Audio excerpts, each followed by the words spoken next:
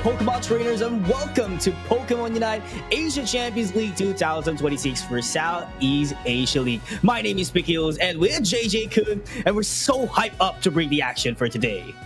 Oh yeah, for sure. It has been a while since we've been on the desk for Pokemon Unite, so I'm really excited to be here with you, PKUs. And honestly, I think all the audiences has had, been waiting. I've been waiting for a long time for any Pokemon Unite action again here in Asia. So how about you, PKUs? Are you excited?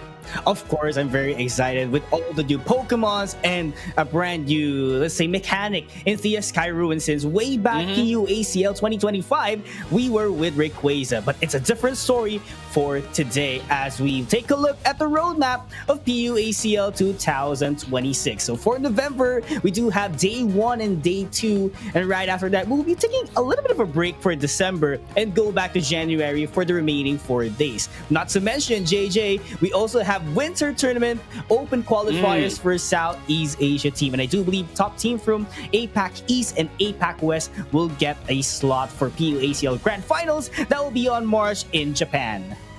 Oh yeah, for sure. And for those who are unfortunately not going to be able to proceed, from the C League, then you can still go to the winter tournament as PKLs has mentioned. And those who are going to be winning will be going to Yokohama Buntai, which is the stage for the Pokemon Unite Asian Champions League 2026 finals on March 28 and 26. So the top 16 teams from around the world, it's not just the C League, but we have Indonesia, we have India, we have Japan, and we have some invited players as well from the Western regions to be playing here in this tournament.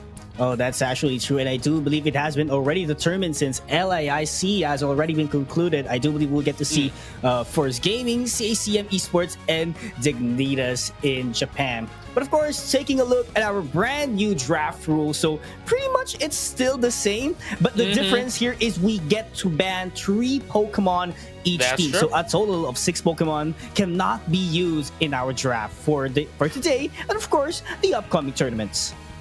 It's this is one of the things that we have been looking forward to. We've been me as a player as well, and I know you as a player has been asking for this to have more bans, and so that we would have more variety of Pokemon in play on each tournament. But speaking of variety, though, here are the rules that we are going to be following. So obviously, 10-minute timer. 5-5 tournament. Stadium is going to be Thea Sky Ruins. Still, they haven't changed that in 4 years now. Hell items, no limit on usage. Banned Pokemon. Unfortunately, we can't use Vaporeon and Dhelmise just yet. Maybe in the next few days of the tournament, but not in this weekend. And Boost Emblems is definitely not going to be allowed. Yeah, so we're just going to deal with the base stats and everything, raw full power of our Pokemon trainers competing in this tournament. And of course, for our tournament format, we do have our group stage for the first 5 days. It's a circuit point system, so each day run as a single elimination bracket, and teams earn circuit points based on the result in each bracket. So our structure would be 20, 15, 12, 10, 8, 6, 4, and 3 respectively. And all teams are qualified to playoffs here, JJ. So points is really important to determine their seeding in the playoffs. Now, this is something new for everyone because previously we've used round robin and group round robin, but this time everyone's going to be going up against 5 days, right? 5 days of single eliminations. And going to the playoffs, we'll be playing another different format, which is going to be King of the Hill. 7 and 8 place will be starting from there, from the seeding.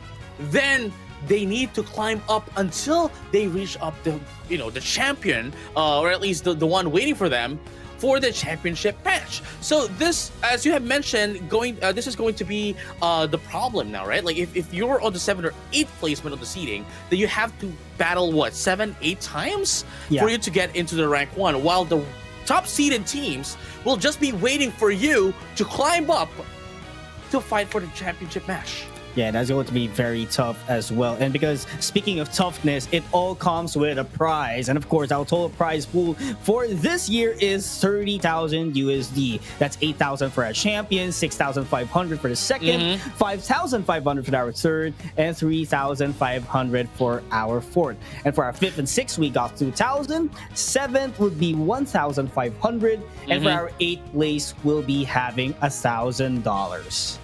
Right, and again, this is just for the league. This is still not for the finals. So there's still a separate prize pool for the winter tournament, for the finals as well. But this is just for the C League. But speaking of which, though, this is going to be our tournament bracket for the group stage for this day, for day number 1 of the C League of Pokemon Unite Asia Champions League. So first one, we have FN Esports versus Full Sense. Next one, T1 versus EVOS FXL. Match 3, Rival Esports versus Myth. Match 4 is Team Nemesis, Onyx, and Rise. And then from there on out, we're going to be waiting for them to finish their first rounds before we move to the second round and going into the final round. But while we are going to be broadcasting every match in this elimination match format, the only match that we are not going to be playing on broadcast is the third place match. Yeah, that's very unfortunate, but I'm really still excited on what's about to happen for today. We got full pack of matchups, and not just that, we have new organizations as well coming into this tournament, and new players who will be, pretty much well known into the scene. So a lot of discovery in terms of talents. Really excited for what's about to happen.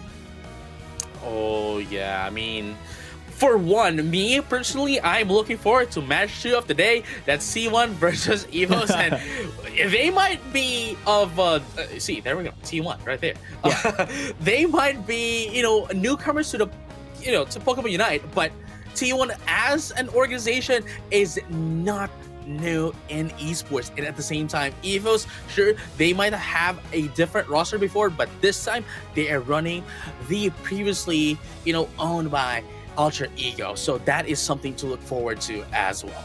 Yeah, definitely. When it all comes to talents and roster, EVOS does have it already. But of course, we'll just have to set them aside for now. And of course, we still have a match before we witness theirs. So first match, it's going to be FN Esports versus Full Sense. Now, if you're going to remember here, JJ, FN Esports was, let's say, former champion of this league, but they somewhat had a huge change when it comes to their roster. And Full Sense, despite not having that a great of a run before, they are still a solid team who's coming in and definitely has refined their skills coming into this tournament.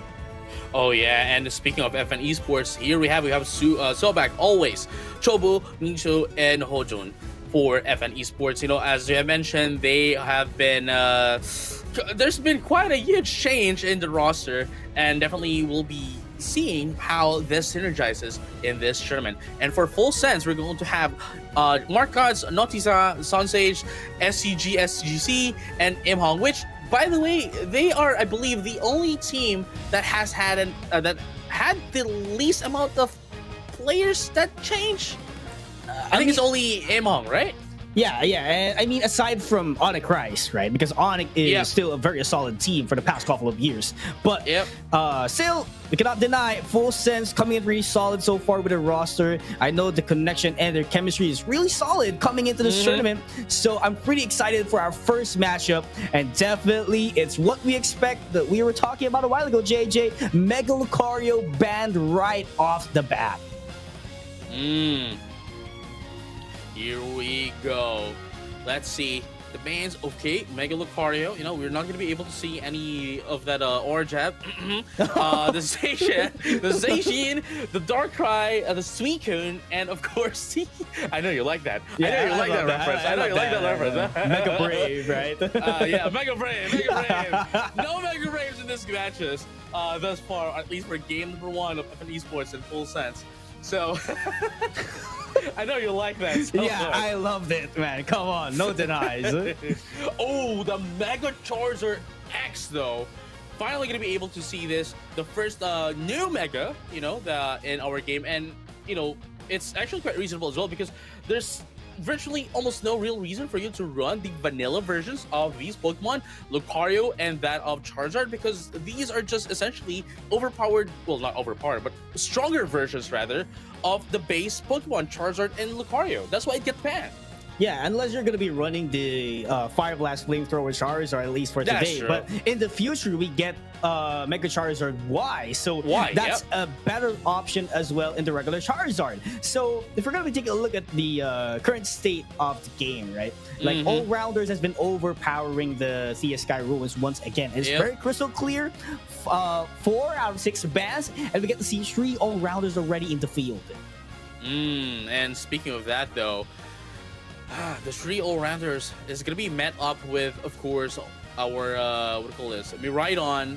Miraidon here, the Umbreon, the Espeon, and of course, we have the Conky as well, which only means that FN Esports here wants to get some funnels in and out, maybe towards Subak with the Mega Chargers X. What do you think?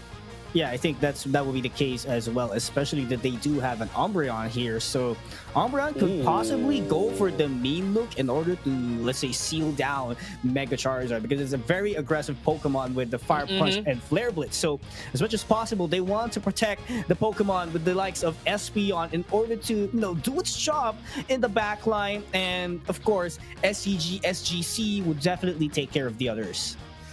Yeah, this is going to be a problem for us again. SCG's name is it doesn't really roll over the tongue smoothly. You know what I mean? Yeah, I do believe we've been experiencing this multiple times before with Leonard as well in the ACL finals way back last year. So, we got to deal with it. You know what I'm saying? But overall, draft-wise looking now, JJ, I feel like Full Sense is really looking strong here, but I'm quite worried about the Mega Charizard X at the side of FN Esports, especially they have that Snorlax in the battlefield as well. Man, it's quite reminiscent of being able to see Snorlax once again, we haven't really seen a lot of Snorlax in I'd say quite recent, I guess games, whether in ladder or tournaments, because there are definitely some Pokemon that are much more viable in those cases, but still, FN Esports have something up their sleeves. Yeah, I do believe that's the same case as well. But I'm really quite curious here. What will be the game setup as well for FN Esports, knowing that they have 2 supporters in line, which is Comfy and Latias, 1 defender. So they would pretty much rely more in Miraidon and Charizard X. So I wonder how this would boil down later on, because if Full Sense does get the crunch time later on, or if they do get the upper hand in the late game, then I'm a bit worried about FN Esports. Oh, well, that is if Full Sense would be able to get that. Now, FN Esports, as you can see as well, they have the Pokemon they've chosen for the roster are quite well-rounded, I'd say, in comparison to Full Sense, where they need to get the early game, get the early sacks, and from there steamroll over. But FN Esports, even if they can't get the early game, they would still be, they still have a huge chance of getting back up into that of the late game, in comparison to Full Sense, where early game is really essential. Now, FN Esports, what they're trying to do right now is just make sure that Full Sense doesn't get that early game, as you can see right now on the top path. Yeah, top path, going for the tackle here by always in order to get wild Pokemons as early as possible. They're trying to build up the gap right now, JJ, so this is a good sign for FN Esports, especially they need Subak to be fully online right now, but going aggressive. It's Full Sense, but Water Urshifu has to go back immediately. Foul play, not going to be quite effective. So it's just a poking game for now. They need more damage to wipe out every single Pokemon in the field. Look at the the Latias as well, just trying to get in. Just doing some pokes here with the Dragon Balls, and they were able to do it quite amazingly as well, Chobo. But unfortunately, because of that huge casualties coming from that of FN Esports, Full Sense was just able to put in their sacks up top. So FN Esports has a lot right now. Well, so early, just 2-minute mark, but they still would need to stop them from getting even more. Yeah, Regidrago would appear in about a second. So this is somewhat of what I would love to see if they want to prioritize scoring, especially Full Sense already is already 1 step ahead, right? So they want to keep on stacking as much as possible, and I do believe that's the reason why multiple members of them are grouping up here at the central area. Oh, there you go. Full Sense was able to get in Regidrago. from that of the central area. Now Full Sense also tried to put in some scores. Beautiful, especially with the help of the Regidraco buff as well, allowing them to score in quite quicker. But here you go, FN Esports wants to push in up top, but they are currently up number right now. Look at that. Wow. Someone trying to get away. No Mega Evolution gonna be coming up right now. There's gonna be 2 for none into the side of Full Sense and pick that 3. Chobo trying to get away, but calling an ambulance right now. It's not gonna be enough. Chobo was able to get away, but still not gonna be enough though, as they are currently outnumbered. But they were still able to get away. Chobo still have HP though. They are still getting, captured here. There we go. Chobo finally taken down off stream as Reggie Ice spawns down bottom as SCG. Yeah, there you go. SCG was able to get Reggie Eyes for Full Sense. Yeah, Full Sense. I mean, they're starting really strong here, and they do know the capacity of what FN Esports could do at the moment. Since if you don't have any Seismic Slam, you cannot Mega Evolve into a Mega Charizard X, and those won't come into effect the top loss. So definitely does know how to take advantage of what's happening right now. But Subak is already at level 9. It's a complete different story right now for Full Sense once they go head-to-head with them. There you go. Full Sense was able to take away the Regieleki coming from that of FN Esports. They're going to be able to take down 3 as well in the process. Full Sense now pushing the Regieleki up top. Now, I was really surprised when I see the Snorlax not running block and, what do you call this? Heavy Slam.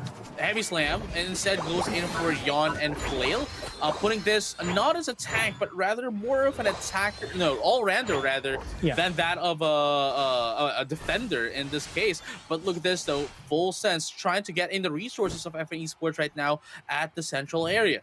Yeah, and I think that's one of the reasons why they ran 2 supporters here, is it for them to make Snorlax their all-rounder, but all around, play with me, gonna seal everyone down, and Moonlight Prance was pop up as well by I'm Hong, but again, Full Sense will just have to back away a little bit after getting a knockout. Oh, wow. You know, Full Sense, this is what I'm talking about, right? Like, Full Sense getting in the early game will definitely control the game. But FN Esports, being that of most all-rounders here, would still be able to have a lot of chance to catch up by the late game.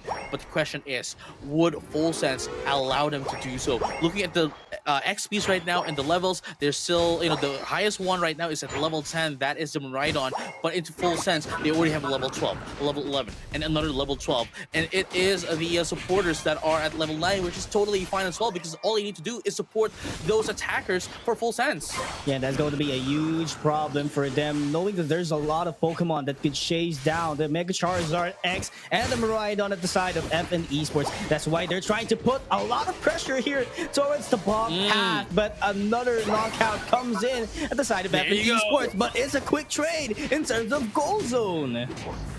That is a huge trade going into the side of Full Sense. It doesn't matter if one of them is a casualty. They were able to destroy the first to score goal down bottom, which allows them more breathing room, where FN Esports still has not destroyed any score goals into the side of Full Sense. Yep, and that's another 45 in the bank for Full Sense as well. And I love this as well. They're not letting FN Esports take the Regieleki as quick as possible. Here comes the challenge for Full Sense. They're trying to march in deeper, but not quite enough, as Chobo has been doing a lot of pokes recently in order to challenge them. But here it comes. 4 members now for Full Sense is coming in. And what a Unite move coming in from the Espeon in order to buy enough time for them. Always running away, and there's just no Pokemon left to deal damage at the hands of FN Esports. And he's only 4 scores as well. 4 Ian coins. Was that really worth the risk of taking down, or at least going into the enemy side? I don't think so. But at the same time, at least they're gonna be ready for the next for the major objectives at 2-minute mark. Getting in their Unite moves just before then. Yeah, that's very important, especially if FN Esports wants to get ahead of that last 2 minutes. They need Groudon as much as possible, but yes, It's just looking very tough for them. I don't see anything or any Pokemon that has a potential in that's actually quick in stealing aside from the Miraidon. And definitely that Mimikyu at the side of Full Sense could just chase down that away with Play With Me. Oh, that is true. And look at the work of Full Sense into that Registeel. It's almost like, what, less than 3 seconds work into that Registeel. And man, they are phenomenal right now as to control this game. But there goes the block. And the it's a block and flare rather into the side of FX Esports. But this is the first time we've seen a block pop out actually in this game. But as we are seeing that right now, they are preparing to take over the positioning against that of Full Sense. But this is it. Seismic Slam already popped. Mega Charizard is already in, but we're not seeing yet the Frozen Knight moves here. The Guardians are already out here in order to support every single members, and Full Sense just have too many sustain. But I think the same goes as well for FN Esports. They're trying to engage even more. No. Subak The is still up. Always trying to be the front line. Subak still has a lot of support with the coffee, and Full Sense is going to collapse bit by bit. Sunzay taken down as well. No, this is the only one left. And FN Esports is back in action. That is what I'm talking about earlier, right? They can still come back at the very end. But here you go, Hong trying to get in. Are they going to be able to get in with the egg? But no, they are not. FN Esports secures the Groudon. But here's the question. Would they be able to put in down scores in time? That is the question. In time. That's going to be very difficult, especially if Full Sense can wipe out FN Esports. They would take away the Groudon buff, but look at the sneak at the bottom path. That's 100, Mike, to tell you, JJ. And they must maximize everything here. That's 100, 500 to 346. This is going to be very difficult for FN Esports. Look at the front line from Full Sense. They need more reinforcement. Still not enough. 33 seconds. They need more, JJ. They're climbing all the way to the top path, but could that be enough? Seismic Slap by Super 103, but they don't have enough AO's energy. 593, that's 100. Very difficult for that to catch up. Oh, but they are still doing it. So as the Mimikyu tries to remove and put in more gap, 605 to 528 at the moment. Mark God S. And man, those are those two Pokemon that made them and ensure that they do win the match. FN Esports, they were very close into, flipping the game against that of Full Sense, but Full Sense just there, Nautiza and Mark God S making sure that their gap stays a gap. Man, overwritten the story. Just sneaky peeky Pokemon going down bottom in order to get that guaranteed goals, because they know for sure that FN Esports would score more goals as they possibly can. And knowing that they lost that team fight to Groudon a while ago, they were just, we have more AO's energies, we have something left, let's just score it down bottom, because for sure it's going to be a 5-man push in our base. Oh man, it's they were able to quickly adjust, knowing the fact that FN Esports, let me go first over this, right? Like FN Esports knew that Full Sense was taking over everything, right? So they made sure that their position is something that would work well for them by the time that the Groudon comes up. From there on out, they were able to take down Full Sense, and from there, Full Sense knew that let's let's accept our fate. They're gonna be able to get into Groudon. Let's do our best from here on out. In comparison to if this were a Rayquaza, still a Rayquaza, I think they would have. It would have been a different story. I think FN Esports would have taken this game. Yeah, for sure. With the difference of the buff that Groudon gives, man, it just allowed Full Sense to still come back. But, it's not to dismiss, FN Esports. They did adjust magnificently. Yeah, it's a huge adjustment as well, especially they were able to identify what's the strength in terms of their draft, right? They know they have a lot of capabilities in terms of region. So what they did is Comfy sticks with the Megazord, which is really quite effective. Subak was really felt in the last couple of minutes in the game, just being able to take out multiple knockouts in a single team fight. He has been the key factor there. Miraidon and Latias, was just trying to give huge amount of pokes.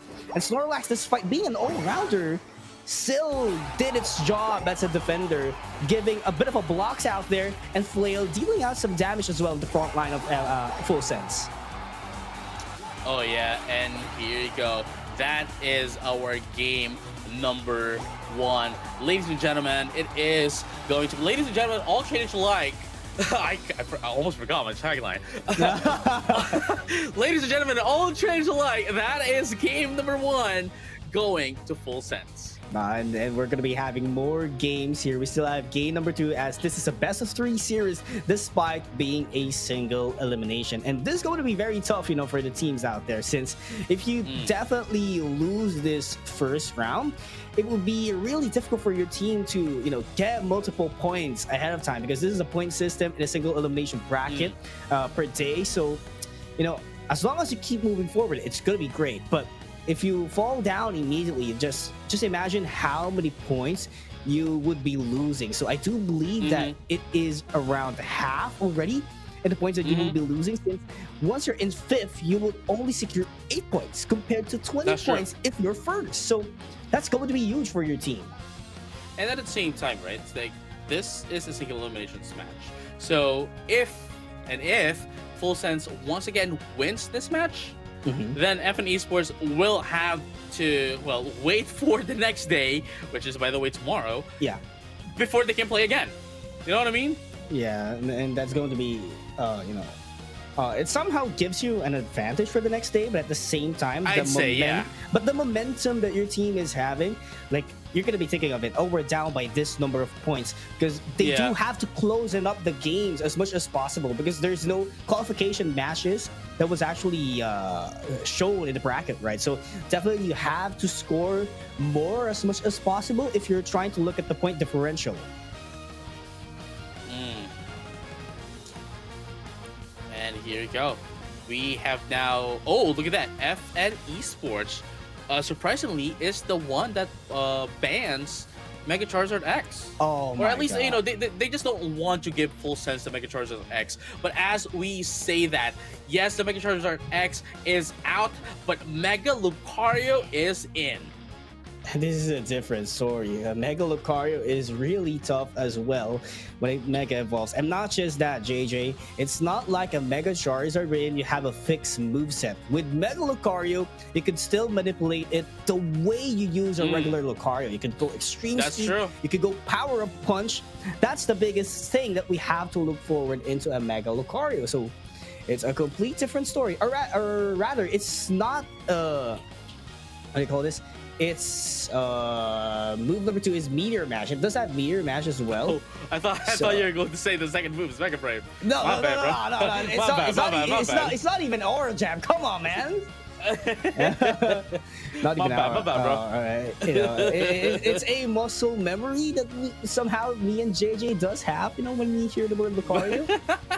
I know for sure. Like, anyway, moving on. Right? You definitely know what we mean. Anyway, going into this, man, I'm not gonna be able to move on from that.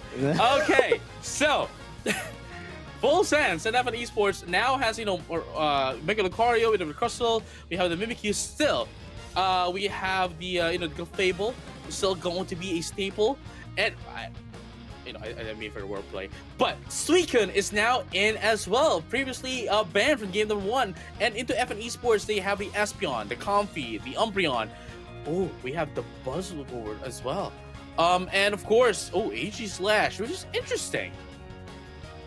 Yeah, and might to tell you, like, AG Slash has been a signature pick way back class ACL for the Korean teams, right? Especially that we're trying to utilize it before as a defender with a wide guard. But I do believe it would be a different case, at least for this game, knowing that the lineup is looking crystal clear here. It's very traditional for FN Esports, but Full Sense, on the other hand, they don't have an attacker. If you're going to take a look at it, 3 all-rounders, yes, Suicune might act as an attacker, but I see Suicune There's Lucario as well, dude. Yeah, but the range attacker, right? You know what I mean? The attacker. Oh no, yeah. It's 3 all-rounders, but I do get the idea. Yes, Suicune could fill in the role, but I see Suicune as somewhat of a supporter that deals a lot of damage because of the freezes that he can give in the field. Okay, look, man, they won game one. We don't doubt them. Come on, we don't doubt them. You know, so they probably have something up their sleeves. You know what I mean? Like, hey, man, they're doing this because they can. And hey, look, if they can force into issue against that of FN Esports, then I don't think there should be any problem. Especially when their game strategy from game number 1 was literally to get into the early game, and I think that's what they're going to be doing this time around, especially the Mega Lucario as well. Yeah, so we'll see what happens. So Mega Lucario, its static kit in Mega Evolving is going to be close combat and power up punch. Oh yeah? Yeah, it has a static kit as well. So we'll see how that works in this field, because it does provide a huge amount of area of effect in terms of dealing damages later on, especially with Mega Evolves. So that's true. We'll see Mark S. We don't doubt him, man. He's been doing a huge role in the game number 1. And here you go. We're still at the first minute, which is actually quite interesting, because like previously, we think like the first minute mark is usually one of the slowest times in the game, but this time we look at the timer and it's like, hey, it's been like a minute already. But hey, going back though, Subak, Chobo out, and Subak as well is out, and Hojun out as well. That's 3 for none immediately. Always down. Full sense, very quickly takes in the early game up top. Yeah, very adaptable. That's the same game plan. Yeah, same game plan as earlier.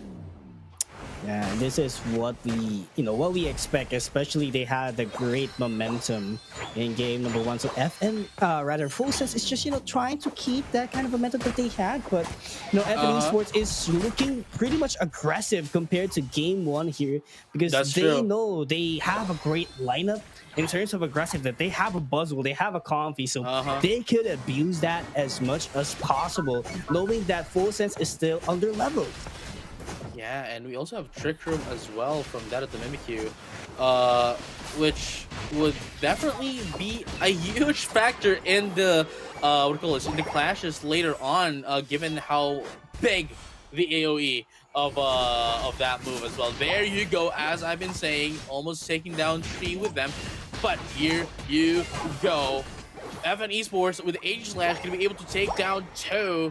No, that is the Umbreon, taking down 1, but still gonna be able to finally destroy the first 2 score goal. This is the first time. I mean, it's only been 2 games, but they are the first ones to take down as a score goal.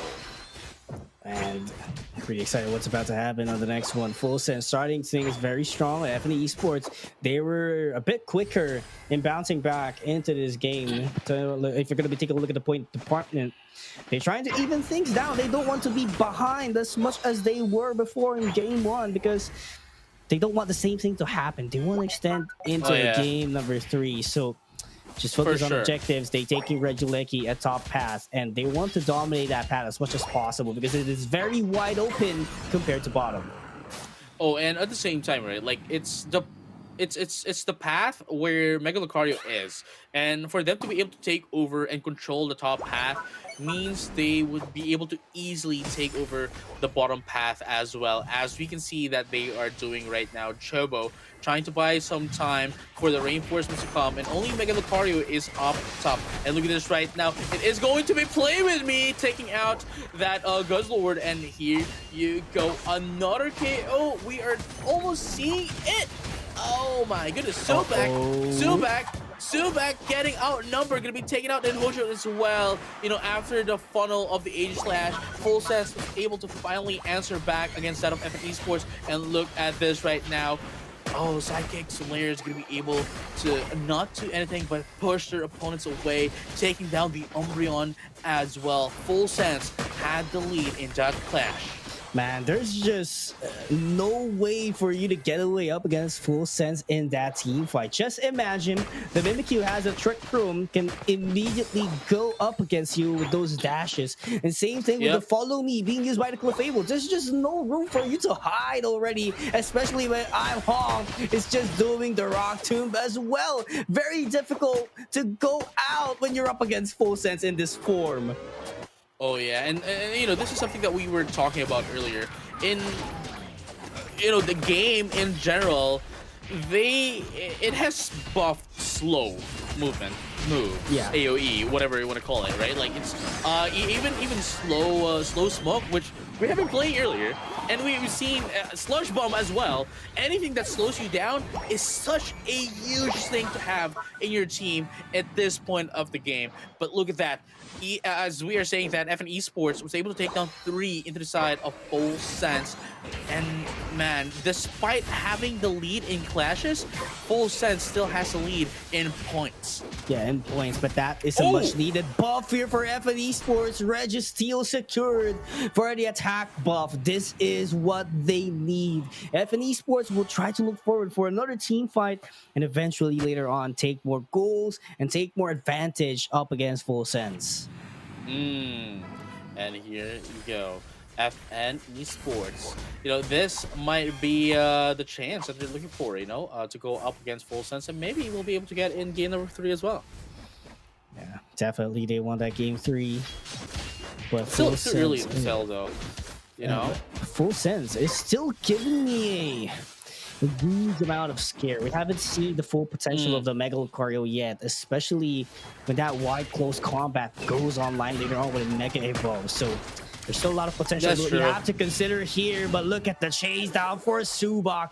Very aggressive for them to do a -1 up against Full Sense, but it might be -2 from here on now. Hong is trapped by the trap of FN Esports, and they will take Raging Drago to score more. Oh, there you go. And you know, this is reminiscent of what happened game number 1. You know, FN Esports controlling the early game into the mid game, but then Full Sense securing that Groudon. Oh, look at that. Mega Lucario now going to be able to take down 2, not 1, but 2 of the evolutions rather. And now they might be able to score in, get some sacks in. It's going to be 2 KO, and here we go. Another one going to be taken out. There we go, the close combat, but the Smackdown is going to be able to take down the Mega Lucario. Here comes Guzzlord as well. I'm Hong. You're not going to go anywhere. You're too heavy with that rock at your back. But look at this right now. Subak, want to go back, you know? Subak goes back. It's funny, yeah. Laugh. Yeah. I do get what you mean. Come on. All right. And we go going back, right? So, FN Esports. Getting the rest. It still does register in my mind. Come on, JJ, come on, forgive me.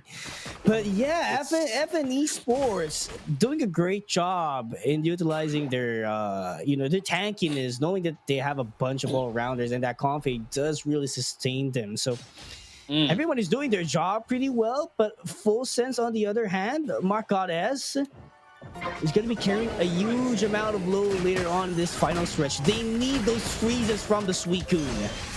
Oh, here you go. Bright Future is not going to be here. But there you go. Oh, my goodness. FN Esports is going to be 2 down. Full Sense right now. Make the 4, make the 5. That's a team wipe. Full Sense. That's what I'm talking about earlier. You know, this has happened. Game number 1. FN Esports was, the one that had to leave with Full Sense right now. They do not want it. Full Sense disseminated FN Esports.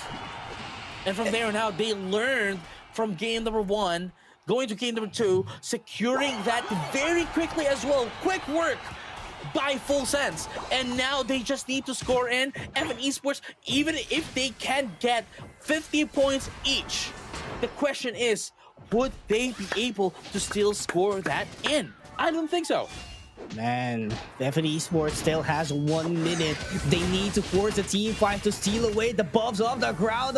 They secured one. Subak charging in very deep up against the premises of Full Sense. But can they be able to tear down the defense? I'm not quite sure yet. Marcades forcing his way all the way to the goal zone into the base of FN Esports. There comes the trade, but not quite enough for FN Esports to catch up with 33 seconds remaining.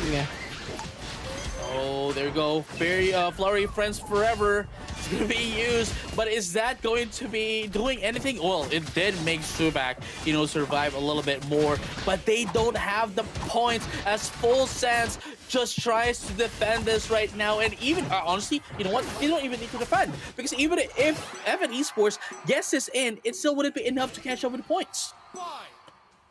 And with that, Full Sense takes this one 2-0 up against the former champions FN Esports. This is a huge statement for FN Esports, starting things off very strong. And mind to tell you, JJ, the moment that Psychic Solaire happened, it felt like FN Esports was in control. But It did, right? I mean, especially when almost everyone was caught up by the Psychic Solaire, but then Full Sense, I'd say they were expecting it. Especially, well, hey, we have an Espeon for an opponent, so we are definitely going to be seeing an AOE, channeling move here, Unite move, and we should be ready when it happens. And from there on out, they use that against FN Esports to wipe them out. Absolutely true. And I cannot imagine and digest that a while ago, since as far as I saw, if I saw that correctly, Endless Ice Spikes by the Suicune was used at a very early time.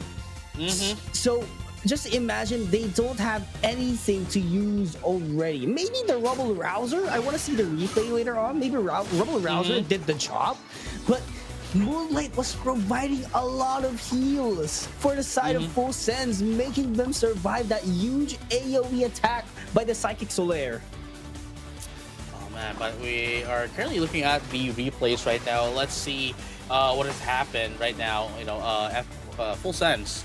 I am getting trouble saying their names because both of them are Fs. Fs, right? Full Sense, FNEs. It's not FS Esports. It's Full Sense and FN Esports. There you go. Let's see what had happened in this game. FN Esports definitely had a great run in the early game. Full Sense, however, was struggling just a little bit. But the moment that Market Ass was able to, get their spikes, everything else just fell into place. Especially that this is what they did earlier as well. Was just to wait. Wait until the last moment and a Full Sense. There you go. Disseminated it. Close combat. And another one taking them all out. There you go. Oh yeah, we have to see this. So there goes the, there you go. There goes the Unite move of the Suicune, right? It's very early. No, actually it was Sun Zig in the back line who was not caught up by the Psychic Solaire. So there was enough backup for Full Sense in order for them to do a counterattack. So, because if someone gets caught off by the water type move, it could be Whirlpool or Surf. If you follow with Icy Wind or Ice Beam, you're frozen. You're frozen. And the thing is, I love the fact that they were able to round them all up in the middle, where they are just essentially sandwiching everything, especially with that of the close combat as well, almost hitting everyone with how big of the range is of the Mega Lucario. Yeah, that's actually true. And mind to tell you, I think one of the factors why FN Esports had a huge downfall in that last team fight was because there was no attacker in the backline. Everyone has to close in because they have Buzzwole, they have Aegislash, Umbreon, and a Comfy was just intact with the Buzzwole or Aegislash. And when Espeon goes into the team fight, uses Psychic Solaire, there's not enough backline, and everyone just gets caught up in the trap of Full Sense. Man, I I'd say the composition of FN East FN East FN Esports it really is, I'd say more of a funnel. Yeah. They don't have a lot of tankiness in their team, but they can definitely put in the damage as we have seen earlier. But from there on out, it is really just full sense that made sure that they can take them on despite the prowess of the attack of the composition of that of the FN Esports. But speaking of compositions, we need to compose ourselves. You need to compose yourselves as well, watching amazing matches of Pokemon Unite. And don't you go away, because we'll be back for more action only here at Pokemon Unite Asia Champions League. We'll be right back.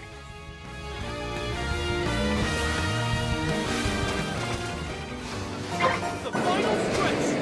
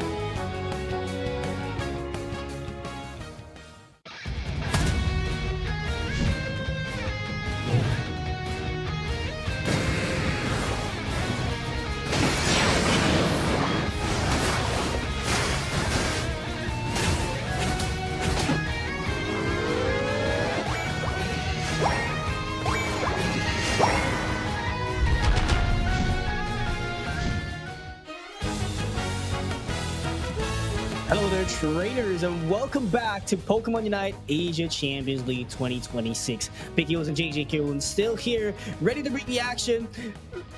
Sorry. JJ Kyun? JJ Yo, Kyun, man. Yo, oh, come on. I'm sorry. Did I Yo, mess that man. one up? Come on, come on. Anyway, we're going to game number 2 here. Probably your favorite game of the day, JJ. Oh, no, yeah, for sure. It's, sorry. All right. Yeah. So it's T1 and EVOS FXL. And again, for those who know, here you go. Here you go. This is FXL. Yeah. They were previously Ultra Ego, but now is acquired by a new team, which of course is EVOS FXL. And T1, as we have mentioned earlier, is an organization that doesn't really doesn't get just anyone up to the roster because, well, they are really known in the esports ecosystem, and for sure they are really strong. T1, though, we have some players that have played previously in the ACL as well, such as Mule. So definitely we can see some familiar faces and familiar names as well for T1. Yeah, and I do believe majority of them came from Team EX, probably the one who hailed their region way back in the World Championship qualifiers, and represented their region as well in the Worlds recently in August, right? So a lot of expectations still boils down, especially they were acquired already by T1, so they could be called House of Champions, you know, for some reason. T1 was really called that one, but this is what makes it interesting. They're going up against EVOS, and formerly known as Alter Ego. They climbed all the way to the top of ACL way back 2025, and that's no joke. Especially, they do have Slash, one of their biggest addition into their roster. Yeah, and you know, this is one of the imports of this tournament. Slash is considered one of the best players, really, of the entire world, and being part of this is not a, you know, is man, there's not really a term for it, really, you know, like it just makes them one of the competitors of this tournament. Man, this is just, you know, I'm really curious. Like, here's the thing, like, T1 is known for being a strong organization, but EVOS FXL is really strong already. We cannot deny that. They go head to head. They were in the championships of last ACL. So it's really tough for us to say who's going to be, you know, who has the upper hand in this game. I'm just quite curious, what's new? Like, what's new with EVOS? What's something new with T1, especially that they're coming in pretty solid already? And we do not know very much about the identity, right, when it comes to T1. Man, let's I want to see how they're going to be going up against here, especially that you know, one of the, what do you call this, Ikura is not here anymore in this team. You know, I think that's Slash. That's right? Like, it's Ikura that Slash has changed. So this is going to be quite a different kind of synergy that we're going to be seeing for EVOS FXL. But still, you know, as we have mentioned, Slash is dominating the Western region as well. So they might have went here to not only have proven themselves to have conquered the Western region, but also the Eastern region of the world. As we can see right now, we have Suicune and the Blastoise. And of course, we have the Mega Charizard X again. Of course, it's one of the Pokemon of all time right now. Not only in this game, but also in a different game. Everybody's been chasing for the Mega Charizard X. Miraidon and the Latias as well. Man, you keep laughing at my jokes, dude. Like, you know? No, I mean, if you're gonna be taking a look at the, you know, you love it. Yeah, we love it. You know, there's no denying that, man. Come on, but yeah, going back, I mean, I think this is the, let's say, much more of a logic that I keep on seeing, not just in ACL, but during the LAIC. If Mega Lucario is banned, definitely you go Megazord, and if Megazord is not available, you go Mega Lucario. So, you know, it's the other way around, because knowing that they are such a great physical attackers in the game that could that could deal huge amount of damage. So there's no denying that you definitely have to use it. But quite surprised here, there's no coffee here, but we get to see a healing toolkit from T1, which is Komi with the Eldegoss. Man, I just wanted to say as well, like Slash is if you didn't know, if for those who doesn't know as well, holds a dual citizen, so is actually representing Taiwan as well, because they are an American Taiwanese. So that's probably one of the reasons why they are joining this team as well. To well, I mean, as I mentioned, they've already conquered the West, and now they are back to conquer the East. So you know, it's being that kind of a player gives you that opportunity. Man. And for sure, like, this is no joke, right? We're talking about Slash, probably one of the best players in the world, entering a new different region. So probably the synergy would change as well for EVOS. But the big question is that would that synergy change? Would that be for the better, or would it make them a different team that any team could go up against and completely read them like a book? I mean, man, EVOS FXL is definitely one of the strongest in our region, and they've proved it time and time again. Yeah. But T1, there is a lot to showcase here coming from that of T1. But you know, if they can win against that of EVOS FXL, then that means that is just a huge statement to show everyone that, hey, we might be mostly not known here compared to EVOS FXL, but we are still T1. Yeah, T1, you know, it just goes to show that they're just an organization, just like what I've said, House of Champions. But EVOS FXL, or way back then during their days, they were champions as well in Asia, and majority of them are still competing in this stage. So probably a champion versus a champion is what we're seeing right now, JJ. Oh, for sure. And here you go. It's still, you know, it's still just the first minute mark of the game. Still nothing's happening. You know, nothing, you know, if they get some KOs, it's still not going to be detrimental. So, you know, you still have to wait until that of the mid game to be able to really get things going, to see which champion is going to be winning and proceeding to the next stage of the tournament for today. Man, I mean, this is not an explosive factor in the game, but the way that Slash commands in the game in terms of timers enable for them to get the wild Pokemon is pretty much on sync, perfectly timed, and they were cleaning up it as much as they can. So EVOS is doing a great job so far in terms of the lane facing at the first 2 minutes of the game. But with that being said, though, EVOS FXL is going to be able to take down the Latias into the side of T1. You know, T1 getting into 2 score points, sure, not a lot, not just yet. EVOS FXL still, as you have mentioned, I agree with you as well. They have the control of the game as of right now. And here you go, Slash. Well, Raging Drago gonna get slashed down by EVOS FXL. Yeah, and Xingdi did go for the stomp, so does need a lot of space later on. In order for that damage to be felt, he needs to go in as much as possible, and Xingdi doing it all by himself. There's 3 members from T1 trying to Z-Ray out the back! My goodness, the side beam does it all for them. Huge amount of knockouts for EVOS. You know, that's what I'm talking about, right? Like, Xingdi is one of those players that just goes in and has this 100, well, not 100%, but 101% trust with his teammates. And for sure, we saw what that synergy, that playing with these teammates for a while now, for years, have shown the progress of them playing together. This is EVOS FXL, and it's just emphasized here by Slash as well. Z-Ray at the back right now, backing up Xingdi as they are now currently trying to take in this Regieleki. Xingdi as well, you know, helping out. Here you go, getting in the stump, getting into Regieleki to proceed towards first tier Skogel down bottom.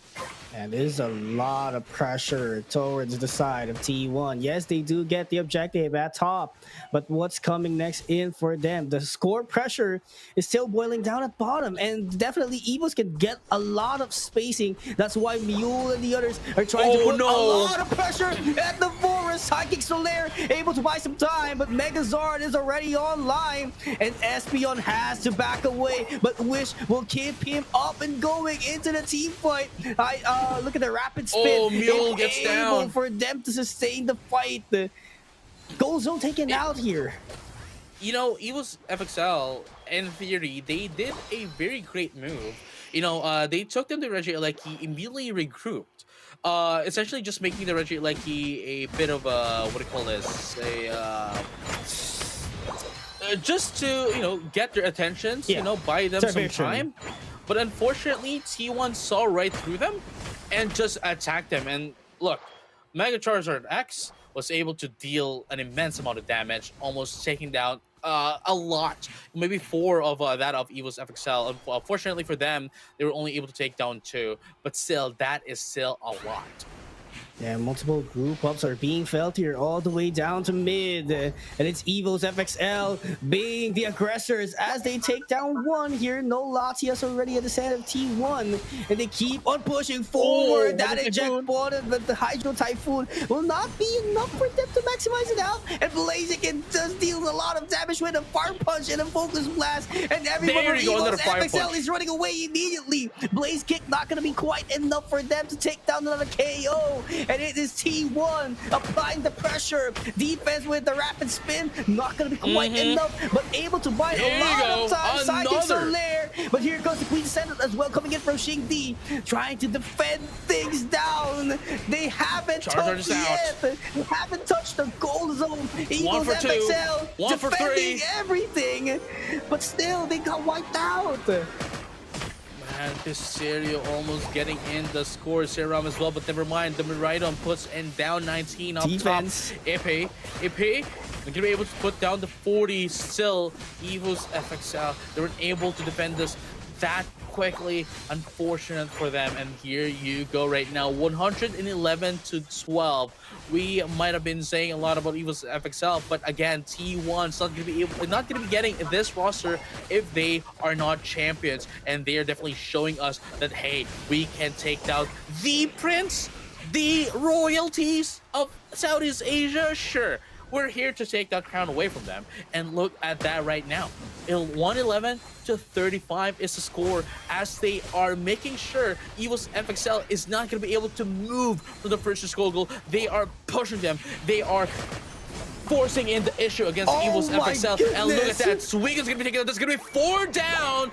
Bright Future Meteor Storm, rather, going to be able to take down a lot. And look at that, Espeon forcing down the Unite move. Psychic Solaire just to survive. Z-Ray almost taking down most, if not all, of the charged beam.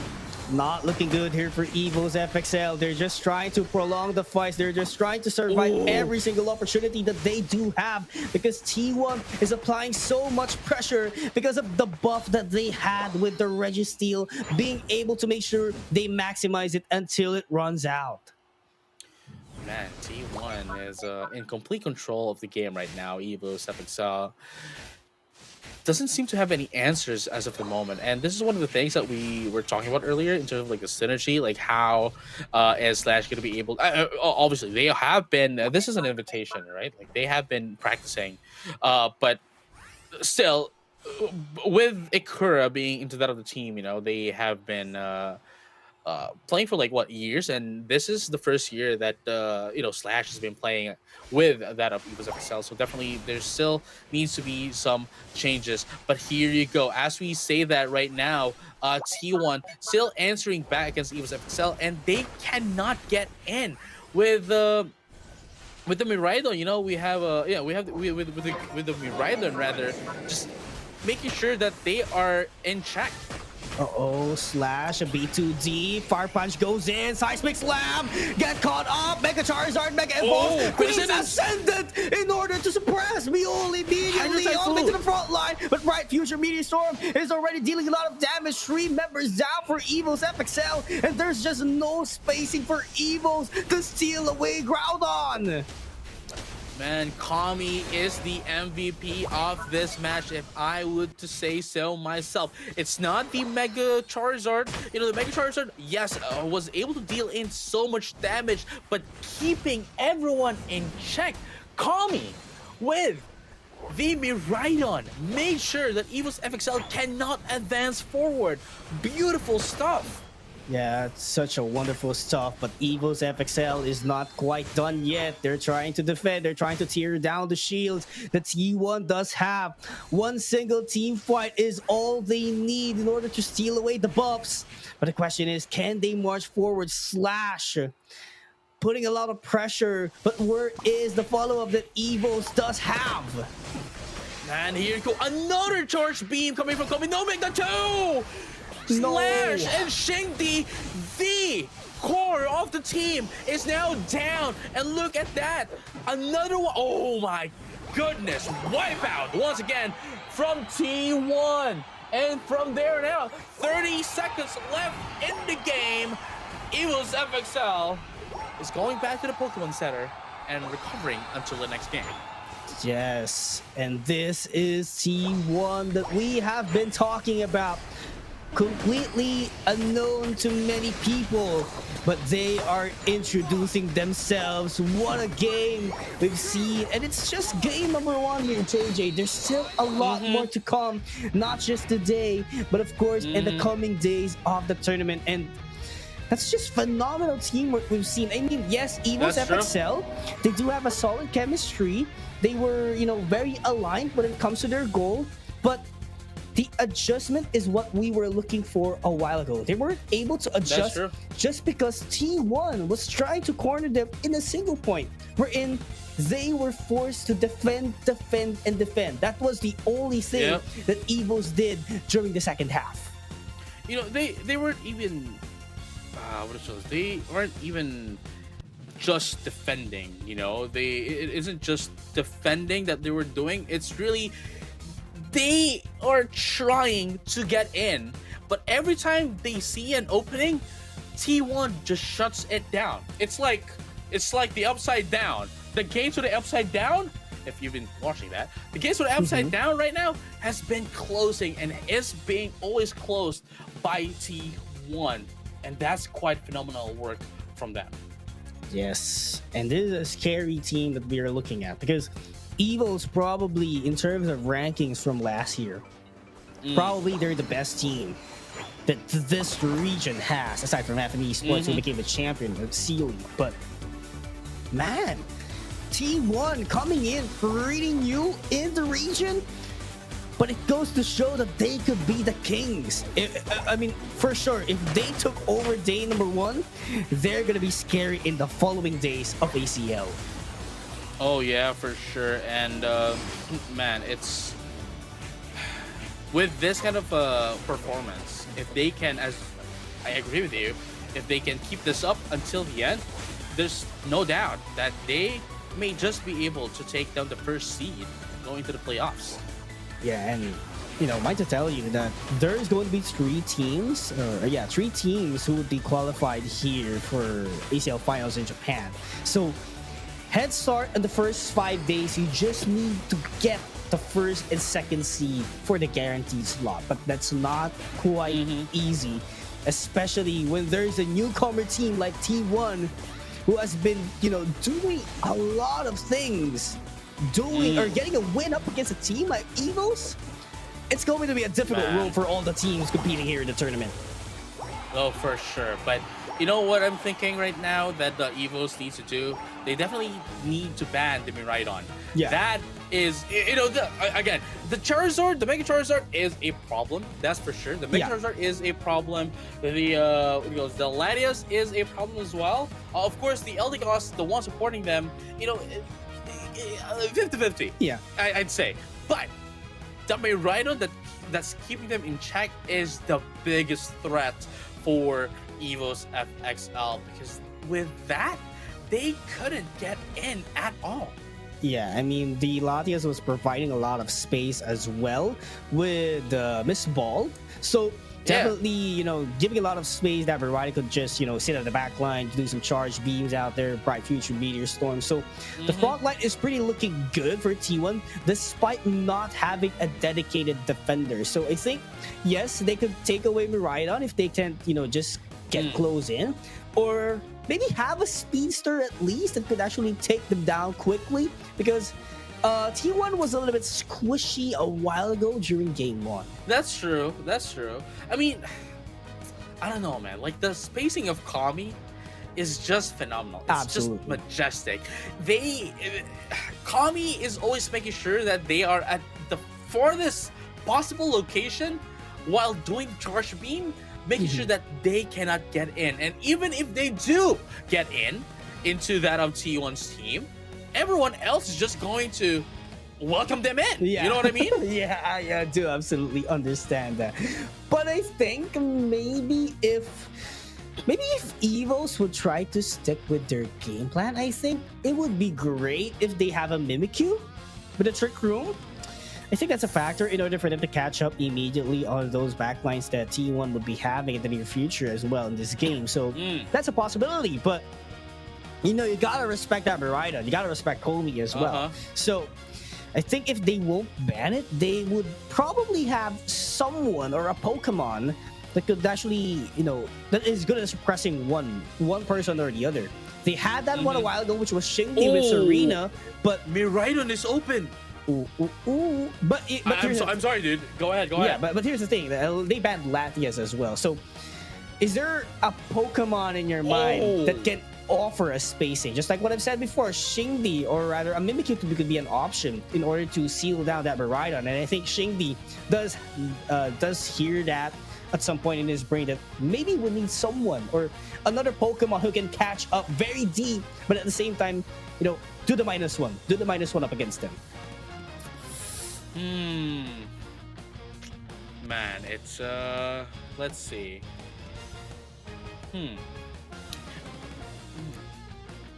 I'm not entirely sure.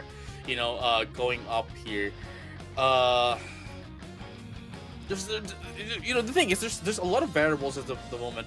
Going with T1 and EVOS FXL here, and even if they don't use the Miraidon, which I don't think they're going to be using, mainly because, well, they've already used it in game number 1. They would think that EVOS FXL would be able to counter it, or at least have an answer, which, as you have mentioned, hey, look, we have the Mimikyu now, which can essentially use Shadow Sneak to get in on the Miraidon, and of course we have the head and running Dodrio as well. That is the answer that into the T1's Miraidon. But now, knowing the fact that this is going to happen, T1 has adjusted their composition. As we can see right now, we have the Charizard still, the Zacian, now with that of the Alolan Raichu, and of course the Slowbro as well. But we still have the Eldegoss up as well. Eldegoss, Slowbro. I'm thinking, I think the target here would probably be the Dodrio.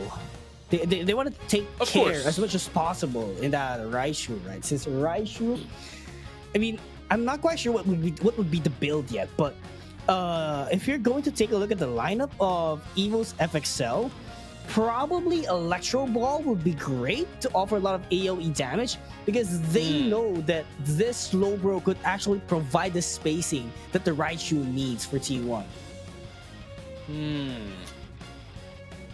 Well,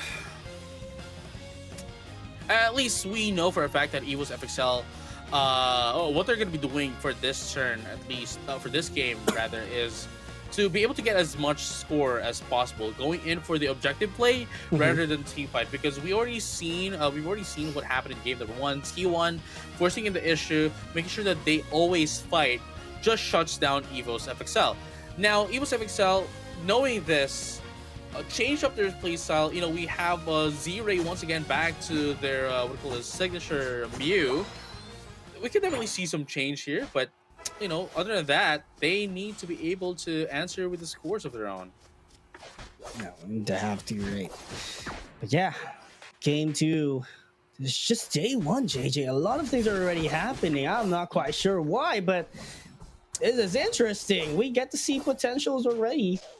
And Yeah, I mean, this is what we're talking about. Yeah, earlier, right? Like right? this is the thing that we were talking about earlier. The possibly the most exciting match of the day, especially when T1 and if T1 wins again, then EVOS FXL will have to wait until tomorrow to play again. Again, this is a single eliminations in comparison to last year where we were playing a round robin. This is no longer the case. It is a single elimination until the end. absolutely true. This is going to be very tough. Mule already setting up the pace here. But EVOS FXL, again, very wonderful in the timing. 94 has to back away because of Pisterio doing a lot of damage. I love the timing still from EVOS FXL. We cannot deny that. They are very good in terms of the timers in their early game, but they have to sustain it as much as possible in the late game. Comey out here, left alone. Electro Ball by the Mew to take it down. Man, that is what we're talking about. Z-Ray with their phenomenal with their phenomenal Mew as well. It's just going to be a lot against that of T1. But again, this is a team game. It's not just a one player against all. So T1 can still have a lot of answers back into EVOS from there. Now, look at that. The Shadow Sneak, what we were talking about earlier, going to be able to definitely help them out into this game, but no, not quite enough, as C1's taking down 3 into the side of EVOS FXL, putting down 30 as well. And there you go, 36-0 at 7:40 minute mark. Yeah, perfectly timed fire punch in top path by Mule. So that was a very wonderful time for them to come into clutch and being able to score some goals out there. But on the other hand, bottom path is boiling down any minute soon. They want the buff as much as possible. Scoring capabilities being given to T1. And you just gotta love the XP. One more level, Mega Charizard is already online. Oh, yeah. Here you go. The scary part of having a Mega... Oh, there we go. There we go. As we have been saying. Level 9 right now, that is a Charizard. One Seismic Slam is all it takes for them to be able to get in that Mega Charizard X. And here you go. Seismic Slam. Oh, there's a Flare Blitz into the Seismic Slam. There you go, ladies and gents. But EVOS FXL is going to be the one taking down the Regieleki, and the Blastoise is now out as well. With that being said, though, EVOS FXL is not going to be able to push the Regieleki into the score goal as T1 repels it away, and they're going to be able to take down the Reggie Eyes as well up top, leaving that Zacian alone. Yeah, still a good team fight here for T1, being able to push back the Regieleki despite not getting it on their favor, because they somehow still rewarded with the XP that they need, so they just have to chill for now, but no chill whatsoever in top half. Pisterio doing a lot of damage up against them. 77 Chin backing away for his life, but still, EP is just trying to provide a lot of sustain here. Mule with a backup immediately, 3 versus 2. We're looking a bit too challenging, and Z-Ray has to back away. Almost got knocked out by the Charizard. Oh man, here you go. T1, despite having a bit of a difficulty in the early game to controlling the game, they have now found their rhythm in game number 2 to control this. And look at this, Play With Me is going to be popped up as well. Mystical Mirage as well to help down their teammates. But that is just 1 out of 4. T1 still is the one controlling the match right now. Also has access to Seismic Slam once again. Shangdi going to be able to get away. No, Flame Blitz into the Seismic Slam. Going to be able to finally finish Shangdi, and there you have it. The answer back of T1. 94 a bit too focused as well with the Alolan Raichu, not noticing that they, or rather their team, needs a bit of a backup a while ago on what's happening up front. But right now, Slash with a Hydro Typhoon being able to get the knockout as well for their team, so that's a knockout on the attacker. But the reinforcement keeps on coming here for T1. Regieleki started immediately here, but I think T1 will just have to repel this away against him. Oh yeah, and here you go, Reggie Lecky. They are trying to push this in, but T1 has now responded, leaving the Zacian up top once again to take down the Reggie right there, where 4 is still up left. EVOS FXL able to, recognize this, has now slowly went up, but there you go. They're going to be able to take down the Reggie up top as well. I believe that is the Regisil. And here you go. We're going to be able to see another team fight here. T1 forcing the issue. Mule just waiting for the right timing. There you go. Flare Blitz once again taking down the Blast. So Seismic Slam once again taking down 2. And here you have it. Mule is still not over. That's going to be 3 down. Zacian is going to be able to take down 1 as well for T1. 193 to 77. They are showing us that they do not need Kami's Miraidon, and they only need themselves. And of course, Mule's perfect timing to get in allows them to just dominate EVOS FXL. Yeah, and he's actually going very deep into the team fights in order for his team to have an ample space to score down and destroy the tier 1 goals at bottom half, which is actually phenomenal. You don't see that very much of often in all-rounders. You get to see those in defenders, but all-rounder, that is quite phenomenal here for Mule. Pisterio gonna be able to take down the Mimikyu as well alone. And look at the position of T1.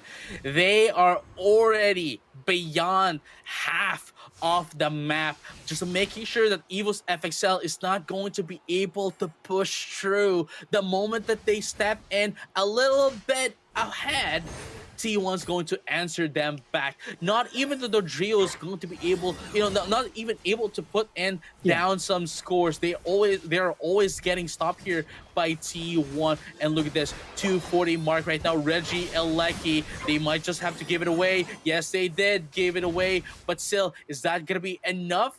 Not quite yet. They're going to be able to, repel this Reggie Elecki away and still have enough time to position themselves into that of the Groudon. Reggie Ice right now is getting taken down by Pisterio, so that they would have a bit of an advantage going into the Groudon. Yeah, HP boosted here for T1. A chance for them to sustain themselves even better here at the last team fight. Probably last team fight, but I'm not quite sure yet what's going to be the game plan of EVOS FXL. But so far, frontline is looking good here for T1. Are they trying to go in for the flip here? Yo, the Groudon isn't even down at the ground and still was able to put in some damage. But as we are saying that, Pisterio is going to put in a bit of packs towards that Groudon. And look at the rocks coming in from that other Groudon. Mule goes in once again. Seismic Slam into the Mega Evolution. Hydro Typhoon is going to be the name of the game here. Putting down 2 into EVOS FXL. Mimikyu is down low, and Slash being the only one left with the Blastoise. Are they going to be able to get this? They're not. T1 has shut them down once again into game number 2. 254 to 77 is the score right now with a minute mark left. But this is looking a bit, well, not a bit, but it's such a huge lead right now by T1 against that of EVOS FXL. And man, this is scary. The statement of T1 to the world, to the C League, that says we are T1 and we are not playing around. Not playing around. EVOS FXL trying to take the bait that T1 has set up already. Multiple scores falling down all the way at top half. And this is going to be full defense for T1. They're not giving an inch, despite this is almost a guaranteed win for them. Mule charging in with the power punches. Seismic Slam to Mega Evolve once again. And they're going to wipe out the EVOS FXL at the last 20 seconds. There you go. The fire punch again. Dude, this is not just dominance. This is about destruction. T1, man, it's not just a different game. It's not just any esports. Even Pokemon Unite, they are getting into. They are dominating, and this is just day number 1. Man, and that is just the first game that we saw with T1. Probably they would go up against Full Sense later on. But man, this is T1, such a strong team. That's true. They were able to take down EVOS FXL, not just by, a simple way of winning, or not a difficult way of winning, but 2-0. And even dump a lot of lead, 932 to 77. That's no joke. I mean, look at Kami as well, 73k. Pisteru at 60 and 78k as well. Coming from that of Mule is not a joke. They have done more in game number 1, but even in game number 2, despite not reaching more than 100k with Kami, they are still dominating. They still dominated the game, nonetheless. Absolutely true. Pure dominance by T1.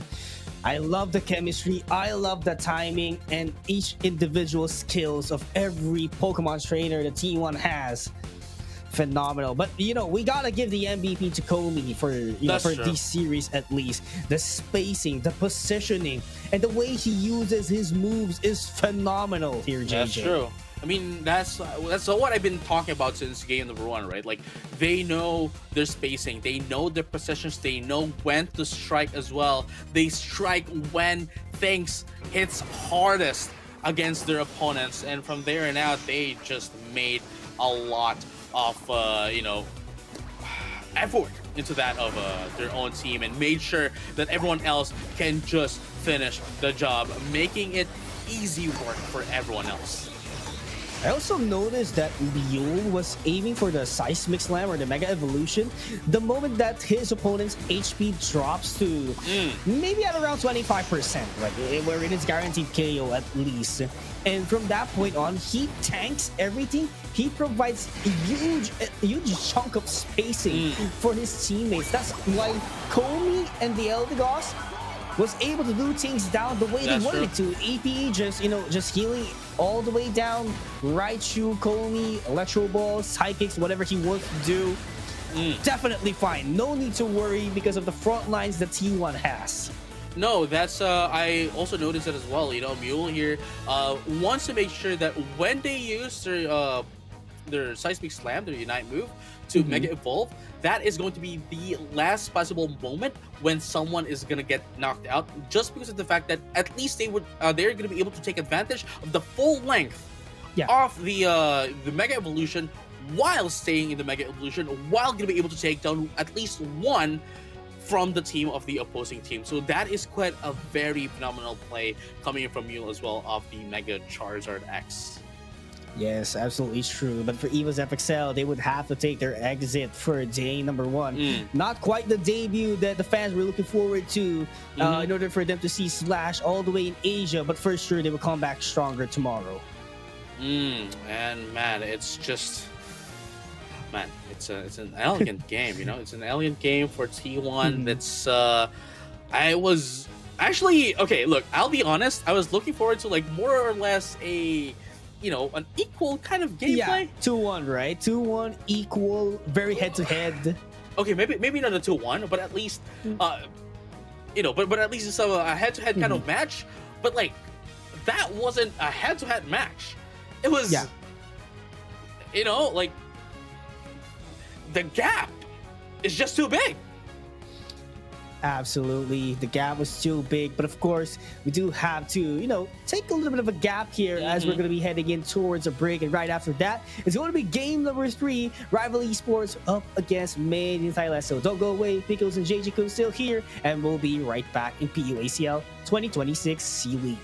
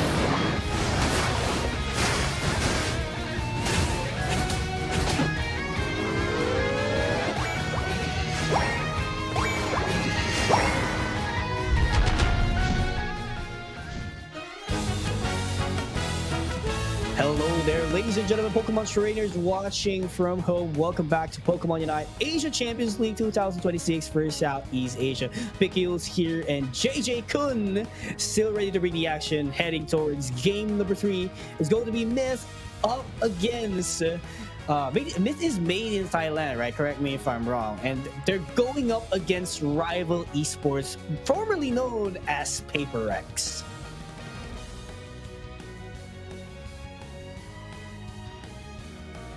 Mm-hmm.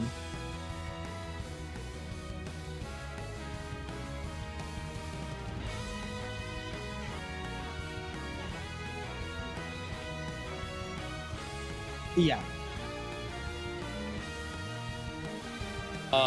Because that is the sub player, you know, for the scene. So Rival Esports, again, is PaperX Esports, Young HC, Yemu, Bochi, and Ice, you know, and Rhyme. We're gonna be able to see Rhyme, maybe later, maybe just a bit, but that is the sub player. Now, made in Thailand, we know these players as well. We know these, you know, they played before. Yeah. They are rainy, very sad. Mojo. But for the rest, I believe they are new into the roster. We have Mega TB, Gladia, Zeke, and Milo P. Yeah, and I do believe that majority of made in Thailand. I'm not quite sure, but they came from. It's not Buriram, but some of them came from Buriram, right? Yeah. Like a rainy day, very sad. Very sad, yeah. I've seen Terra Watabe for a quite couple of times in other tournaments, but you know, very familiar names indeed. They might sound new to others, but very familiar faces, at least at my favor, right? I do see them multiple times, maybe scrims before when I was handling a team way back then in Pokemon Unite, Kirhawks Esports, but you know, it's a different story right now. They are made in Thailand, and definitely a lot of things have changed because I've seen it before, way back, probably before World Championships, World Championships qualifiers here in the Philippines. So that's like how many months already? That was April, so probably around 6 or 7 months.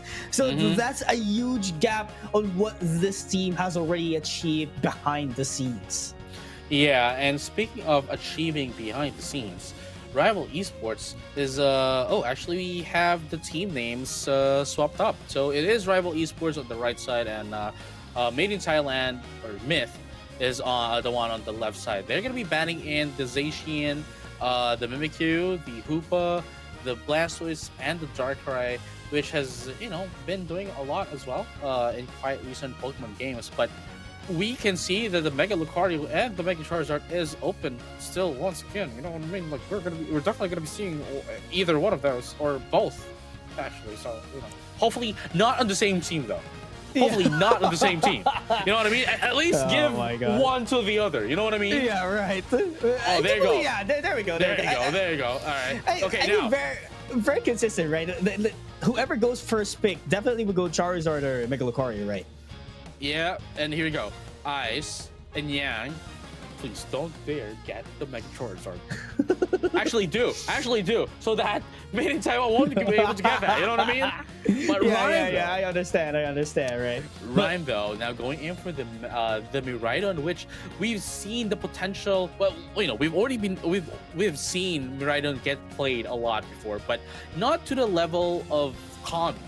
Yeah. on previous tournaments. So hopefully, Rhyme can play that pinpoint point character, point Pokemon again, point player to make sure everyone stays in check for made in Thailand. But speaking of which, though, they're going to be gunning in for their defenders, and of course supporter. That is going to be the Blissey and the Umbreon. Oh wow, here we go, here we go, here we go.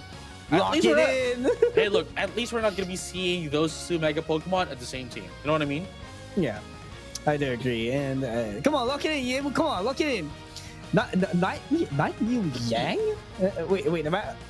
Whenever I see Night Mew, it's Night Mew Foxy that I remember.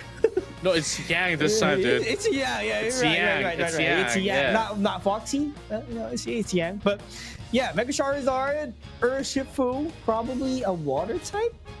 I kind of miss Nightfew Moxie though. Like now that you right? mentioned, you know what I mean? He's Nightfew an Moxie, OG, man. Come on. wherever you are at right now, Foxy. Hey, give a shout out to you.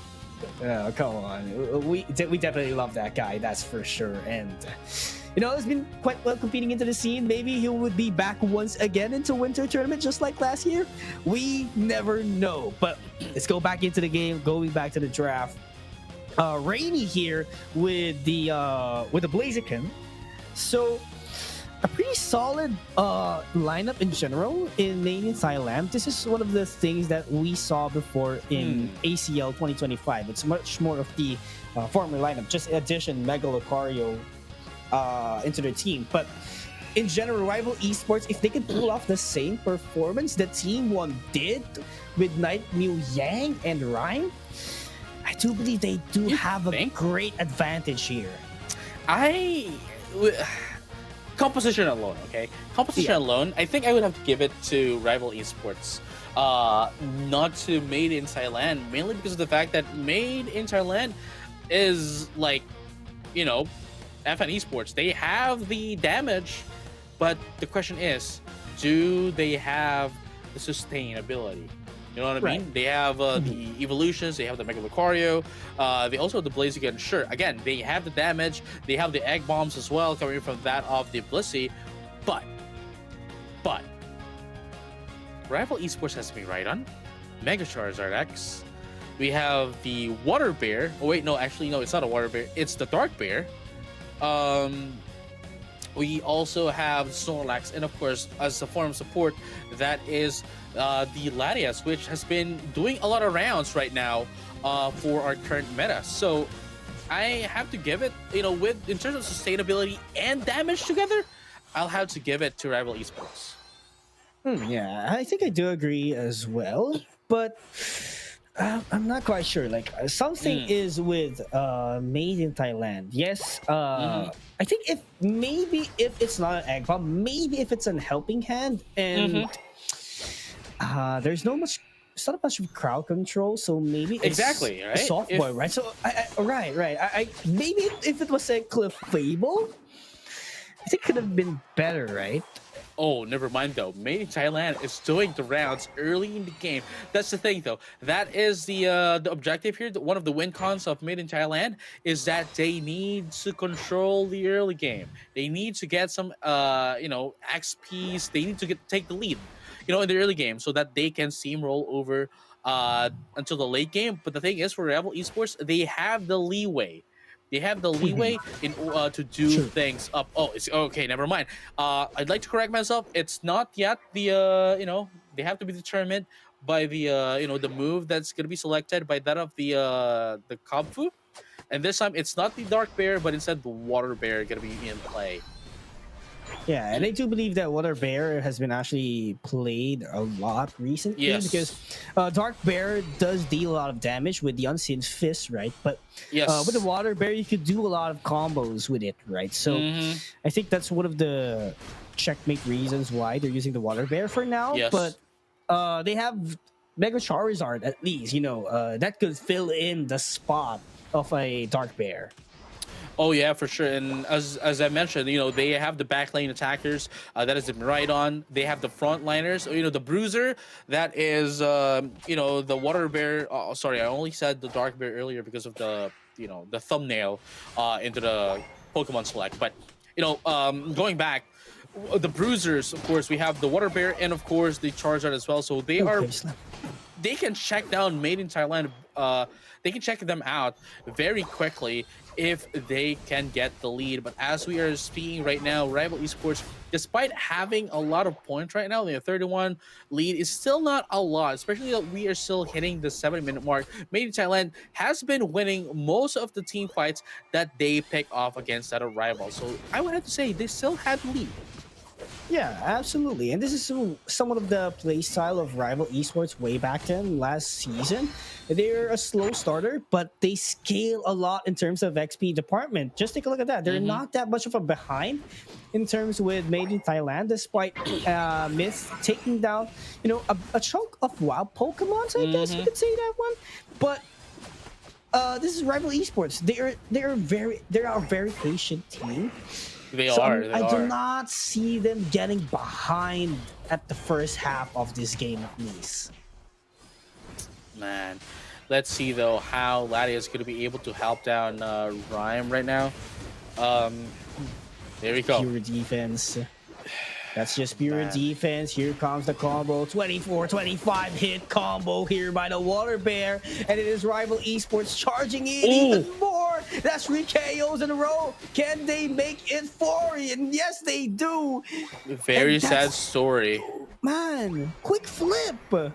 Dude, very sad indeed what happened to Myth. And this is what we're talking about earlier, or at least this is what we were talking about earlier, right? Like, sure, they might not have the control in the early game, they might not have the XPs, but they are a very patient team.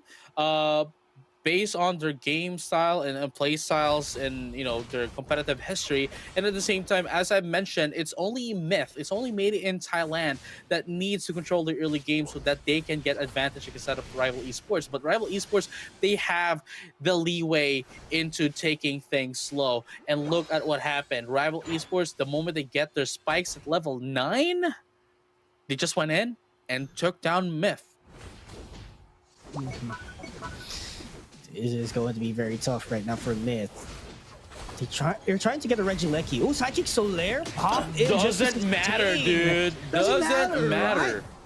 But, you know, there was a trade-off in terms of knockout, but there's just too many members falling in at the hands of Made in Thailand. It's 3 members down. And it is Rhyme continuing to apply the pressure up against them. Gladia trying to be the front line, but Ice blocks the pass up against them. Made in Thailand cannot punch in at the shield of Rival Esports. Man, look at that right now. Regieleki wasn't able to get in. Ice going down the space. And still, you know, Rhyme is helping them out, you know, pushing them away. Hey, look, you are overstepping your boundaries, half of the map. Maybe it's time to go back a little bit. You know, as Rival Esports is the one now pushing in, gets the block, goes into the wall. They are going to get knocked up. Beautiful block coming in from that of Ice, just pushing them into the wall. Make sure they cannot escape. And look at the jump coming in from Ice too. Like, if I got jumped on by Snorlax like that, man, I'm gonna go back to the Pokemon Center immediately. Pokemon Center, go right back. That's 50 points in the bank for Rival Esports. And they already have a great spacing, at least a top pass. And they can actually guarantee at least a top path objective every time it spawns. And Registeel, yeah, just like what I've said, secured immediately. Rage Ray goes 3 seconds. There's just a lot of opportunity, a lot of spacing for Rival Esports to dominate this one. Oh, yeah, for sure. And look at this right now, though. Zeke trying to get into pick also, but it's not going to be enough. You know, the close combat wasn't able to hit Ice just yet. But look at that. Another jump into the block. They're just playing around the Mega Charge, the Mega Lucario. Man, 50 points once again. Rival Esports, they're just pushing Made in Thailand all the way into their base. What is happening? Did you see that, dude? The HP of the Blaziken, it went from a Blaziken to a chicken barbecue. It's just Torchic out there, man. Dude, man, if Mega Charizard would make me a barbecue, man, that would be delicious. You know what I mean? Like, yeah, all those flames, the Flare Blitz, man, Flare Blitz my barbecue right now. And he's gonna punch in, those chickens, right? And so it is already punch those chickens. There we go. finger licking. You know what I mean? Yeah. Yeah. I'm getting kind of hungry right now. Maybe I I'll am have some too. chicken. I am too. Let's get some chicken later at dinner, shall we? Yeah.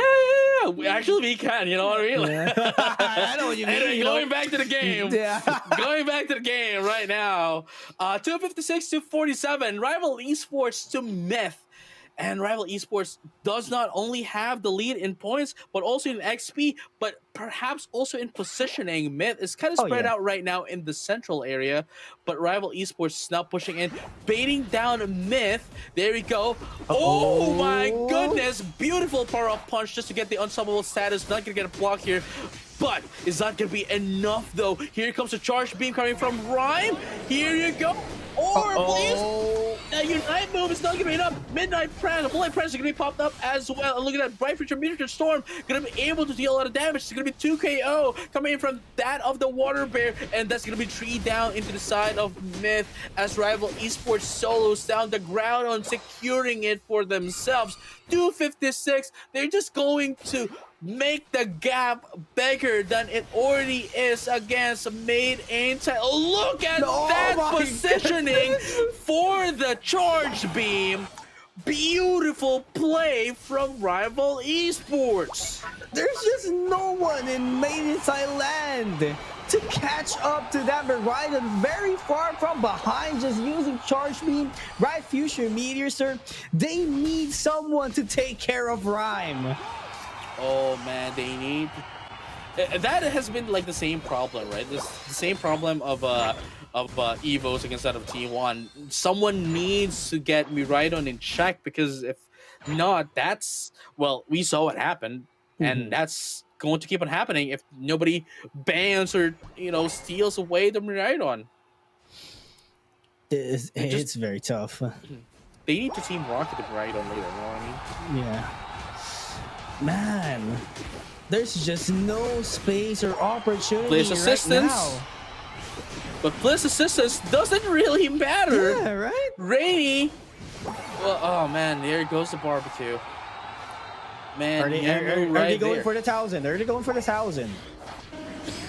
926. Not going to be quite enough. 15 seconds. They don't have that much AO's energy, but they only need 46 to wrap up the 1,000. 18 more. Can they do it? Shoot again. That's 1,000, I believe. First 4-digit score probably in ACL 2026 Southeast Asia. This is Rival Esports, trainers. Is it gonna be 1,000? Oh, it is 1,000. Sorry, I was not. It's not that I was not saying nothing, but I was waiting for the score. You know, it's 1,024, and look at this right now: 308 into Yamo, 5 KOs, but HT at 10, dude. I'm inclined to see the battle data right now. 98k for Rhyme. It's not even. See, look, we've seen a lot of KOs coming from HT and Yamo, but it is Rhyme that dealt most damage at 98k. But we also have to commend, of course, we have very sad putting out a 61 HP recovery, making sure that, you know, everyone else stays alive, especially with the Bliss assistance. But unfortunately, even at 68k, it's not a lot, dude. It's well, it's not that it's not a lot, but it's rather not enough to sustain everyone. Absolutely true. Maybe it could have been a different story if, let's say, if the draft was Clefable instead of a Blissey, and maybe replace the Blaziken into a Pokemon like Mimikyu or a Serena, maybe, you know, that could actually just caught up with the Miraidon, which is Rhyme. So I think that's the biggest problem, because Yang is just putting up a space, right? That's a huge space that Yang is providing for the team. And then right after that, it's just Rhyme in the back line, just enjoying, just doing the Charge Beam, Bright Future Meteor Storm. It's just way too difficult to engage up against that combo.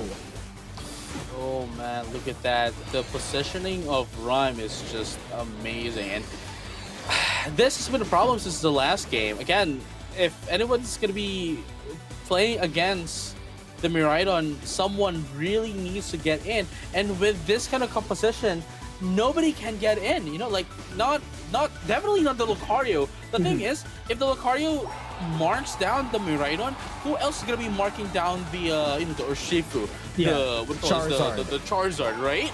So someone needs to be able to mark down the Miraidon. So from there on out, we can see that it is Rival Esports putting down the first 4-digit game in this tournament. Yeah, it's just day one, full of wow plays that we are seeing here, JJ. Quite excited for the next coming games, but that's not yet the end of the journey here, because we still have game number 2 of this series. Maybe there's a bounce back that would happen, but Rival Esports does have a great momentum heading towards game number 2 up against Yes. No, yeah, I mean, with that kind of gameplay, I think they would be, and even if I were in the team, I would be very stoked. I would be very pumped, and I would be coming in game number 2 confident. You know what I mean? Yeah, I mean, and that confidence really boosts a lot of morale and enhances your chemistry with your team. Especially that, if something is working, definitely you believe that it would work on the next coming game. I don't see any issue right now with the lineup and the composition of what Rival Esports is trying to do. Maybe it would stay the same, but quite concerned here is for Myth. There has to be a change, right? There has to be someone who takes care of Rhyme later on. It's not just Rhyme, it's also the Pokemon that they have. They have the Charizard, they have the Miraidon. They also have the Water Bear. The combination of these Pokemon in one team. Dude, I'm telling you, they if they had the Mega Lucario as well, that would have been nuts. And it would have, I don't know, man. I don't want to imagine. I don't want to see a team having those 2 Pokemon together. Mega Charizard and Lucario. Are we gonna get to see the bands of Miraidon and, I don't know, probably Mega Lucario or Mega Charizard? Big Station is now banned too. Oh yeah. I mean, we saw the efficiency of Zacian in terms of dealing damage a while ago, right? So, very understandable why it's banned. Blastoise? Huh. Interesting bans. They are not going for target bans. Yeah, there's no mega bans as of the moment, and they only have even 1 ban each.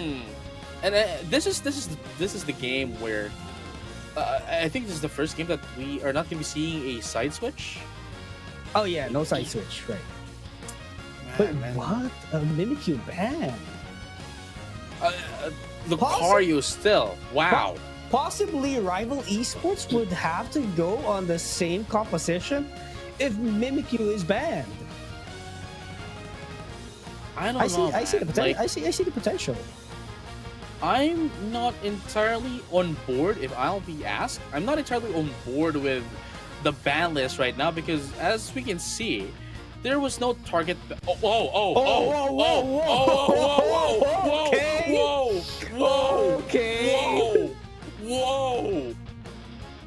Wow! Look who's cooking! Hold up! Wait a minute! Something ain't right! Yo! Why? Why would anybody do this? Mega... I was just telling everyone, I don't want to see no Mega Charizard and Lucario on the same team. And we just got it! But the biggest question here is, who's going to be the star of the team, right? That's the biggest question. Everyone cannot be a star in the team. Everyone cannot be, do whatever he wants to. So that's true. And pretty much Mega Lucario and Mega Charizard X offers the same kit, offers the same playstyle. So that's true. I do get it. Maybe you have a backup, but in general, you have a front line, you have a great supporter, you have great, maybe you have great pokes if Mew is used at the highest level of difficulty. But yeah, this is making me wonder what would be your the execution, right? I don't know, man. And as I was saying earlier, right? And this is what I was going to say earlier. I am not a big fan of what Myth did here. They are not target banning. That's number one. They weren't target banning Rival Esports. Yeah. Number two, they are forcing down the what do you call this, the Lucario, which did not work for them earlier, especially that they didn't even have like what, 1 KO, I believe. Yeah. It was zero. It was only 1 KO, no scores at all, and man, I'm not really on board with this kind of decision. But hey, maybe they know something that we don't. That's why they're running in the Mega Charizard X as well. But as I mentioned, first point, no target ban, and the biggest threat into the side of Myth, the side of Made in Thailand, is Miraidon. It's not a Charizard. It's not Yang. It's the Miraidon that's keeping them in check, just like what T1 did to EVOS. Yeah, and not just that, Latias as well was a major factor to set up the distance for the Miraidon. So it makes me wonder, and with the newest addition into their lineup, which is Leafeon, that could easily take down a Mew in the team fight later on. So quick, so agile of a Pokemon, and when the Mew is already missing in the lineup, it's just full of the lineup is just full of bulky Pokemons or all-rounders in general, and probably that Miraidon could shred it down, and they're not the Pokemon who are really agile enough to chase down a Miraidon in the back line. A moment of silence right now for whoever's gonna get taken down by Rhyme here. I am definitely sorry. No target ban is, man, that is a controversial decision, I'd say.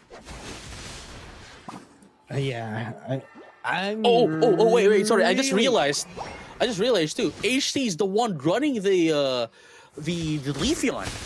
This is a huge problem. This is one of the favorite picks of HT as well. Yeah. And Leafeon really hits hard, but quickly denied by Myth. That's a great head start for them. Yeah, a bit of a trouble here, but could actually make it out alive here.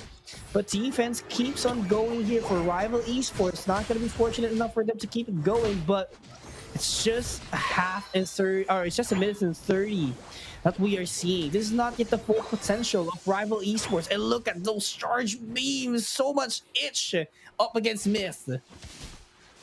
Oh man, at the very least though, okay, never mind. I was just about to say like, hey, Myth is getting a little bit of buying some time a little bit for themselves. But as I say that, Rival Esports was able to take down one to Myth, but at least they were able to answer back. But there you go. That's gonna be the Lanius down as well. Myth is gonna be able to do another one here. But look at this, Ice and Rhyme doing the backlane damage here for Rival Esports, making sure everyone is in check.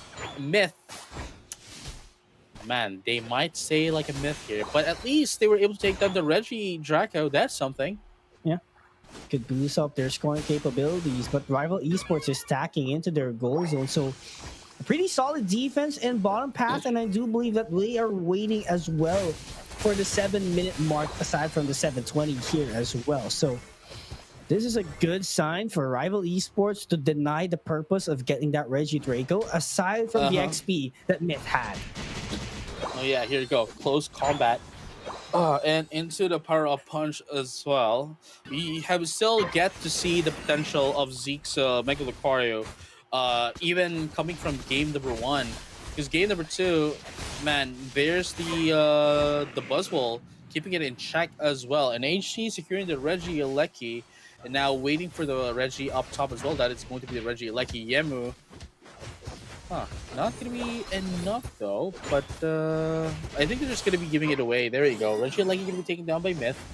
But despite the fact, Rival is ready to take on the Reggie Alecki. But look at that. That's going to be the Fire Punch rather. Going to be able to take down the Latias. Mystical Mirage is going to be popped up as well. That's going to be HT taking down Zeke. That's 1-for-1 trade right now. Rainy is trying to get away though. Not going to be able to do a lot of damage. Not with the Mega Charizard. Oh, Rhyme is in the top spot here. Luckily that Myth wasn't keeping him in check in the tall grasses. But it felt like Myth tried to force a team fight in top path, which is not the ideal ideal scenario that could have happened since they were able to take down a KO between the Latias. No one was there to create the distance. But whenever you're going up against someone and they are in their respective goal zone, it would be difficult for you to take them down because of the regen that it tries to give on your HP. And man, let's see though. Again, Myth has double megas here. Man, what was composition wise?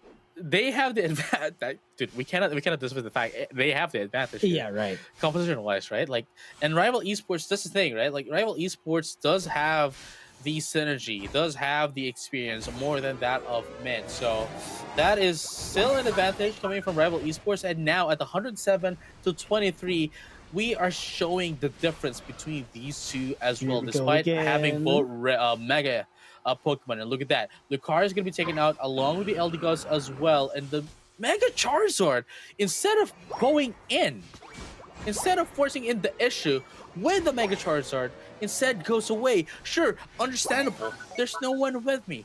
But you have the Eldegoss. You have everyone else that could respond to you going in as the Mega Charizard. Unfortunately, what's happening is the Mega Evolution is being used to escape.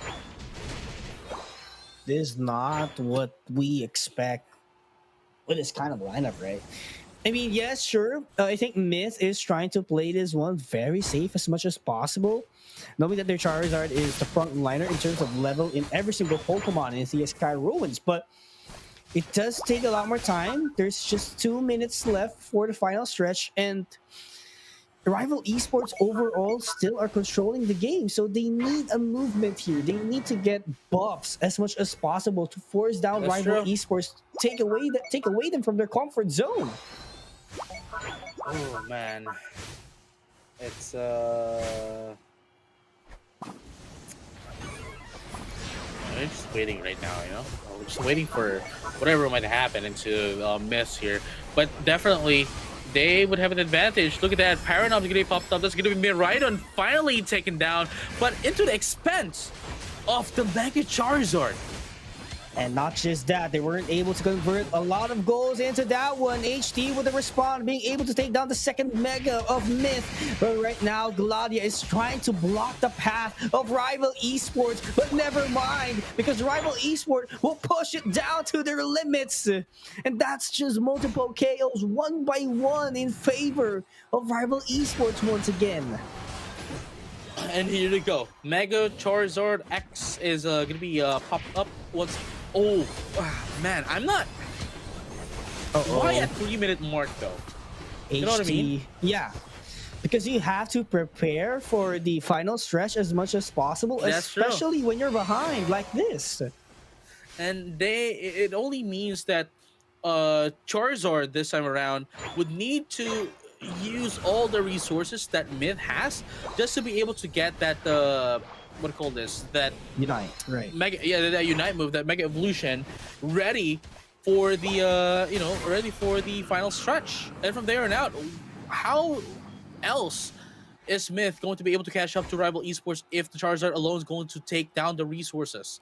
You know what I mean? With only 9 seconds left, with only 3 Pokemon with Unite moves, possibly the Charizard in just a bit, but it's gonna be delayed nonetheless. Never mind, there's 4. Charizard still doesn't have the Mega Evolution capability, whereas Rival Esports sure does have 3. No, make that 4, but all they really need is, the Miraidon, the Emerald 2-step, and of course we have Buzzwole as well with a Ultra Soul Swarm, but they all have their Unite moves right now ready for everyone, really. But still, Rival Esports does have the positional advantage against that of Myth going into the Groudon. Yeah, and it does. They're taking a lot of time, actually. 30 seconds already elapsed here. And Gladia missed the perfect opportunity for the heavy slam, but a Seismic Slam! Go down without the Mega Evolution! Rival Esports, and right now, for both teams, each one is falling down. Right Future Meteor Storm all the way to the back. Myth gets the Groudon! Myth gets the Groudon! But 2 members are still up for Rival Esports, but 1 by 1, Myth is trying to chase them down. It's only Rhyme that's left alone, but Rady with the damage of Rady! Team wipe! Look, man, there's still a minute left. 263 is going to be the score here. No, make that 363 into the side of Myth, and all they need to do now is just defend. Man, everyone is at least, right? They were able to change things up. They were able to adjust a little bit, against that of rival esports. They were able to take them all out. And unfortunately for Myth, Mega Lucario wasn't popped up. But here's the thing. At the very least, Mega Lucario is still up and ready to be popped up in case they need to defend. Yes, and this defense is very important for them. As you can see, the sneaky goal is marching forward towards the bottom path, and no one is at the bottom path here on the side of Mist. But this is not quite enough yet for them to take the win. That's true. Never mind though. Never mind though. 10 seconds left. Oh my goodness. Can Are they going to be able to score in? If they cannot score in, look at this. They're going to be able to win it. Oh my goodness, what the score is? +6. Oh, that's not going to be enough though. Mega Charizard was able to. Oh, another 166 is the scores that the Myth was able to put in. Unfortunately for rival esports, that's not going to be enough for them to catch up. There you have it, 529 to 393 rather, and that's going to be the first game number 3 of today. And man, ladies and gentlemen, all trainers alike, Zeke still was not able to take in anything at all. And despite having the double megas, it is Mega TB with the Mew that has dealt a lot of damage at 61k, and Rhyme still is the biggest damage dealer for the side of rival esports. My goodness, Myth was able to get an answer against that of rival esports, but to the extent of having 2 of the Mega Evolutions. Again, fair game. They got both of it. They're playing by the rules of the game. They were able to get it. So, all is fair. Myth was able to get in one game against that of rival esports. But rival esports is definitely going to be answering back against that of Myth. Oh yeah, I do agree. And it was almost an escape win as well for rival esports, but good coordination as well coming in from Myth, that they were able to push the limits in top path, because yeah, there might be two Pokemon, dunking those points from multiple sides at the side of rival esports, but there's just five man pushing, there's 3 men defending. Definitely you see who has the upper hand in terms of quantity, but yeah, Myth might have got the victory here, and you gotta respect that. But I'm not quite sure yet what is going to be the main purpose of the Mega Lucario. Yes, we saw the impact of the Mega Charizard X, but the Mega Lucario in damage department, it was not really felt that well. That's true. So maybe they had to tweak it a little bit somehow, I guess. But we'll see. Maybe they can drop the Mega Lucario and stick with the Mega Charizard instead. Right. Because again, game number 1, game number 2, it didn't really do a lot for the game. It had 0 KO. It had very low damage dealt against that of Team Rivals Esport. I don't see any reason, at least for me, personally speaking, to keep it. Why not change it? Why, stick with the Mega Charizard and replace Mega Lucario with a different Pokemon. Maybe perhaps go for a double defender, supporting that of the Mega Charizard. You already have a backlane attacker. That is, of course, the Mew. Maybe go for a double supporter as well, making sure that Charizard and of course the Snorlax would be able to survive even longer. Allowing for your team to be able to get in and deal much more damage. Yeah, I do agree on your pointers, because I do have the same opinion as well on the Mega Lucario that Myth does have, because you don't want to waste a slot, or maybe the Mega Lucario in general. You don't want to waste that as a filler spot, right? Because again, low damage output. It hasn't been doing a lot of crowd control, I'd say, for their team. So dude, it's not even a filler spot, because they have, for the last 2 games, they've chosen it priority. Yeah, right. It's a prio, but we're not seeing the numbers. The value of it is not crystal clear as of the moment. I do not see the value, just like what you said a while ago. So maybe a different one supporter, maybe at least. Be right on. It's still not banned, dude. Miraidon is still out in the open, and Myth, please don't choose Mega Lucario. Please do not. Okay.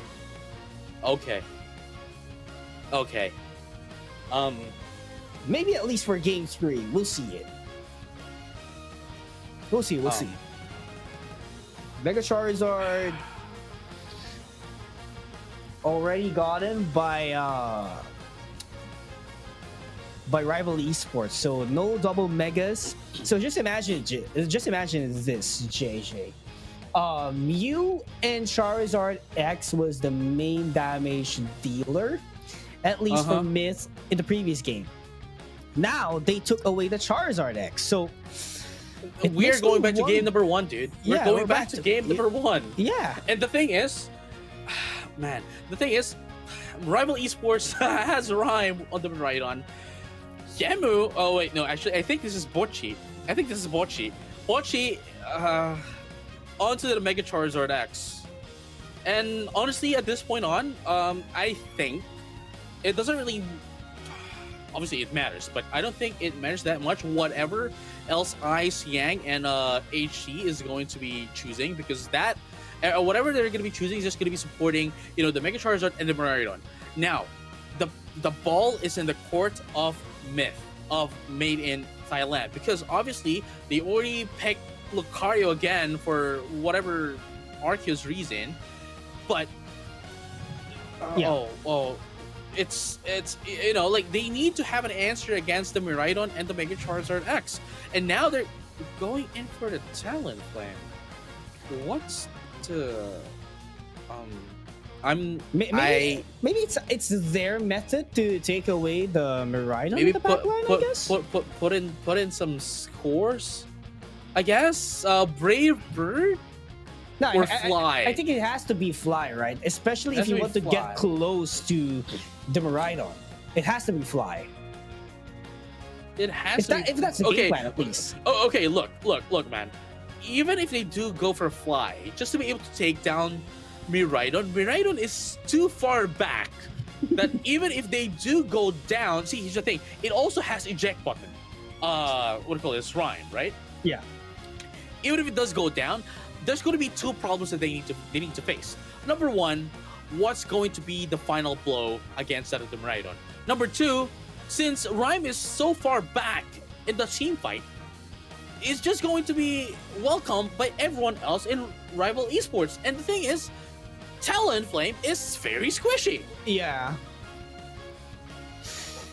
A lot of ups and downs here by Myth, and it feels like they have a lot of gaps they need to fill in, at least for this series, right? But this is game number 3. They have to be much more careful in their execution, since they would drop out at least for game number 1 if they lose this. So it's really tight spot.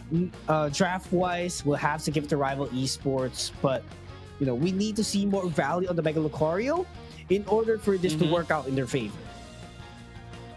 Now, man, the thing is, I understand that Mega Lucario is very detrimental for any, even Lucario alone in the early years of Pokemon Unite is very detrimental for lane control, but not this way. You know what I mean? Absolutely. I do agree. But we'll see. Maybe there's a change of execution, a change of game plan here, perhaps in Thailand, since it's game number 3. But I'm really concerned about this Mamoswine pick. It's a different form of Snorlax that, maybe is a slow starter, but hits hard in the late game. Oh yeah, and here you go, Ice. Man, there's still a lot of, especially as I mentioned, the Mamoswine as well, Icicle Crash, maybe Ice Fang as well, just to get some repositioning as well. Allowing Rival Esports to deal a lot of damage, as we can say, as we have been saying, just right there, Rhyme gonna be able to take down the Serena as well. Still on Serena though, but still. HC with the Water Bear as well, putting in, trying to take in most of the Pokemon, getting into XP, getting into points away from Myth, ensuring that they don't get anything at all. Now, look at this. Rainy Rainy tried to get in some. Oh, never mind. Actually, wasn't able to get a hit. That whiffed. Yeah, very unfortunate on that acrobatics, not hitting the way they wanted it to. That's why they could flip things around with HT. But quick response for Myth. But there is a conversion in terms of goals, so still a great win there for Rival Esports. And, you know, rewarded somewhat with a knockout. Not going to be quite enough. Ice is still up. There's no last hit for Myth. It was almost an XP for them, but quickly denied because of Yang. All right, and here you go, 33-6. And look at that, man. Immediately gonna be able to take down the Ranger Draco as well, putting in some score goals. Rainy having 30 right now with a Fleshlander, but still not, still not being able to get him some scores. Not with Rival Esports, Rhyme keeping them in check. Still at 30. Yes. Very tough position for Myth. 720 is what they're waiting for, but there's too many members out here. Rhyme already positioned, but a charge beam, and that's a lot of damage that's being felt. Myth falling in one by one. Ice with the Ice Fang as the second KO falls down, and that's multiple scores once again for Rival Esports. They're in total control of the game. They don't. Again, they don't even need that much of XP at the moment. But all they need to do is push Myth away, get him some objectives, and wait for the late game to happen. 2-minute mark, final stretch, and final take out the game from Myth. And here you go. Rainy right now trying to put in some scores once again, and they're gonna be able to secure the Reggie Lecky as well. Rival Esports though, making sure that this Reggie Lecky doesn't go in, and there you have it. Ice was able to put down that Talonflame back to the Pokemon Center. Yeah, I mean, they could easily repel that one down, especially the amount of spacing that the Water Bear could actually offer. So there's no denying that Rival Esports pretty confident with that one. But on the other hand, defense is looking quite good still. Water Bear at top, multiple members at bottom. There's just no room for Myth for them to score as of the moment. But the rotation is looking quite good here for Myth. They might be able to pinch down the Mamoswine if they do. Yeah, and look at this right now. Rival Esports making sure that they are putting down a wall against that of Myth right now. Make sure that they are not going to be able to get in as much resources as they can. But with that being said, though, we're now hitting the mid game at the 5-minute mark in just a bit, with Rival Esports still in the lead.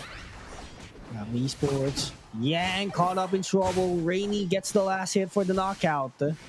But there's just too many front lines here on the side of Rival Esports. Ice is still ready to high horsepower. And Ryan is ready on the back line with a charge beam. Ice Fang can leave someone up.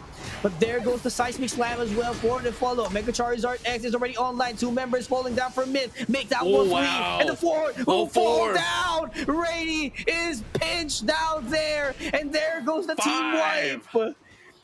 My goodness, Rival Esports too strong. Yimu comes in, Yang with the support. Everything is perfectly synced.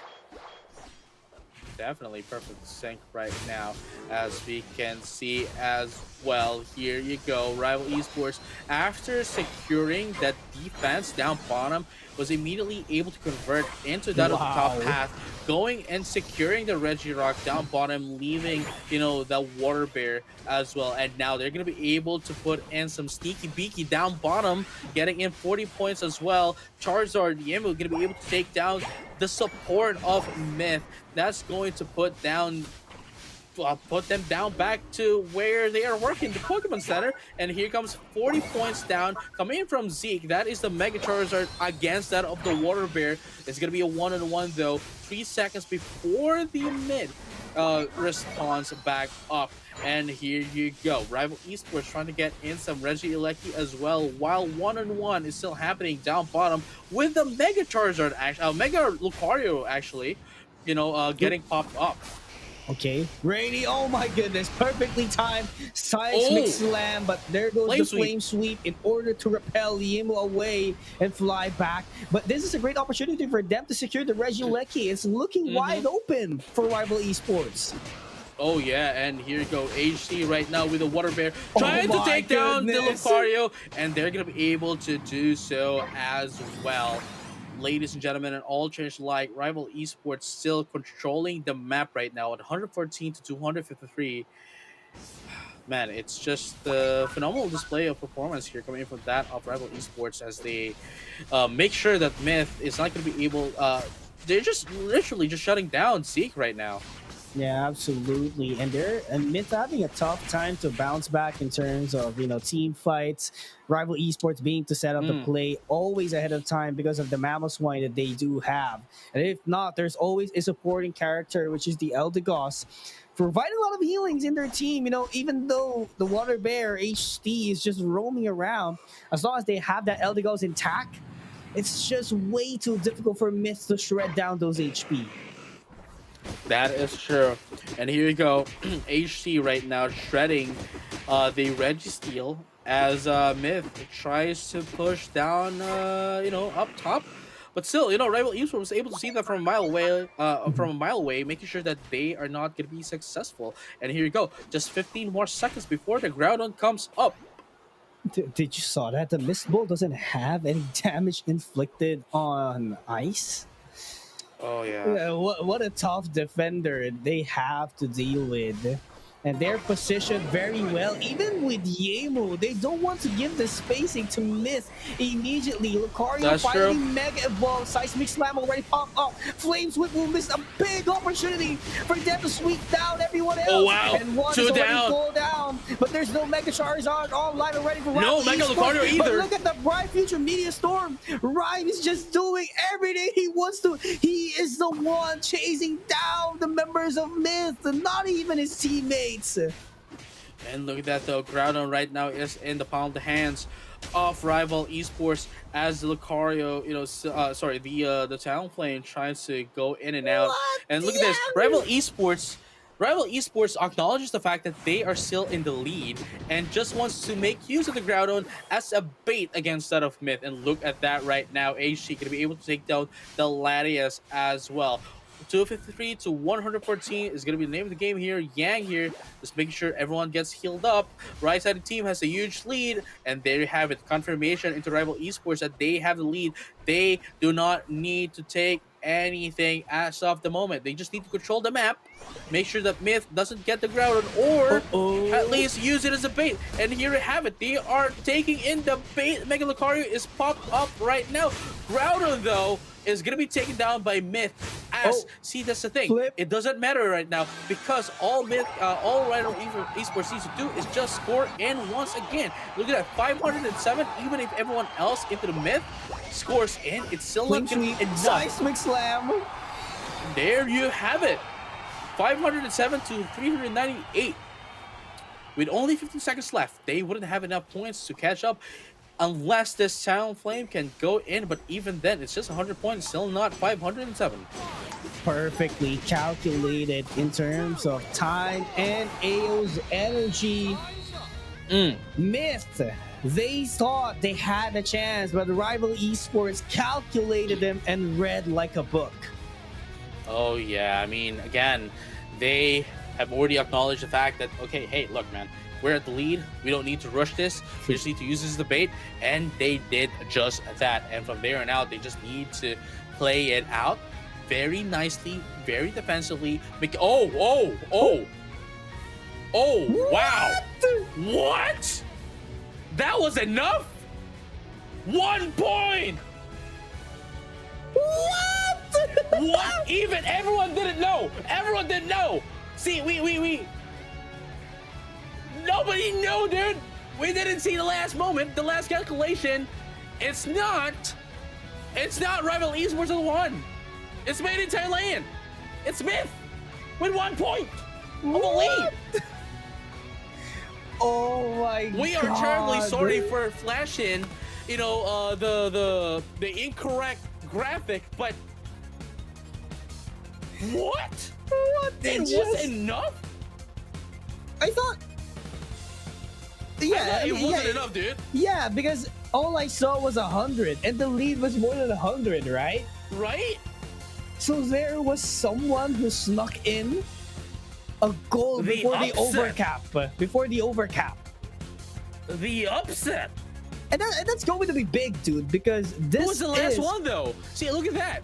Someone did a score. Everyone else is scoring as well. As we can see here, everyone else is scoring with the orange that's rival esports. The one in the purple didn't do a lot. That's why when we saw, like, it's only like what, 15, 10 seconds left. It's hey, it's looking like rival esports game. But then someone just had to score in. The last one is that a Charizard? I don't think. Oh no, this is for rival esports. Myth. Oh man, we need to go back to the thing. Yeah, we need to replay, because what we saw in the graphic was a hundo, right? It was a hundo, but it was just a hundo. We didn't see anything else. Yeah, right.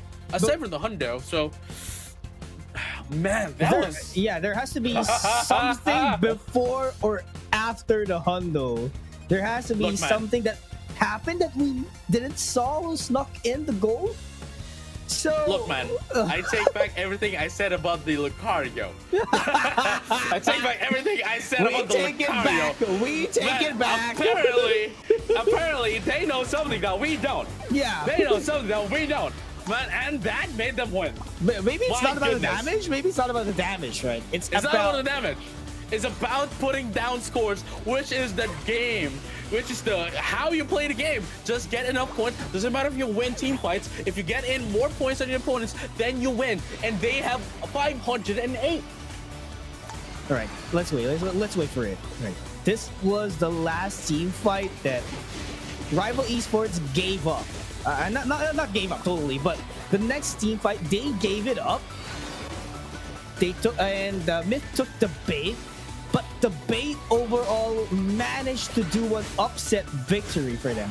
All right, this is it. And the thing is, right, like, the thing is, the Talonflame was also looking for a way to score in, and we didn't see the Talonflame able to score with 50 points as well, because they were, see, this is the last one, right?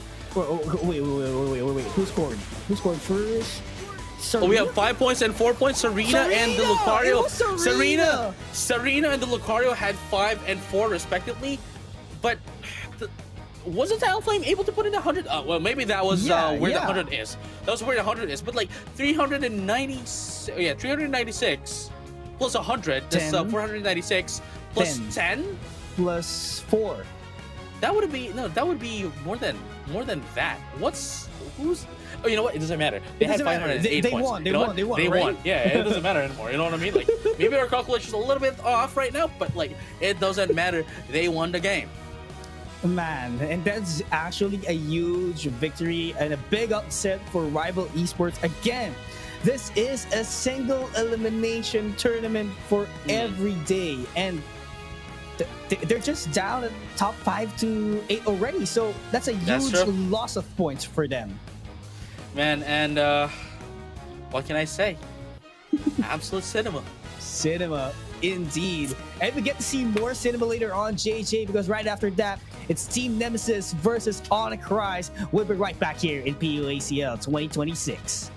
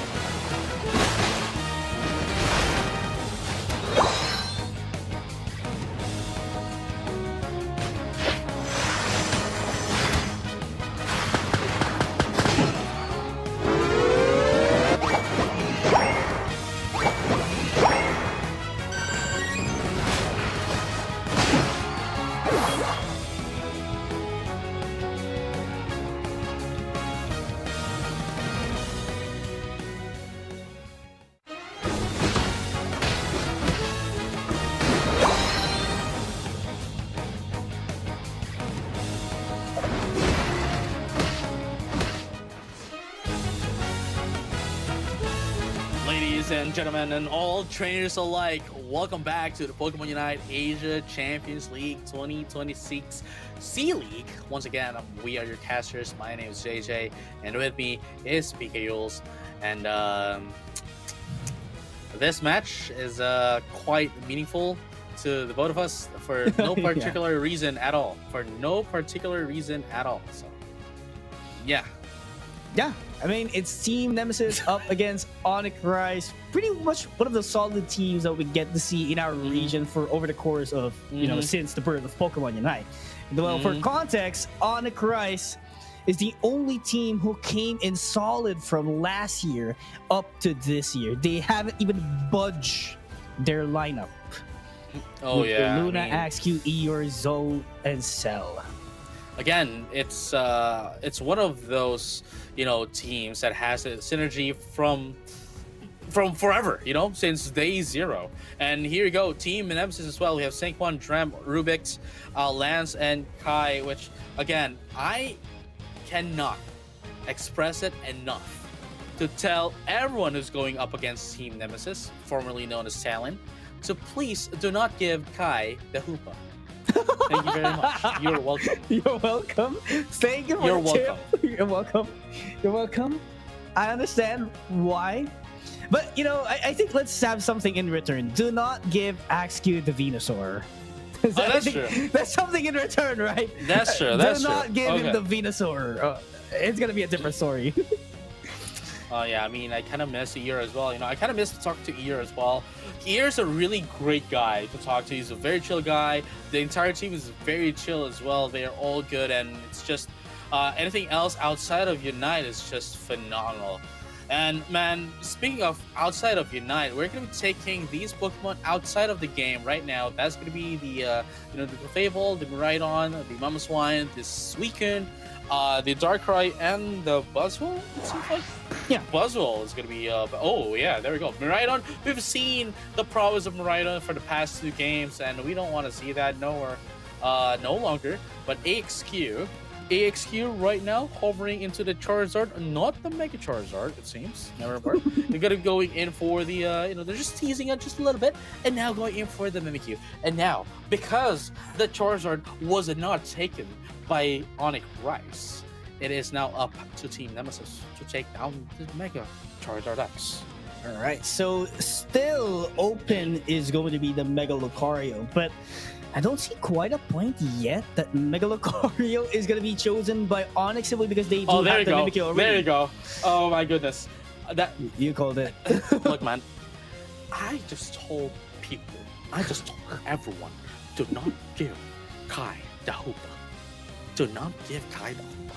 Because this means something else beyond this world. You know what I mean? Give him the Hoopa, and it's like giving Thanos the Infinity Stones. Yeah, that's for sure. This is going to be, you know, Oh Kai no, has to be the Lance! center of Lance! attraction. For those who doesn't know, Lance That's his main. that's his main since day zero. Day zero. That's his main. And now, it's not just Lucario, it's a Mega Lucario. Oh my goodness. Lance, still, you know, Lance wasn't the name of Lance before, and now going into the professional Pokemon Unite, change their name to Lance, still using Lucario. Day zero of Pokemon Unite up until now, especially now that it has been Mega Lucario. Oh man, I totally forgot. I was tunnel visioning Kai, but then I forgot, hey, we have Lance, and we have Mega Lucario, and it's open. Man. All right, Dram is actually one of their, I wouldn't say newest addition, but one of the adjustments that Team Nemesis actually did have. This is actually 4 out of 5 who competed in, not just in Worlds, but also in the ACL last year. So this is a pretty solid team in terms of chemistry. There's nothing much new because they played way back in Talon before as well with Tram. So that's nothing new, at least by the books. But Onyx Rise is the one who has a much more solid chemistry, in my opinion. That's true. That's true. Because they were together for around 3-4 years in Unite. Ever since day zero, day one, I do believe. 2020, 2020 Yeah. is when Unite came in, and they were the team that was, well, together Dominating since day zero until we got, until we eventually got the Pokemon Championships, Pokemon Unite Championship Series, the PUCS, which they have been playing since, well, Since then. since before. Yeah, they were Rise since. And now they're still Rise. Even under a different organization, they still made sure to keep Rise in their name. I mean, it does make sense, right? You have to respect that since they have proved themselves not just in Asia, not just in Southeast Asia, but also in the world because of their third place. I think that was Worlds 2023, if I'm not mistaken. That was their biggest run. 2023 or 2024? I'm not quite sure, but it's around that course of the year. So gotta respect their achievements as well and the way how they play. But yeah, game number 1 of Team Nemesis and Onyx Christ. This is the last matchup for round 1. Yes. Actually, yeah. Sorry, my right. brain loaded a bit. I was like, yo, hold up. Because I was still thinking that this is round, because for the past few years of ACL, the qualifiers has always been round robin, and it's only this year that we have changed it into a single eliminations, 5 different single elimination pocket single eliminations, all throughout. So, it's something ish. Kind of, but Team Nemesis again. Team Nemesis versus Onyx Rise right now is going to be to play the game. Not much else is happening, So waiting for the first mark, the 8-minute mark to see the Reggie Draco. Whoever's going to be taking that is going to be able to have a bit of a quicker scoring score. But nobody else is tipping the scales right now for both teams.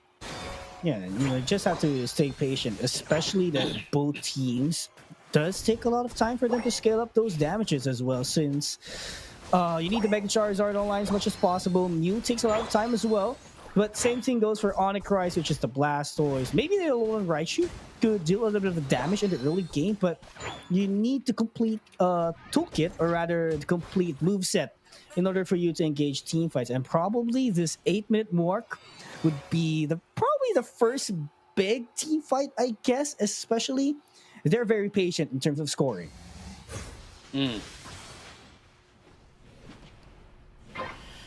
Huh, wow. Both of them actually are being patient right now. It's not to say that nobody is leading. I think it's more of the fact that these two teams have been fighting off against each other, going against scrims, screaming against each other for how many years now, as we've mentioned, almost 5 years now. And I think this just shows how much both teams respect each other. Oh, wow. Perfectly meteor mashed in order to send that goal away back, and perfect time from Sync 1 as well to respond into the team fight. But the hyperspace hole has been popped off for the respawn once again for Team Nemesis, but it's not looking quite good in for their team, and Onyx Christ is trying to wipe every single members of Team Nemesis out. Huge team fight for Onyx Rise, almost a complete wipe up against Team Nemesis. Oh yeah, here you go. 103-13. Onyx Rise right now is up the lead, but here you go. Hyperspace Hole, just put in the elevator, make sure everyone can catch up. Onyx Rise is going to be the first one as well to take the first score goal into that of the game. Now, Onyx Rise rising up to lead, gets a telekinesis, pulls it in. Rubik's, Lil Luna, but not gonna be enough though. No follow-up coming in from either teams. But look at that, 40 points coming from that of the Mimikyu up top. Yeah, this is somewhat of a game that you cannot really predict what's gonna happen next. Especially, it's very chill. But look at that, Seismic Slam already activated here by Sync 1. The Mega Evolution pops in pretty quite early, but there's not enough reinforcements, at least, for Team Nemesis to follow up that Seismic Slam. Not being able for them to make up or pull off multiple knockouts, at least. This is actually quite beautiful to see. Onyx Rise, they've already prepared for the fact that hey, there might be a team that would have both Mega Charizard and both Mega and Mega Lucario, and despite the fact they have prepared for it. Like they Mhm. look at the score right now, 213 to 43, and look at the XPs as well. Everyone else is at level 10, level 9, and it's only the Eligos at level 8. But Nemesis into the side has been, despite having level 9s as well, they are getting shut down here by Onyx Rise in terms of team fights. Yeah, and it's not just the shutdown. The amount of XP that Onyx Rise is able to get at least once everything has settled down is maximized into their potential. Yes, we haven't seen any level 11 yet for Team Nemesis, but I do feel like it's well distributed somehow in Onyx Rise. Just imagine they do have level 11s and level 10s, but the supporters are not that far away because you expect they're, let's say, 2 levels to 3 levels behind, but they're slowly catching up in the XP department. Here you go. That is Lucario going to be able to, Lance going to be able to take down the Blastoise as well, but that just only is the start here for Team Nemesis because they still need to rise up for them to be able to catch up. Look at this though. Oh, there you go. Getting into Reggie Ice. 40 points at bottom path for Onyx Rise as well. Team Nemesis needs to do a clean team fight here in order to do a flip in terms of the scoring potential. But look at that clutch KO in order to suppress that hyperspace hold from Saint One. A phenomenal execution and timing here for Onyx Rise. Here you go. Onyx Rise still in the lead. Nonetheless, going to be able to take down, a lot into the side of Team Nemesis, as you mentioned. But, man, they are in need of a bit of a XP here. Well, actually, no, I don't think they need XP as much as one would say. Mainly because of the fact that, they are almost on par in terms of XP, in terms of level. But they need to be able to position themselves better going up against Onyx Rise. So maybe even perhaps take them on, pick them off one by one instead of taking them all out, because Onyx Rise is definitely zoning them out right now. Here comes the Mega Lucario popping in again, but unfortunately not going to be any follow-up from that of Team Nemesis. And look at this right now. Hydro Typhoon is going to be popped up as well. Going to be able to take down the Mega Lucario. No, make that 4. Not just the Mega Lucario. No, actually, no, a team wipe. A team wipe. The positioning of Onyx Rise of so making sure that they go in, baiting down Team Nemesis to go inside of a team of their base is just beautiful. Yeah, the way that they are controlling Team Nemesis, And not just that, the timing of the Hydro Typhoon is well on point every time they pop it in order for them to have guaranteed KOs, because they do not set it up as quick as possible. They wait for the HP of Nemesis to go down maybe around 70% or even lesser. So the moment that they pop the Hydro Typhoon, it's almost guaranteed KO for them. They don't need to move that much already. There you go. Uh-oh. Still, Rapid Spin and Hydro Pump is going to be the play of the game here. And it's been doing a lot as well, making sure that they, can go in, gets a hindrance resistance as well. And of course, from there on out, gets a Hydro Typhoon to allow everyone else to, finish the job. And look at this right now. Let's see how they're going to be able to push down anyone, That's a lot of electro balls to zone away Team Nemesis, but the slow beam actually connected here. Hydro Typhoon pop off in order to knock out Lance out of the picture, and Play With Me was pop off as well in order to take down one member of Team Nemesis, and it is just Rubix and Dramp that's all left. And at the center of attraction is going to be the Groudon falling in the hands of Onyx Rise. Dramp being zoned away, no opportunity for him to steal it away. There you go. My goodness. Onyx Rise. Onyx Rise is rising up once again. Despite the fact that Kai has the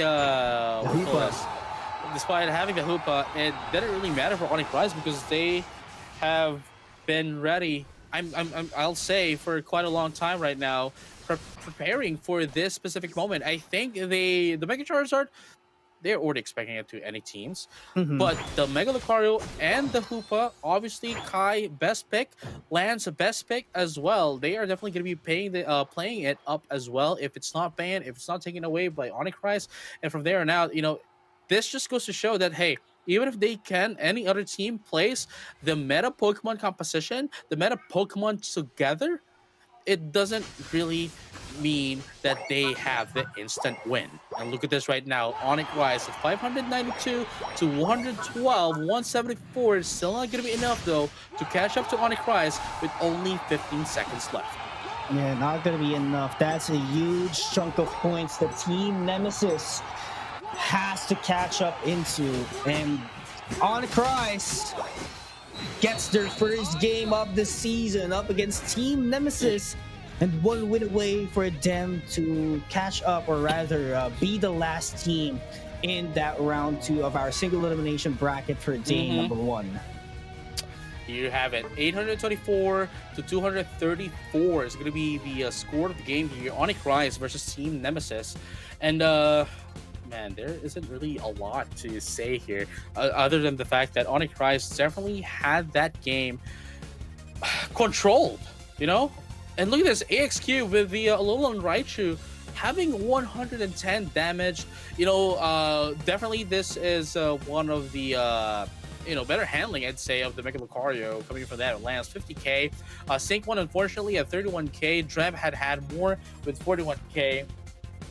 Still, Rise has complete control of the entire map this game number 1. Team Nemesis though is they need to do a lot of adjustments right now. True. Because Onyx Rise has been playing as a team, right? And a very solid teamwork into their framework. And Team Nemesis, yes, they're a solid team in terms of teamwork a while ago, but just like what you said, there has to be an adjustment. I would not say in the composition. The composition looks nice, but there's something that they need to do. Maybe the Hoopa could be changed. I feel like it's being read like a book already by Onyx Rise, because they've seen it multiple times in the region. They've gone head to head with Nemesis ever since they were Talon before, and they not even before Talon, dude. Even before Talon days, right? Would you want to say old guys? Oh yeah, old guys, right. Old guys, Talon. Even before old guys, they have been, again, day 0 since the first season of Unite. They have been streaming together. You know what I mean? Yeah, and Hoopa has been over the course of Unite for over years already, so for sure they know the toolkit of Kai. So maybe a Hoopa change would somehow set the tempo, but we're not yet sure if what Nemesis has to offer in the table. Maybe they have something new that they didn't manage to bring it out a while ago in game 1. I wouldn't say it's really just about the Hoopa, but rather how much they. Well, I don't know, but it's a complete shutdown, is what I would say. Yeah, they're just being suppressed, right? They've been suppressed going into the game, and man, they need to change something very heavily, or else it's looking pretty bleak for them, and it might be able to get in game number 2, going into Onyx Rise very quickly. So. Yeah, we'll see about that later on in game number 2, because for sure, Team Nemesis, after that blowout victory of Onyx, for sure they are thinking there has to be a change. What's lacking within the team? For sure they know it better, because they were on the toes of playing the game. And Onyx, having a great run, they just have to maintain their composure. And I wouldn't say there has to be a change with their lineup, because the Latias and the BBQ was doing pretty well. Same thing with AXQ, setting up those electro balls to somewhat, again, suppress the capabilities of Nemesis, putting up a distance up against them. Oh yeah, and again, this is the draft that we're gonna be seeing whether or not we see this changes that we're talking about against that of Team Onyx Rise coming in from that of Team Nemesis. We might be able to see the same set of bans, but definitely. I don't know, like again, Mega Lucario, Mega Charizard, Hoopa, they are really strong on their own, but not when you're shut down, not when you can't do nothing. You know what I mean? So True. But in terms of draft right now, Onyx is banning a lot of defender and supporters. So I completely understand that. I think they respect Kai as a whole in terms of a supporter, right? And not just that, it's a well-distributed draft. I have to correct that. It's a well-distributed draft and bans that they're trying to provide. So there's defender, supporter, and an attacker.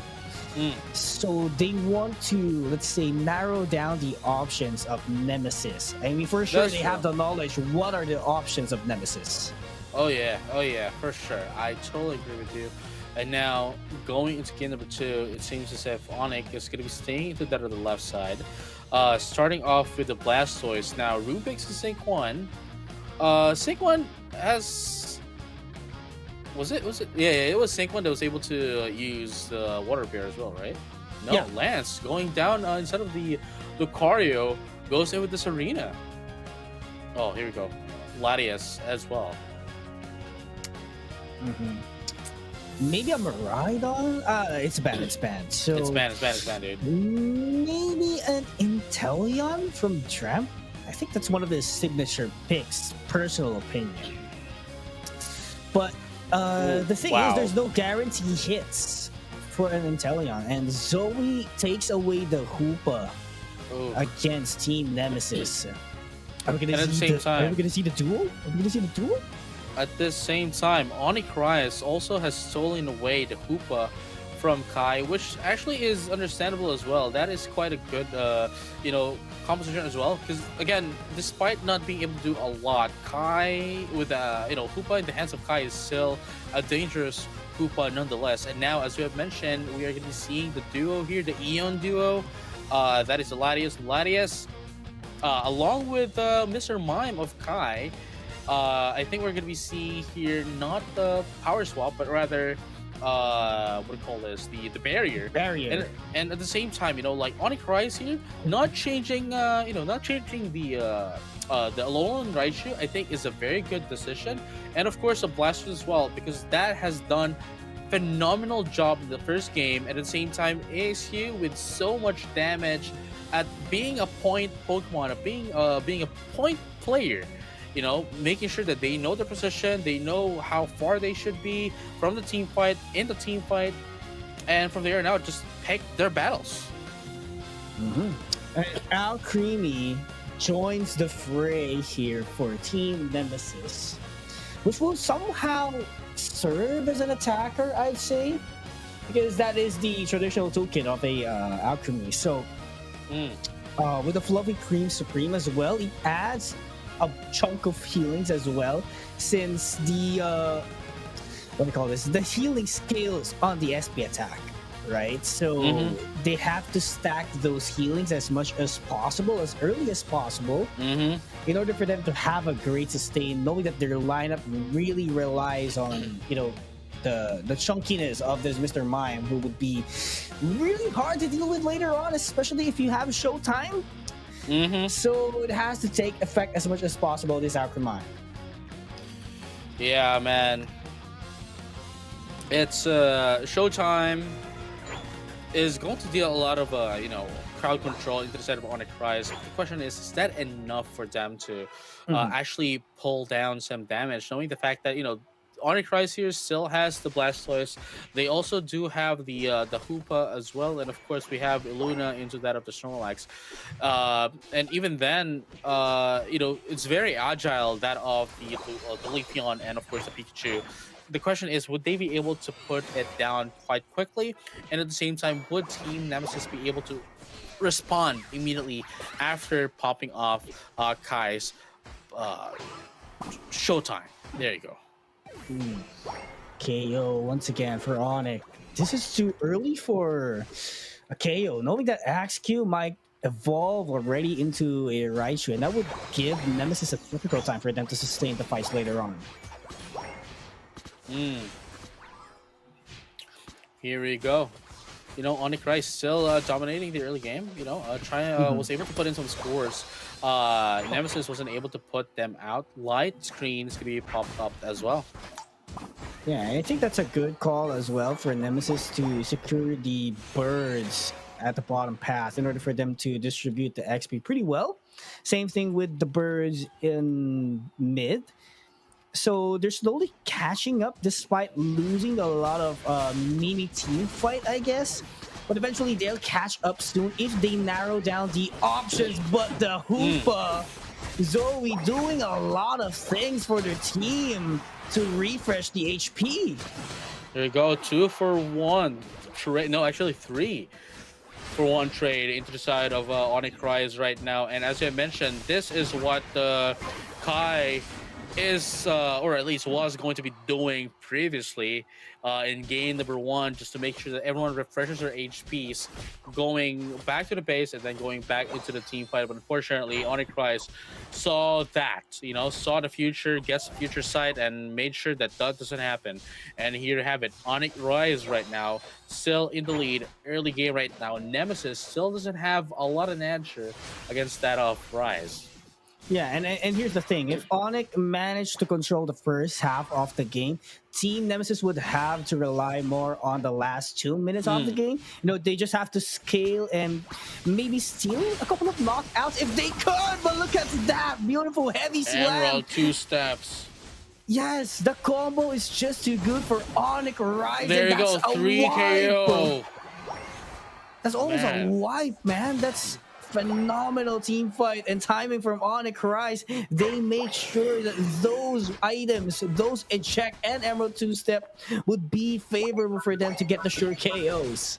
And at the same time, it's quite fascinating to see as well that, man, Rise, this is not the same Rise that we've seen before. They have definitely risen up. They've definitely, evolved their gameplay. They've leveled up against everyone else. And Nemesis right now, man, I can't say the same at the moment. Not with this kind of performance. Completely overwhelmed and dominated. That's two-step again. KO for Cell. Rubik's. He's trying to make it 4 up against Kai. Air Lace goes down. Not going to be quite enough.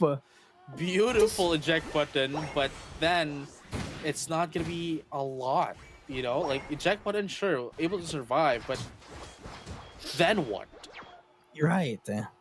I mean, sure, you're not giving away the XPs, but the amount of pressure and composure that Onyx Rise could get out of it is just way too big. That could give a huge impact into the game. They have Raging Drago already. For sure, they'll be eyeing on the top half goal zone in the next minute of this game. And as you have mentioned, the one of the only ways for them to have as a win con is to secure the Groudon. But the thing is, Groudon is not Rayquaza. Yeah. If it were the Rayquaza, sure, maybe huge chance. But Groudon doesn't give the same buff as a Rayquaza, and even if you do get the Groudon, you still need to, fight off against your opponents, put down your scores. But that's only going to be possible if you can take them out, which, by the way, has not been happening yet, because the opposite is what is happening. Rise right now going to be able to take down Kai again, and look at this, Dream, and there you go, 2 KO coming in from that of the Blastoise, and here have it, Onyx Rise is going to be able to secure the Regieleki up top via Cell, and down bottom we got another Reggie. I believe that is the Reggie Steel that is up based on the Cry.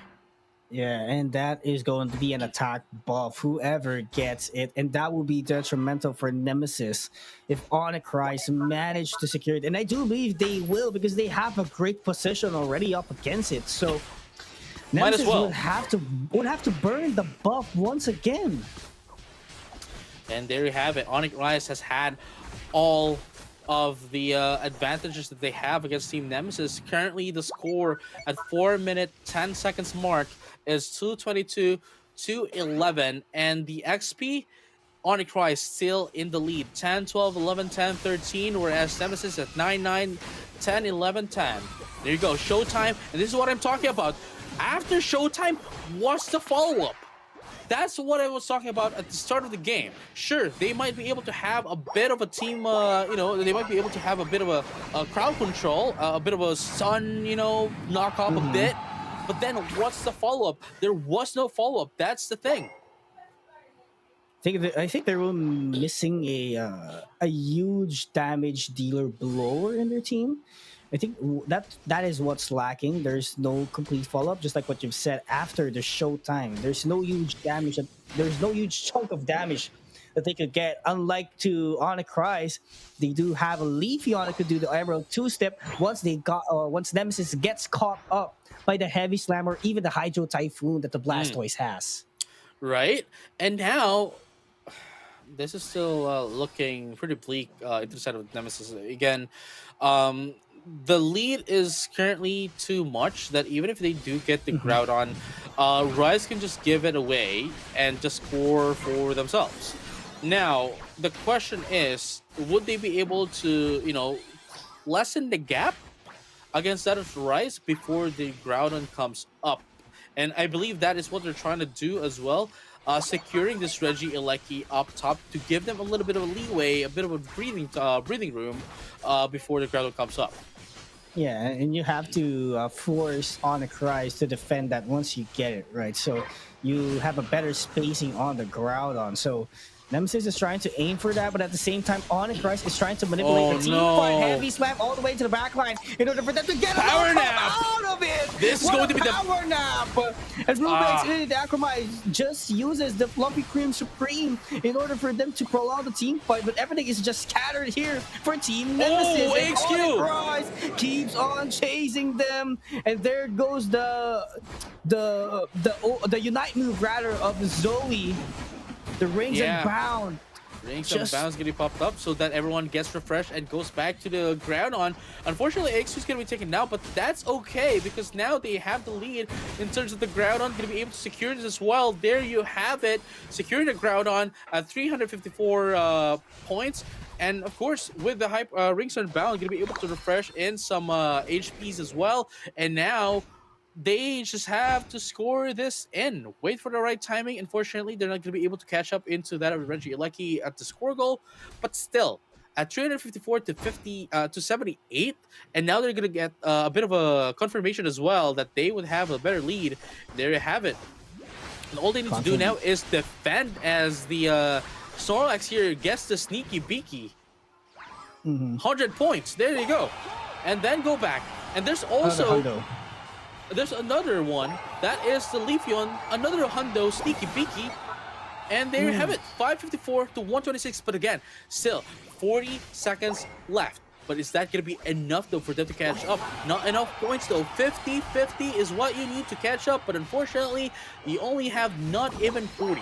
But there you have it. Gets the Yawn into the Heavy Slam, into the Power Nap, just to defend. 680 to 260 at 30 seconds. And this is not looking great for Team Nemesis. They don't have enough time for them to catch up, and they're being taken down one by one once again by Onyx Rise. Rings and Bound in order to seal the deal to push back Team Nemesis. 30 seconds is all they have, but they do not have enough energy to score it down. Rubik's taken down. That's going to be a team wipe as Rise still gets in more points to widen the gap that they already have. Rise is going to be winning this one match.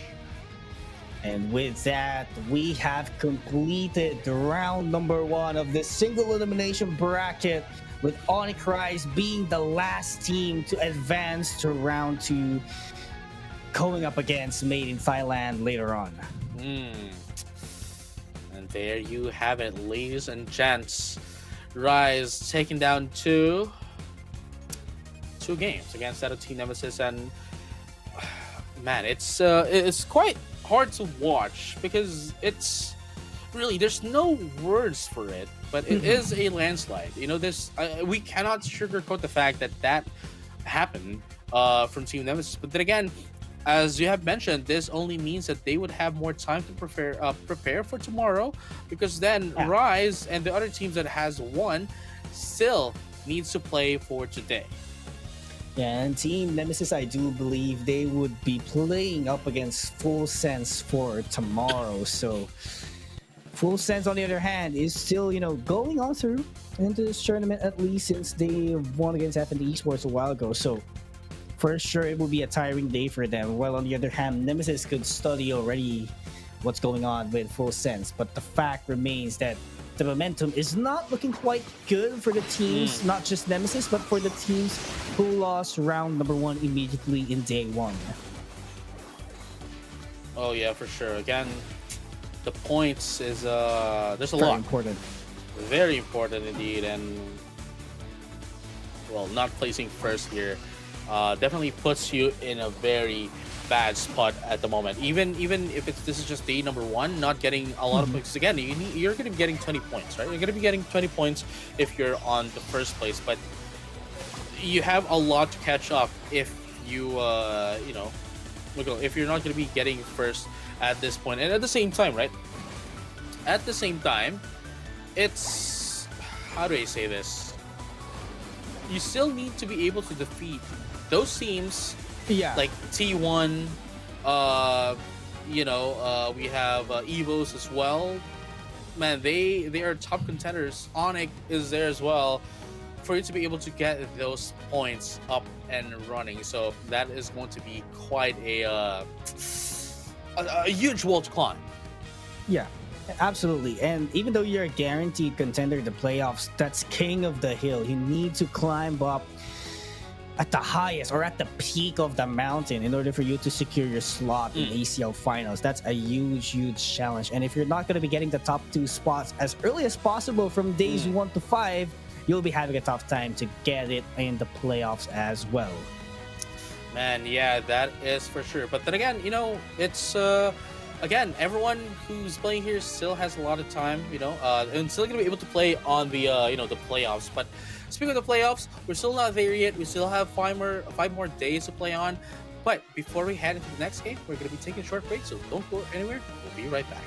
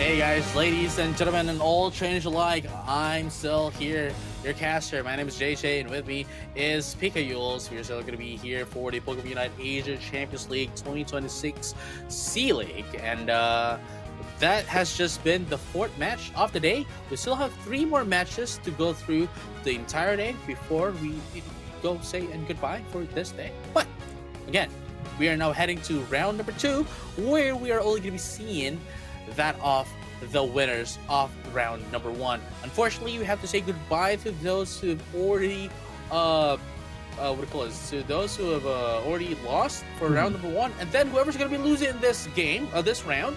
So we only have 2 matches for round number 2, right? Whoever's going to be losing here will be playing for the Battle for Third for the day.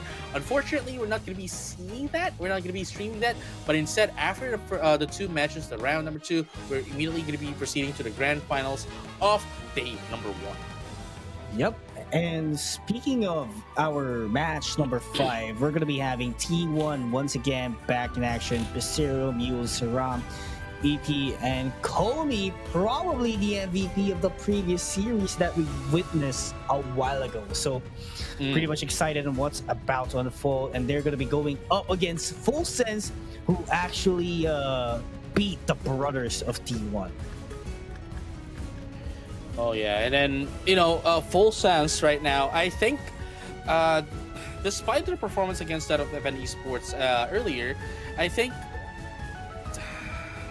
I'll be bold here. And I think T1 has this. I think the gap of T1 against that of Full Sense is quite high. I think I agree on what you're trying to point out. After watching the game of T1 in their first round, it's crystal clear, right? They know what they're doing. They are somewhat of a different team compared to the other teams competing here in the tournament. So that's a huge gap for sure. And if Full Sense doesn't expect that kind of playstyle, that kind of impact that T1 could give in the tournament, it's going to be difficult for them to catch up. No, yeah, we might be able to see in this game, if Full Sense won't be able to answer or at least go toe-to-toe against that of T1, most likely we are going to be seeing the same thing that happened from Rise to Nemesis happen in this match. Probably the same case would happen, but Mega Charizard X is back, and this time it's going to be on the side of T1. But on the other hand, is not banned, dude. Yeah, Rhydon not banned as well. So probably Komi will try to take it later on, but Hong gets it for Full Sense, takes it away. A good call indeed.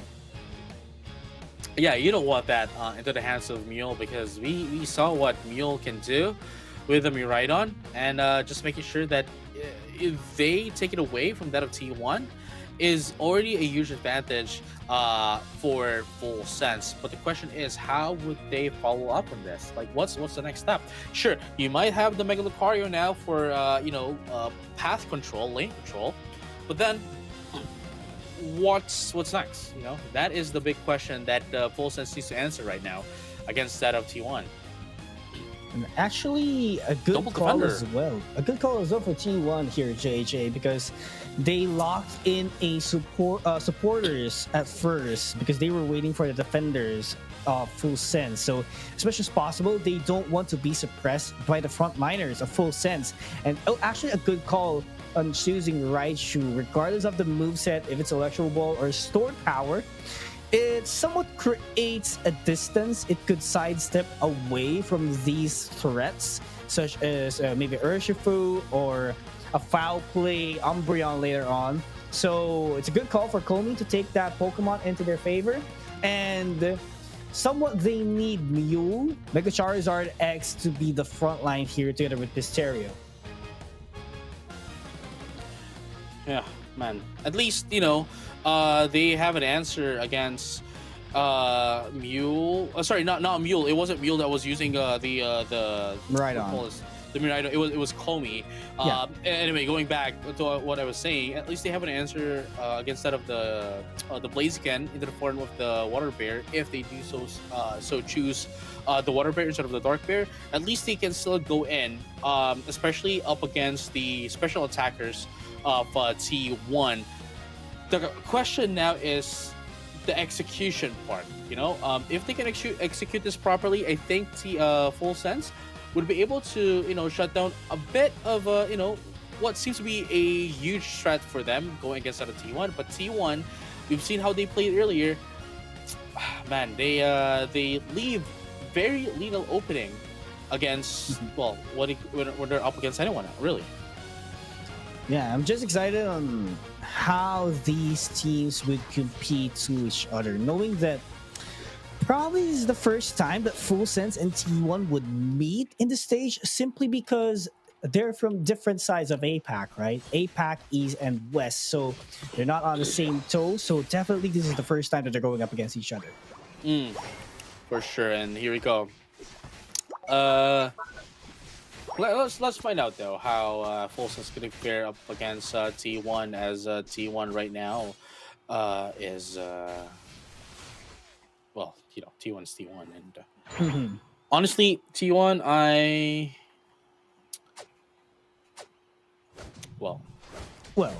it's still there, There's still nothing yet.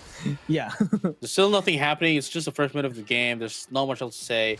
Aside from the fact that, Full Sense here is making sure that they get in all the resources, even the central birds going into the side of SGC.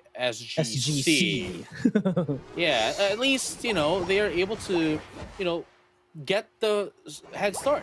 That's something, Yeah, that's something. Especially dumping those points on all-rounders is pretty much important, because more likely they do have the power weight to scale up their damage later on. So pretty good call on Full Sense. But on the other hand, T1 is somewhat of a patient team here. SGC trying to disrupt the formation, I guess. But Full Sense, on the other hand, is just ready for them to respond anytime soon. T1 is a bit behind so far. Yep, no, for sure. I totally agree. They don't have the XPs yet. At least Full Sense is taking advantage of their lead in the early game. Now Market S ignoring everyone, putting down the score with only 5. It's gonna be secured down. There you go. Mean look, just to put them away, not be allowing to survive, get away a little bit, and give themselves a little bit of breathing room. But now Mule, now at level 7, just 2 more, and they're gonna be ready to pop up that Mega Evolution. And now we are 30 minutes down. 30 seconds left. 30 seconds down before the first set of objectives down and top. My God. And here you have it. Kami still trying to push away opponents.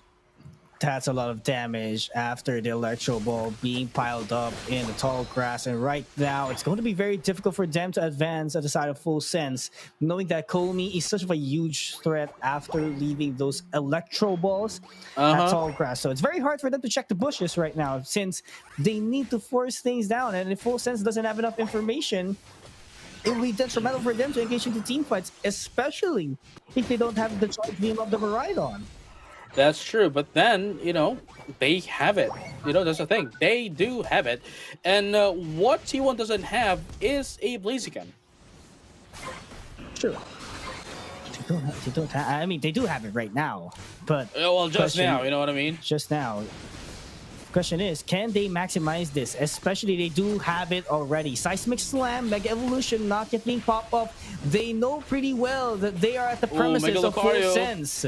More Lucario is up. Here it goes. Seismic Slam into the Mega Lucario. But unfortunately, it has very low HP right now. Eldegoss needs to be able to put in some HPs back into that of the Charizard. But unfortunately, the Charizard is not pushing in.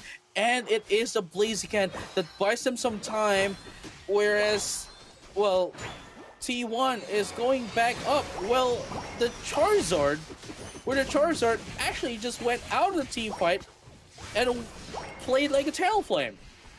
Yeah, I mean, I think I do understand, because Charizard is the leading level Pokemon in T1, right? And if you get knocked out immediately, Full Sense will be rewarded by a chunk of XP. That's true. For sure, I think T1 was just trying to avoid that factor and, play it out very safe, because for some reason, they're very careful In terms of team fights, you don't want to lose casualties as much as possible, and they only Of force course. team fights whenever they are not within the premises of full sense. That's true. I mean, you have to play it safely as well. Going into this match, there goes a 24, 130 to 214 right now. They haven't played safe, but uh, the question is until what extent of being playing safe could Mhm. you play on? And look at this right now. Miraidon, Han gonna be able to take down the Akami. Yeah, and I do love what you've said. Up until when will they play safe? Up until when will they keep this pacing, right? Because at some point they need to force a team fight in order to get the upper hand, in order to get that chunk of XP that Full Sense does have. So something has to happen. They are at a disadvantage so far in terms of team fights, so they need to step up. They need to pick it up as much as possible. Hydro Typhoon is gonna miss. Very unfortunate for Full Sense. Reinforcement already available for T1. They managed to took out the Mega Lucario in hand, and others from Full Sense are backing away as much as possible. There Kobe, we on the go. other hand, takes down the Blastoise in play, and Hong is just backing away. Pisteri, on the other hand, managed to do a segue at least, letting that Ooh. Miraida be up and going. But again, a KO up against the Urshifu grants a chunk of XP for T1. Yeah, T1 finally yeah, having a little bit of a renaissance right now, as they are now rising up, trying to get back to what they lost from the early game up into the mid game. It's only now that they are waking up right now, getting into Ridge Draco as well.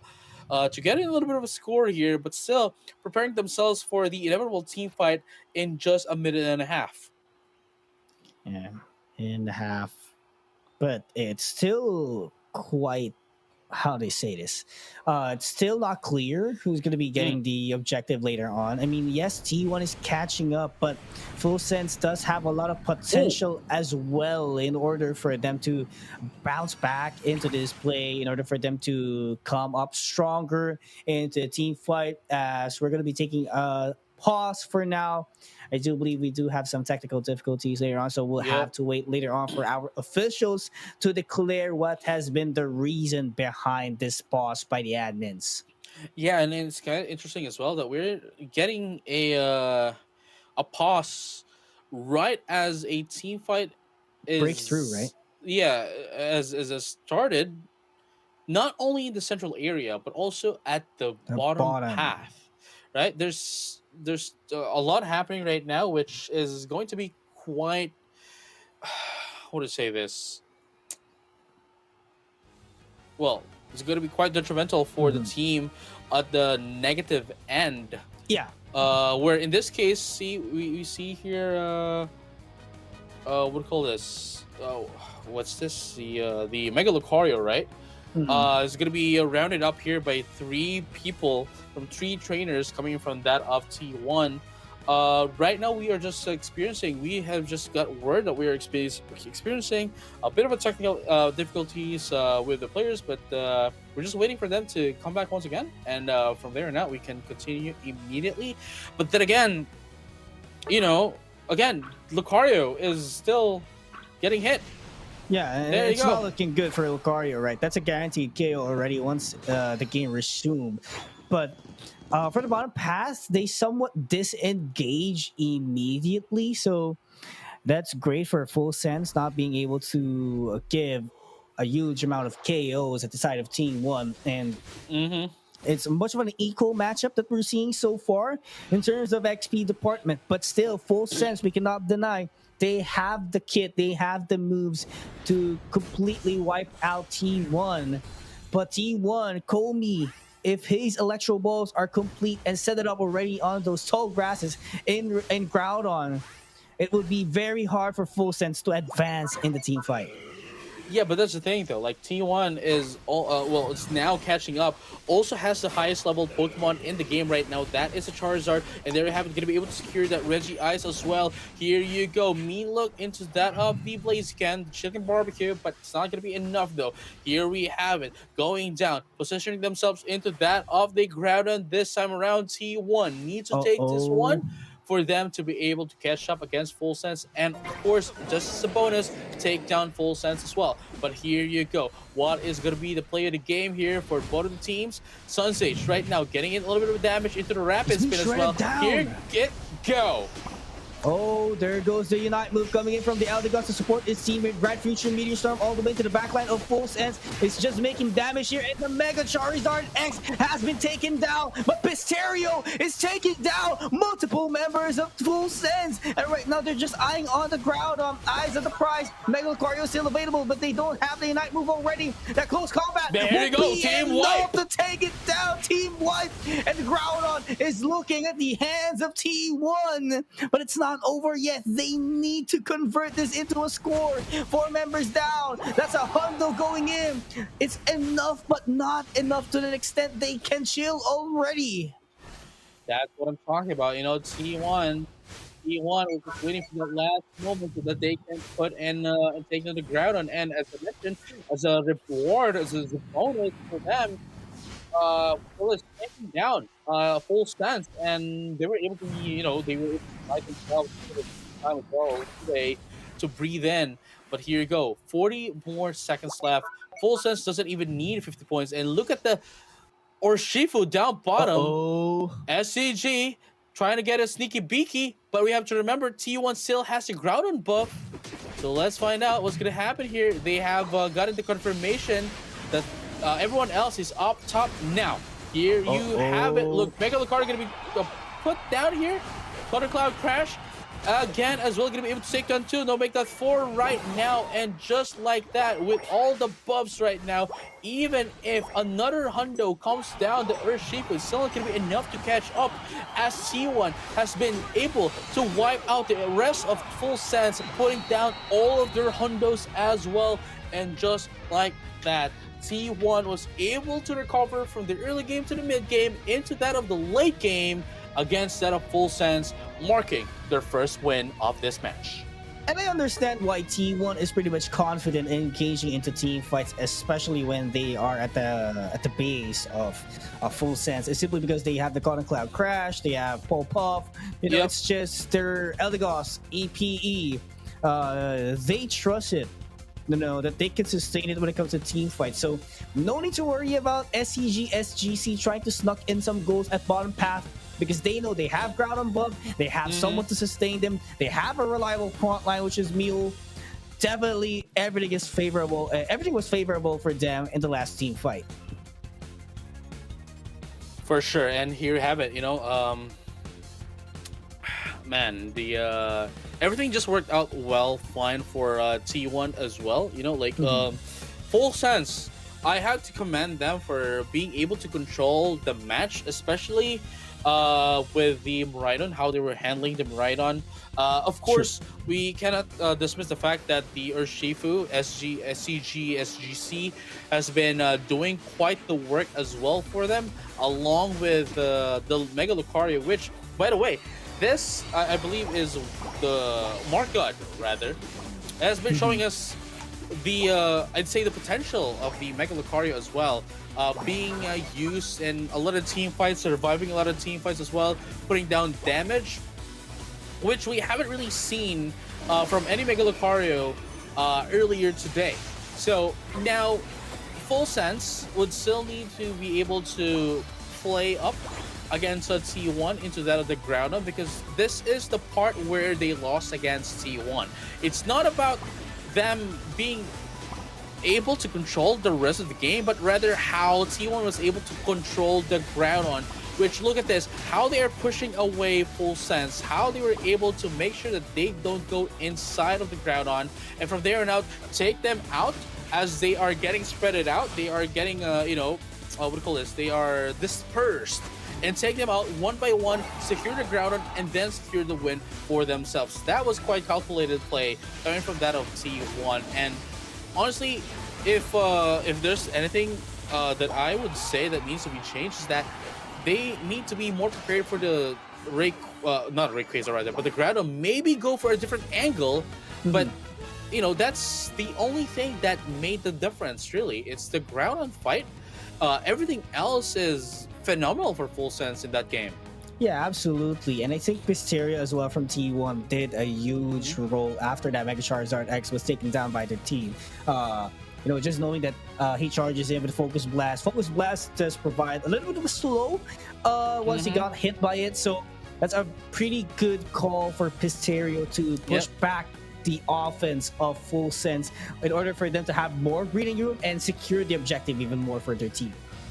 Oh yeah, and here you go. Without further ado, we are immediately going into game number 2, which, by the way, this time around, it is going to be Full Sense playing the first pick, whereas T1 is on the second pick, I think it does make a difference, especially if Full Sense wants to prioritize that Mega Charizard. I think that's the game plan for now, since they're going to be banning away that Mega Lucario, since as much as possible, you don't want to see them at the same time on the field, whether it's on the same team or not. So I do believe that number 1 could be Latias, that's already banned away by T1, and number 2, that's going to be the Mega Charizard X. That's going to be the prioritization here for Full Sense. That's true. But then... Oh, okay. Miraidon is still up in the open, so it could be anyone's, because priority pick, there's only going to be one Pokemon for Full Sense, where T1, well, you don't want to give it to Call Me. There you go. As you have mentioned, Charizard X going into the side of Full Sense, but T1 now has access to the Zacian and the Mimikyu. Still, the Miraidon is up in the open. Yeah, but the question is, would they go for it since Mimikyu is already online for T1? I think T1 saw it coming already, since if Miraidon is not going to be picked by Full Sense, they take it, I think. There you go. They still took it, Full Sense. Sunzig locks it in, and the major threat is going to be EPE, or the Mimikyu is ever going to pilot it for T1. Yep. Because the Trick Room is the highest possible. I wouldn't say Trick Room. Shadow Sneak could be a factor as well. Depends on how they pilot it. And as I mentioned, right, as we have mentioned earlier, even if that's not the case, there's still the Shadow Sneak, which would then allow the Mimikyu to just go into that of the Miraidon, which essentially not a complete counter, but a counter nonetheless. For the Miraidon, which then goes to show how much they are prepared just in case they don't have the Miraidon into their team, just like Rise is earlier. But now they're going to be locking in that Buzzwole and of course the Eldegoss as well.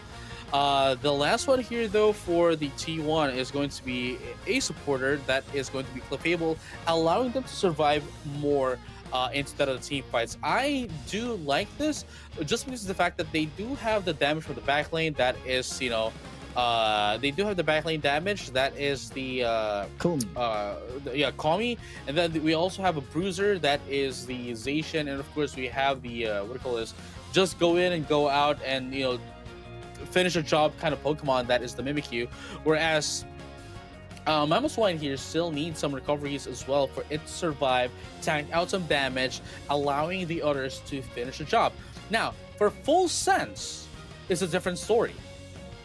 Eldegoss is just there to make sure they last as long as possible, but even without the Eldegoss, they would still be able to survive. They are still chunky enough to deal damage and take damage even without it.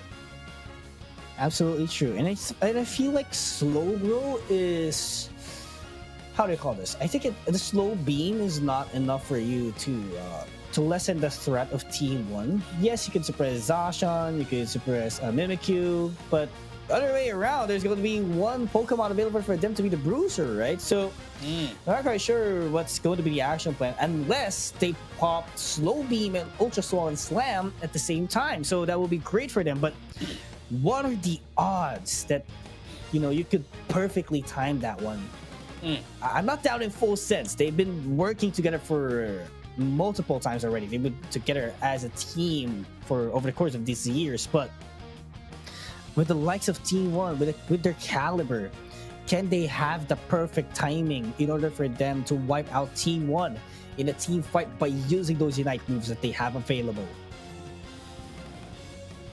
Yeah, and this is the game that we're gonna find out whether or not they're gonna be able to, answer back instead of T1, or T1 proceeds to the grand finals. You know what I mean? But then again, this is despite that, even if the full sense, honestly, whoever loses this, they're still going to be able to play one more game for today, because again, they still need to play the battle for third game. So not everything is for naught just yet, even if they do, or anyone loses this round.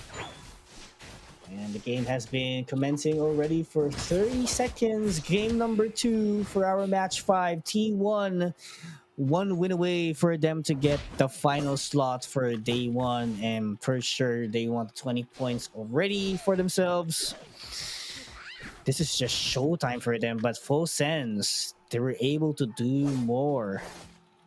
You're able to go head-to-head up against T1. Just need to slip in up against on this game, but Pisterio doing a lot of damage against Mark Goddess. There you go. T1. This is what we've seen with T1 on game number 2s. After game number 1, it's the observation game.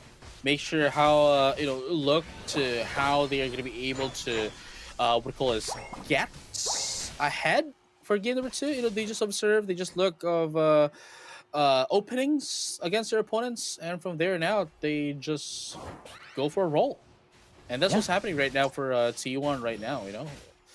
And look at them, they are getting a little bit more arrogant here, just going into the central area of full sense, despite the fact that they might be able to get taken down. And look at that right now, Moonlight's getting popped up.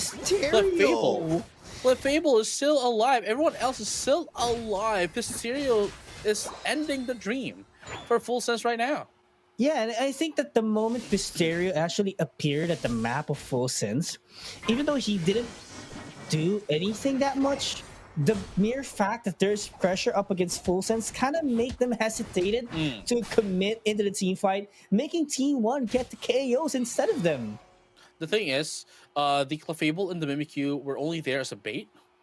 And whether or not they do take the bait, and whether or not they are able to take down the Clefable and the Mimikyu, Pisterio is still going to be there to finish the job. Right. And that's what's happening again here. Mule, unfortunately, going to be taken down by Pisterio. Here we go.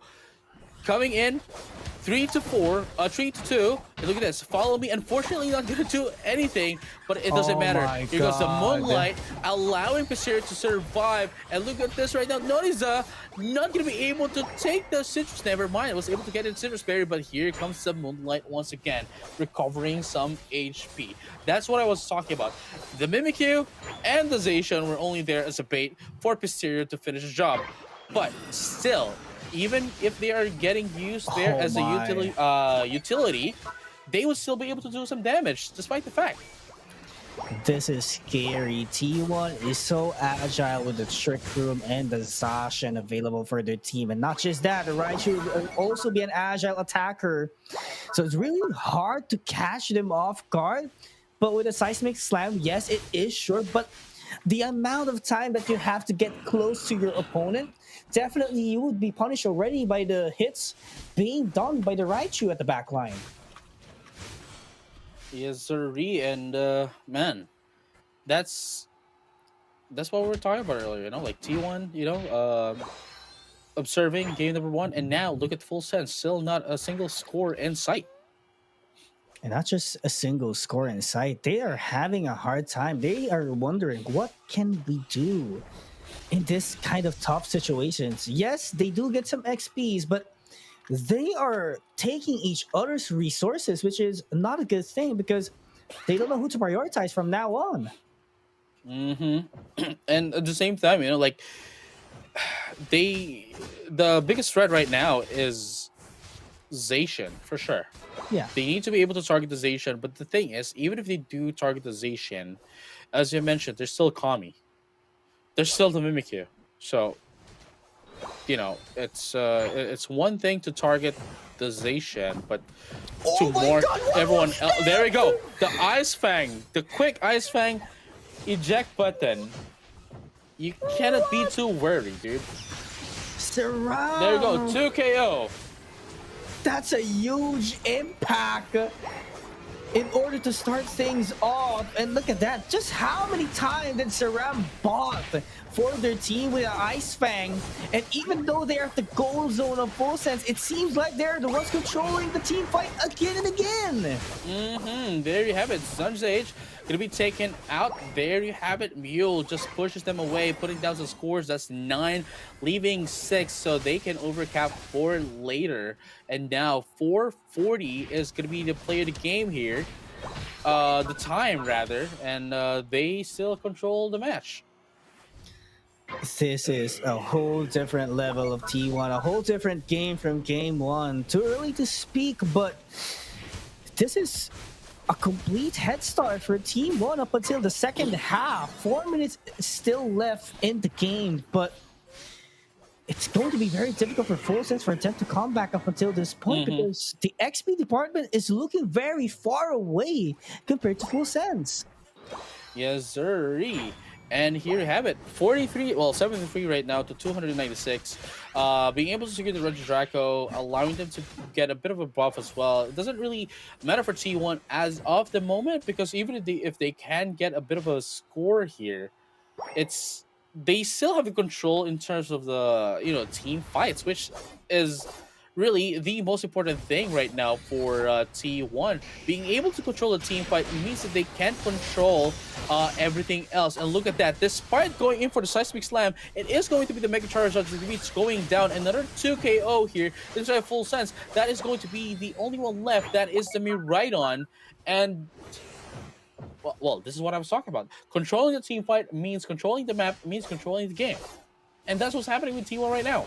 Yeah, and they completely deny the fact that there's a Mega Charizard available at the side of Full Sense. They're denying the idea. They're just completely wiping them out, surround with the Ice Fang. Beautiful timing as always for them to delay things down, because once you get caught up by the Ice Fang, the amount of time you get frozen will be usually, I don't know, like 2 seconds at least, because when you got lifted up, you can't do anything, and then you get an additional stun.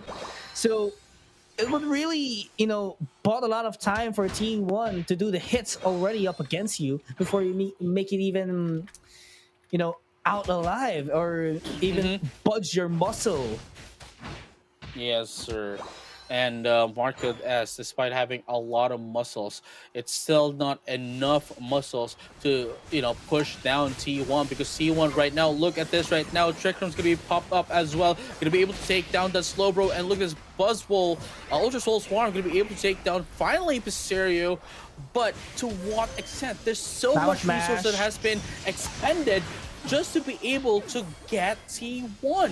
And look at this right now. They would just need to buy enough time before the Groudon so that Pisterio can be back. But even then, they don't really need Pisterio because the Charizard is now down, the Buzzwole is now down, the Miraidon is now down, the Slowbro is now down as well. It's only the Eldegoss that's up, and from there now they can just take this Groudon, even without everyone else from Full Sense securing this Groudon for themselves, and then widen the gap that they already have against that of Full Sense. They're not going to be able to secure this away from them because nobody else is there.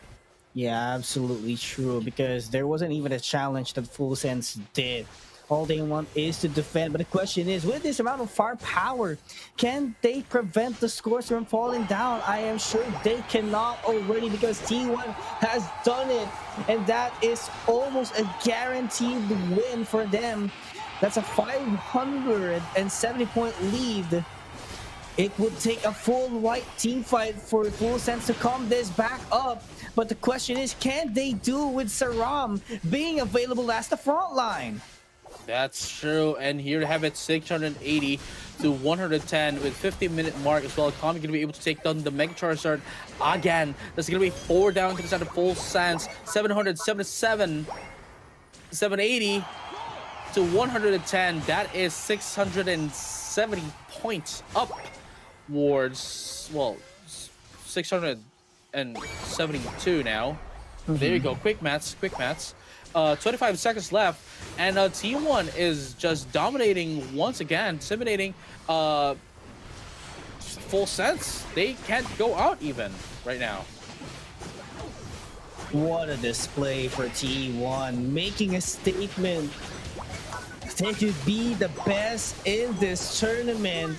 A clean run for them, 2-2-0s for today, taking out Full Sense, bringing them to the third place matchup. And there you have it. T1 is going to be the first contender of this tournament for day number 1 to proceed to the grand finals. And now we just need to wait for the next match to find out who they're going to be facing off against. So for now though, congratulations once again to T1 for winning their their match number 2 for the day against that of Full Sense. And let's take a look at our stats again. Look at Kami at 11 KO, Pisterio at 14. Everyone else is at 2-digit assists. 102k. Kami at 102. Mule at 97, dude. 97. Pisterio at 83 as well. Everyone was playing phenomenal, but then we have to give props to Sunsage as well at 83k for Full Sense. Yeah, I mean, this Full Sense overall did a pretty great job into this series. Like, they were going up against head-to-head to T1 during game number 1. Not quite the same story in game number 2, but you really do see the fight that they put in, right? They were trying to, bounce back as quick as possible, but T1 managed to get a great head start after that draft. So there's just no breathing room for them, especially when the Mammoth is already available. It would be difficult for a team who's very reliant into all-rounders, because once you get caught up by the Ice Fang, if you don't have full heal, then you're gonna KO with Zasha and Mimikyu available. No, yeah, that is the biggest problem right there for Full Sense. Again, even if they do mark down the Zacian, you cannot dismiss the fact that there's still the Alolan Raichu, and the Alolan Raichu and the Mimikyu, and of course we have the setter here that is the Mamoswine, which, by the way, low-key one of the best characters, one of the best Pokemon in the match right now, because especially with the eject button, they made sure that they can make some dispositions into the side of into the side of Full Sense, and make sure that they can pick them off one by one. And man, this is just a display. I'm out of words for T1. Despite being the newcomers in the tournament, they made sure that they are one of the toughest team to beat here. Yeah, we might just need to waiting the finals. Yeah, they're now waiting in the finals, and we might just, with this display, we might just have to say that we might be able to, we might just need to crown a new royalty in Southeast Asia. But at the same time, this is just day 1.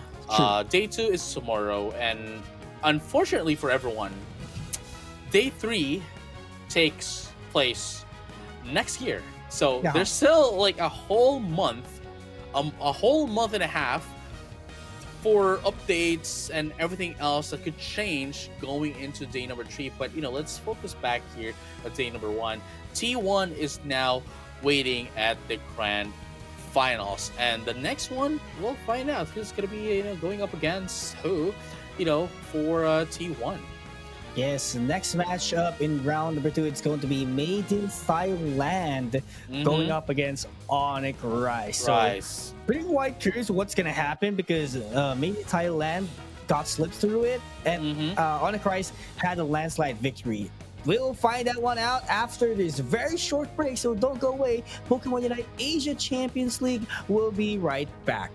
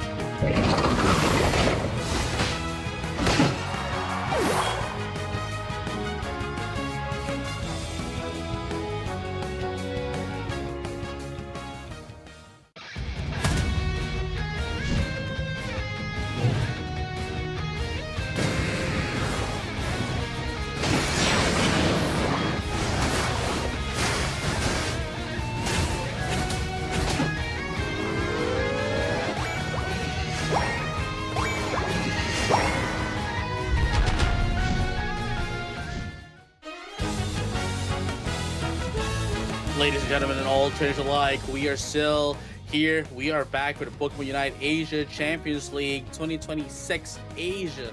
Sorry, C League. There we go. Yeah. My name is JJ, and with me is PKU. Still, we are your casters, and we will be your casters until the grand finals. Yeah, actually. So Yeah. we're still one more match away before the grand finals, and as we've seen from the last game, T1 is the first one to have reached that grand final stage. So they're just gonna be waiting for this match. They can watch, they can view it, practice, and maybe make some notes as well, while waiting for their opponent going to the grand finals. And whoever loses here will be going to the battle for third place, which unfortunately we'll not be seeing, as we are going to be proceeding immediately to the grand finals after this one. Yep, and of course we do have Made in Thailand as our first team and Onyx as our second team, who would be competing for the final slot for day number 1. Whoever wins would go up against Team 1, and whoever loses will settle for the battle for third up against Full Sense. But nonetheless, they would get a huge amount of points already, so that's a guaranteed how many points already for T1. That's guaranteed 15 points. And for Full Sense, that's a guaranteed 10 points already for their team. So that's a huge amount of points in order to boost up their ranking on the first day of ACL C League.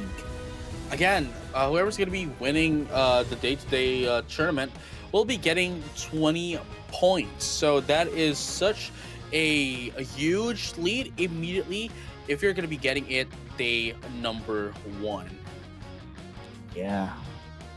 We'll see what happens here. I'm quite excited for this game. Myth or Made in Thailand barely manages to slip up a victory up against rival Esports. But the question is, would that happen again up against Onyx Rise? Knowing that Onyx Rise really had a great run during their round number 1 up against Team Nemesis. So the momentum, the composure, and the teamwork is pretty much available compared to a jump scare that happened in Made in Thailand. No, for sure. Now, Onyx Rise going up against Made in Thailand is well, it's quite a what do you call this? It's quite a bit of a same match as the last match that we've seen. But at the very least, at least Mega Lucario is not going to be here, which we've seen used by Made in Thailand quite a lot on their matches from round number 1. And now Onyx Rise is choosing, again, at this point on, it doesn't really matter if they get the Mega Charizard or not, because Onyx Rise is still ready to face up Pokemon like that, Yeah, and we did saw that during their first matchup with Team Nemesis. So once they get the key Pokemons, they're ready to go and up and going. And I do believe that they use as well Mimikyu, which is being piloted by Cell, together with the Eldegoss. So I don't see any problems with that, trying to deal with that. But on the other hand, Myth is having a different kind of lineup as well. They're not relying on the Mega Pokemons. No, yeah, that is true. So, I mean, again, at least they are ready to go up against meta Pokemon that they don't really need to use some of them, and is still able to, answer back against them. And here you go, Myth. Okay, look, I don't think we're gonna be seeing the Mega.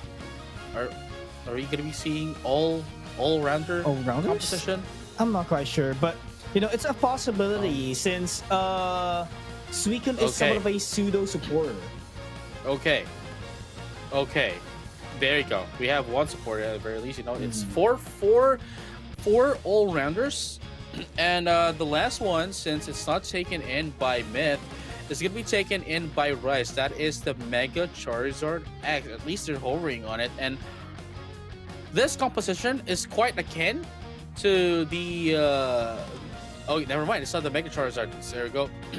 This composition is quite akin to that of T1's composition in the earlier game, mainly because of the fact that they have complete what do you call this? They have complete they covered all bases really with this kind of composition. They have the frontliner, we have the crowd control, we have the backlane damage, and we also have the quick and mobile damage dealer. That is, of course, the Leafeon. And into the side of Myth, though, they do have most of it really are bruisers, and then there's the Suicune, and of course we have the All Creamy, which, by the way, has been providing a lot of support, a lot of HPs as well to their teammates.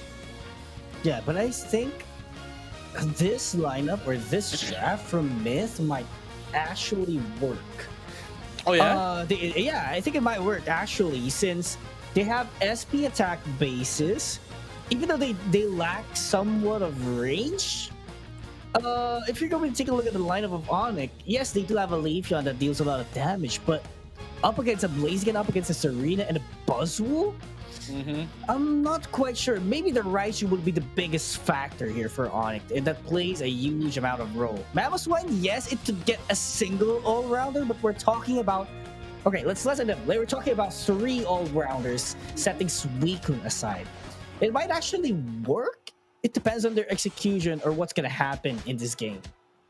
Cool. And here we have it. Let's try to take a deep breath rather, and see how Myth is going to be faring off against Onyx Rise, because again, Rise has shown us their capabilities at round number 1, which is, well, there's a lot. Yeah, and a lot of possibilities as well could happen, not just by the draft, but also the execution and the timing as well from these teams. So let's just wait and see it all out in this game as Onyx is starting pretty much strong here. Eager does know that that they have the advantage in general in early game because Leafeon does evolve at level 4, which is pretty quick and already have an evolved moveset. For sure. And man, here we go. Onyx Rise, they are they are in control of most right now, trying to get in as much of the AS points, AS energy rather, Mhm. away from that of Myth, and be able to get in some bit of XP as well. And as we can see as well, the Leafeon is now Leafeon, the Mimikyu is now at level 5. They're still going to be able to do a lot here in terms of team fights, but at the very least, they are now able to get in, get in their initial spikes going up against Myth here, especially that this Buzzwole here just needs only what level 7 as well to go in. Unfortunately, for the rest of the teammate, it's not the same case. Yeah, not the same case indeed. But Onyx There you go. starting very strong.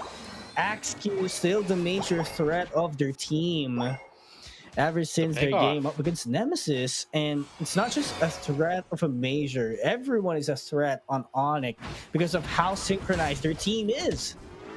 No, for sure. And as we can see here as well, Eeyore right now is still at level 6. Then despite only being at level 6, is now being a menace. Ice Fan can be pop up. Zeke almost getting KO'd as well. Alcream's going to be going down, and they're still trying to go in for Zeke. Unfortunately, Zeke was able to go in inside of the score goal, and now is time to disengage. But look at that. Overheat is going to be popped up. Unfortunately, going to be hitting anyone at all. But look at that. Rainy, the damage into the Blaziken is so much. And look at that Ice Fang. Zeke, are you going to be able to survive? Yes, they would. Yes, they would. And there you have it, the disengage from Eeyore. Mhm. I mean, it's pretty much expected. If Ear does overextend and the moves are on cooldown, definitely he is going to be the one who's going to get punished. Especially that is the premise of already of Myth. So good call on trying to disengage. Iluna trying to get a beautiful angle here to do the Ice Fang, but spacing not quite enough here still. They have to bait down Myth as much as possible. They do get the objective, which is Regice, but it is just an incomplete set for Onyx Mm. Rise to do a full team fight at this point. Oh, for sure. And here you go as well. Onyx Rise is putting down Myth down the drain as they take the lead in terms of team fights. And look at that. Mega TV trying to get in some pokes here, but Cell has a trick room as well into the Reggie Draco. And everyone else is now coming in. Rise, though, unfortunately, does have the positional advantage, and they're going to be able to take down 3 into the side of Myth for the price of 1, which is a very good trade here for Onyx Rise. No, make that 4 as well. The Blaziken is now down low, going to be able to put down 40, but unfortunately for them, there is the Palace Wine waiting for them, and Eeyore down bottom as they are now going to be welcomed here by the Leafeon and, of course, the Mimikyu. Wow. That is just too big. Onyx Rise.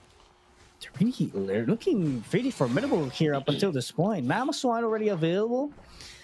So probably this would be much more difficult for Myth to counter those Ice Fangs later on. But Regieleki is the good part here. It puts a bit of a pressure all the way at top path. But the pressure still boils down at bottom.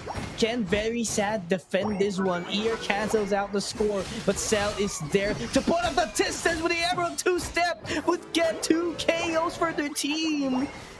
Myth being overwhelmed by Onyx Rise. What a synergized movement by Onyx. Yeah, I mean, this. Oh, what a kickoff! It's Onyx Rise right now is still getting still ahead. Aside from that of against that of Myth, and Myth is just they're still trying to find your footing. You know, they're still having some difficulties trying to find a footing against that of Onyx Rise, because Onyx Rise is just, oh, there we go, another Ice Fang once again. Emerald 2-step.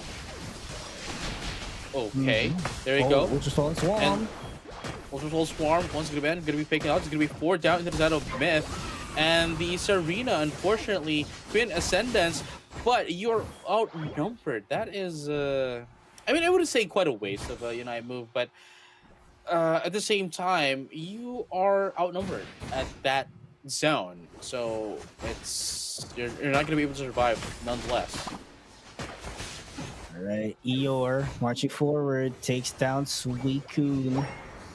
And Myth being overwhelmed after the good start that they have. It's just a blowout performance once again by Onyx, because they already got their scaling. XQ already, I do believe she's on full potential. XP is there we go, Ice Fang again! Right. This just, you know, once someone gets caught up by the Ice Fang, it's game over for a single member of Myth. And right now, they're blowing a lot of damage. Yes, somewhat they got Eeyore out of the picture. That's a good reward in XP, but Onyx Rise could just disengage and find an opening once again. Oh yeah, and man, 120 to 307. Onyx Rise not only is in the lead in terms of points, but also in the lead in terms of XP. Not a lot of not really a huge lead in terms of points though, because Smith can easily go up and against that score, especially later on down the game.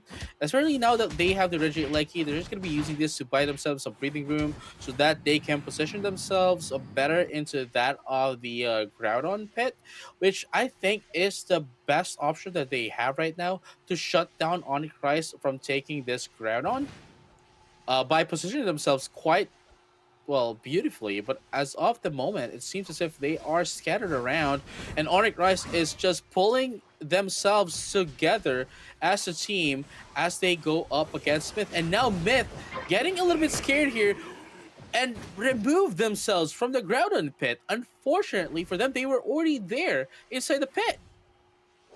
Yeah, very unfortunate. 2 minutes. This is what Myth needs. Mega TB goes in, but goes back immediately. And look at that high horsepower. Ice Fang won't connect immediately, but the Mammal Smash has been used already. And that's just phenomenal. Go in by Illuna. Waiting on the other hand, at the other side. But there's just too tanky. Myth is too tanky. Oh, that's one. But the back line, too powerful for XQ. That's Emerald 2-step is there, gets one already. That's 3. Just 2 members left here, JJ. That's what I'm saying. That's what it do. And look at that right now. Rise is getting, taking advantage of the situation, trying to take down the Groudon for themselves. As Very Sad tries to seal this one away. Unfortunately, going to be, not going to be able to do it. And as I mentioned earlier, they already had the great positioning into that of the Ray Pit, but unfortunately, the moment that they were able to see Onyx Rise going in as well, they got a little bit scared and went out, which essentially just gave Rise the positional advantage into the Groudon in exchange for nothing. Yeah, that's gonna hurt Myth, right? Because Onyx Rise, it's free real estate. Yeah, and wide open. It was a giveaway for Onyx for them to get the not Rayquaza, but Groudon. It was a total giveaway because they had the perfect spacing for them to knock things down. Oh man, that is quite unfortunate for Myth. But just like what happened in their previous match, we might be able to see some a glimmer of hope here for Myth. They might be able to adjust going to game number 2. They were able to get into 1 as well, so earlier. So that is still something to look forward to for them. That's just one game for Onyx Rise. Myth might have a chance to bounce back at game 2, but the consistency and performance of Onyx in terms of draft, execution, and synergy, you cannot doubt them to win the whole thing up against Myth. Oh yeah, for sure. They have complete control of the game, and Myth was well. It almost they almost. Oh man, what's the right word here? They couldn't do anything against that of Onyx Rise, unfortunately for them. But again, that's why this is good. That's why there's a best of three. That means you can still change things up. You can still adjust going to game number two, and hopefully, at the very least, they don't allow Onyx Rise to get the early game, because that really is the biggest problem for Myth right there. They were able to allow Onyx Rise, right? They allowed Onyx Rise to get into the early game, get the Mhm. Leafeon, get the Alolan Raichu right from the get go, and from there on out, well, it dealt them a lot of damage, honestly, especially with how nimble and how mobile Leafeon is. Yeah. You'd think like you'll get the notification that your teammate from the bottom pad was just taken out by the Leafeon, but so suddenly after like what 2-3 seconds, Eeyore is already up in your face up top. Yeah, I was actually afraid at first as well that Mega Charizard X might be a better pick, simply because Myth does have a Serena with the Queen's Ascendant, but I haven't seen it that much take into effect. Especially Eeyore can just really move around and do what he wants to. So I feel like the execution was somehow off for Myth. Maybe the timing is a little bit off, or maybe it was just Eeyore trying to manipulate the movement of Myth. No, yeah, that's what I said. That's why I said earlier. They don't really need the Mega Lucario or the Mega Charizard. They can still make it work, and they are ready to fight up against even both of them, as we've seen earlier, going up against what we call this Team Nemesis, right? So they are ready and prepared, and they don't need to go to that route just to be able to win. And they showed us that not once but twice, but also thrice this time around. So they are now ready, I'd say. So that is what do you call this? That is Rise showing us their prowess, and just one more game, and they'll be facing off against T1. The biggest difference though is that T1 is, I'm pretty sure, watching this game right now and preparing for Onyx Rise. Yeah, I mean, they're taking down notes. They're making sure what are the possible steps or strategies that they could do up against whoever wins this series, right? For now, I think they're focused on Onyx simply because they got the first game. But, somewhat it would make their minds a little bit shaky once Myth takes game number two, if they can, right? Since they were focusing on Onyx for sure. But what if Myth takes game number two? So that's another shift of attention. And it's going to be very difficult for them to digest everything in just a couple of minutes in order for them to go up against a team that they would be competing later on. But even then, right? Like Myth is going up against if Onyx Rise wins this, right? Myth still okay. To be fair though, at least Myth is gonna be able to guarantee a handful enough points compared to those who already lost on round number one. They immediately already get more points than them by playing only at the battle for third, or actually even here. They win, they lose, they would still have more points than those who lost in round number one, and that's still an advantage going to the rest of the days of the tournament. We'll see what happens. Game number two, make or break here for Myth. Blastoise being the first Pokemon on their hands. I feel like they would shift once again. I wouldn't say into their comfort zone, but more of the traditional draft that we were used to doing. Since I think it's more of a pilot test run on what they did a while ago by having 4 all-rounders and 1 supporter. Yes, we saw the role distribution, just like Blaziken being the defender and Suicune being the supporter at some point in time. But it's really hard for you to pull off, as it is not really designed that way.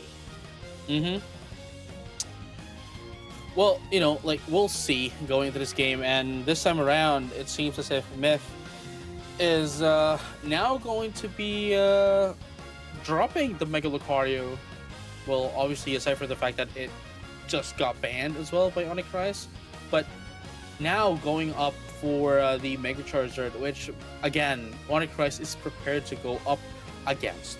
So Mew might actually work, but I think there are other attackers who does provide more firepower than Mew.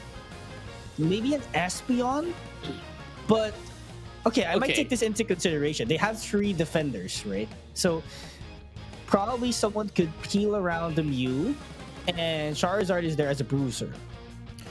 Yeah, I mean, again, this is what do you call this? The Mega, the Mew is their what do you call this? The backlane attacker. You know, it's not really. Espeon is more of a mid range, and at the very least, Mew would be able to support the team, not only as an attacker but also with coaching and the solar beam and all that. So there's a lot of things that Mew can do here, especially with the help of the team. But what they need to be wary of is, I'd say, they are very tanky, that's for sure. But where's the damage coming from? Where's the damage going to be coming from? It's only the Mew and of course the Charizard. Whereas on the side of Onyx Rise, they might not have that much of a firepower compared to Myth, but they do have the crowd control, which I'd have to say is the stronger thing in this game. Yeah, I mean, they have formidable draft, right? So the question is right now, what Onyx has something in mind in order to, let's say, come out victorious in this series? Because it's a tougher version of Myth. Aside from the sustain or the tankiness that they do have, I don't see anyone who can shred down those HP at the side of Onyx. Yes, they have Serena and Buzzwole. Yes, they have sustain, but they need someone to shred down those huge chunk of HPs later on. No, for sure. I totally agree with you. And well, we'll see how they're going to be faring off. I mean, it's a triple defender, which, it's something that we've seen before as well. Well, mostly double defenders, but triple defender is not uncommon either in a competitive setting. So, again, I'm sure they know what they're doing, and they're going to be showing us what they're made of in this game. Again, game number 2 of Myth versus Onyx Rise here, ladies and gentlemen, and all trainers alike. Let's see how they're going to be able to, win up against Onyx Rise, at least for a game. Yeah, I mean, it's not yet over. They could still do a reverse sweep out of this. So, quite curious what Myth has to offer in game number 2 to bounce back even stronger, because they should be aggressive, or they must be aggressive from now on, because they have a better lineup, at least with the Snorlax and Mew at bottom path. Here you go. That is the again, the Mew now at level 3, Mega Charizard now at level 5, and the Umbreon unfortunately still at level 3. Still not an Umbreon, still not gonna be able to do a lot here. But there goes Swift, gonna be able to take the Charmeleon as well. Eeyore right now just pushing Zeke away. Zeke gonna be able to get the Citrus Berry, but then he's a little bit too deep into the speed reflux zone of Onyx Rise. Very tough here. Eeyore putting up the pressure here. Still an Eevee, not an Umbreon. This is going to be very tough for a Myth if they don't get the power spikes at 8-minute mark, because all objectives will boil down at the hands of Onyx if that's the case. That is true. That's what I'm saying. And now, Mega TB trying to go away at the wrong direction. Rather, Illuna going to be able to use the eject button to get that, well, the Ice Fang and take down the KO. Take the KO for themselves, take the win. Yeah, Rage Draco being focused now by Cell. But Vision is quite available here for Myth. They know what's starting in mid. But the response is not yet visible as of now. Illuna has to back away immediately because of that HP. And right now they're gambling it all over. Wow. Myth gets the last hit. Beautiful heavy slam. And Cell is trying to chase everyone down. And there you have it. Meatloaf going into the side of the Buzzwole. Unfortunately, not going to finish them off. But here goes this arena. Cell gonna be able to take down the Umbreon. No more Meatloaf up into the game. Gladia gonna be able to run away. Heavy slam as well into the stomp, into the smackdown as well. Coming from that of Eeyore. Unfortunately, they were left alive and going to go back to the base to get in some recoveries, and now ready to take in the fight once again. Cell now putting down 10 points over cap, but enough to take down the first score goal up top. I thought that Onyx wasn't really going to destroy tier 1. It's because I thought they want to delay things down the side of Myth, because Bottle Bees on the side lanes would not spawn unless you destroy a tier 1, right? So I thought that was the game plan for Onyx, but I think they want more breathing room at least in order for them to dominate this match even more. Speaking of breathing room, though, at least Myth was able to take in that Regieleki down bottom, going to be able to destroy the first score down bottom as well. This is the breathing room that they so far needed since game number 1. And at the very least, you know, Onyx isn't really getting in control of the game fully in comparison to game number 1, but still in control nonetheless. But Myth, we are definitely seeing their adjustments against that of Onyx Rise. But then, as it happens, Onyx Rise is adjusting to their adjustments. So, you know, especially with Illuna being, I'd say, thus far, the MVP of Onyx Rise here, allowing everyone else to just pick off Myth one by one. Especially with the eject button into the Ice Fang.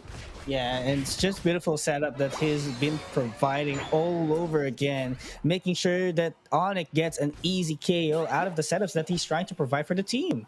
I mean, for sure, right? Like, Rise would still be able to get some KOs, get some pick-offs, but it was made easier by Illuna with the eject button and the Ice Fang. And now we're going to be seeing Myth here trying to push in, but unfortunately, they're going to be met here. There you go. That is going to be the Mega Charizard up right there. The Mamoswine is going to be taken out as well. It's going to be 1-0 in favor of Myth, and now they're going to be able to put in some scores. Unfortunately, it's not going to be enough to... Oh, never mind. It is enough to destroy the first score goal up top for Onyx Rise. Now, despite the fact they're still not in the lead, it's 191 to 221, and the XP right now is on the side of Onyx Rise, with the exception, of course, of the Charizard. And now Rainy gonna be taken down here by Eeyore. That is it. And oh my goodness, the Mamoswine gonna be taking out the Umbreon as well. Yeah, and there's an objective down bottom as well. Regieleki. For sure, Myth does want that to apply more pressure, but I do not see the movement yet. Maybe they're trying to challenge top pass, but with this kind of movement, it's just Onyx Rise getting both of them. I think the rotation is a little bit too delayed unless Onyx Rise would somewhat not prioritize this Regieleki down bottom. Which I think they are going to. I mean, look at the ear right now. You know, they are now down bottom, getting it, getting the Reggie button, and there you go. Regieleki gonna be taken here by Onyx Rise, and now they are now ready to sandwich a Myth right now. And there you go. Ooh. Execution by Myth. They are more focused on, you know, right team now, yeah, fights and getting the goals that they need, but quick response as well for Onyx Rise. Pivot of attention to Regidrago. That is what Myth does need.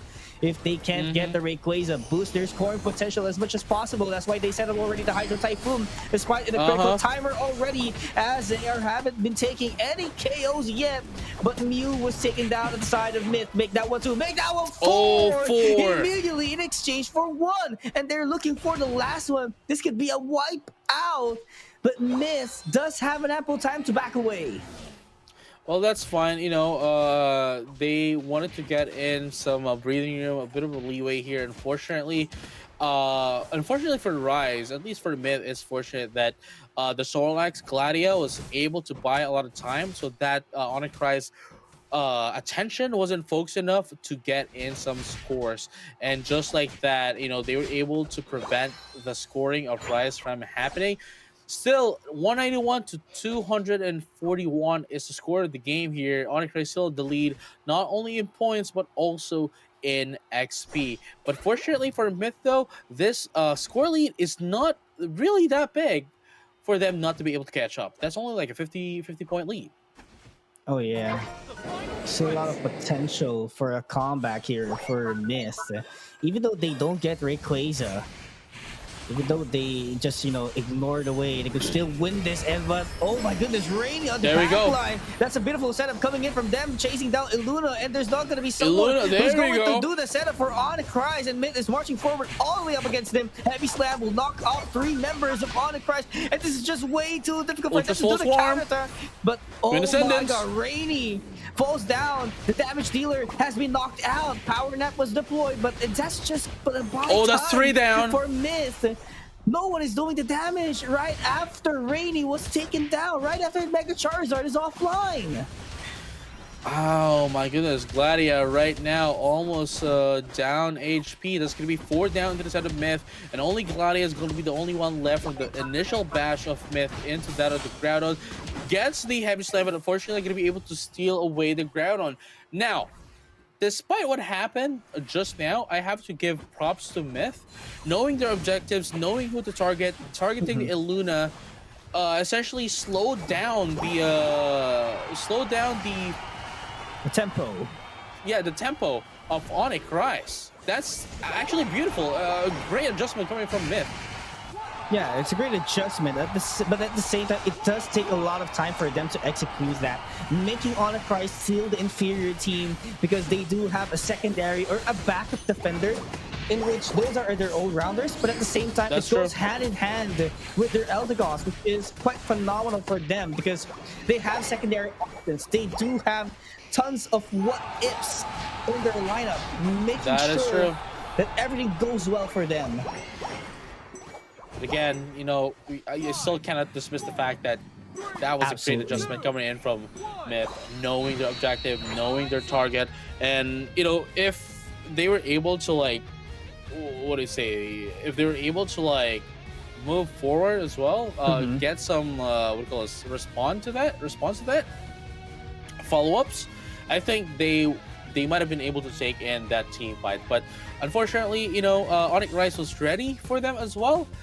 Despite not having Illuna, it only delayed the inevitable by a few seconds, and still they were able to win the team fight, and of course eventually taking in the Groudon for themselves, taking a 2-0 against that of Myth, and now proceeding to the grand finals as well, where T1 is waiting for them.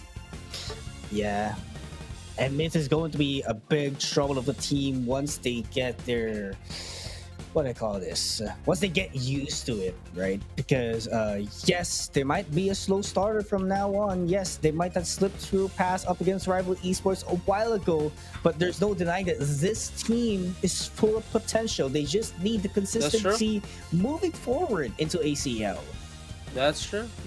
No, I totally agree with you. And again, this is just day number 1, and the good thing here in this tournament is that there's only 8 teams, right?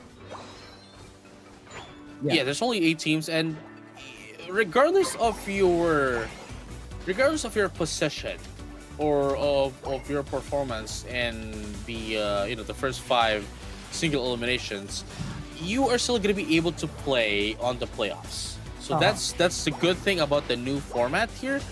The only unfortunate thing for that is that the lower your placing is, the lower your seeding is, the more games you have to play. Because again, the last day number 6, is a King of the Hill format. So whoever places first for all of the single elimination matches based on points, based on your possessions per the 5 single LMs, whoever places first only needs to play 1 game for that last game, and whoever wins that, man, immediately because the thing is, right, we're gonna be getting three teams from this playoff. So the moment you place first, You're even if you guaranteed. don't, yeah, even if you don't play for whatever reason the grand finals of the King of the Hill, even though you're only going to be playing one game of best of 5, you're still guaranteed to go to the finals, PUACL finals, right? Yokohama.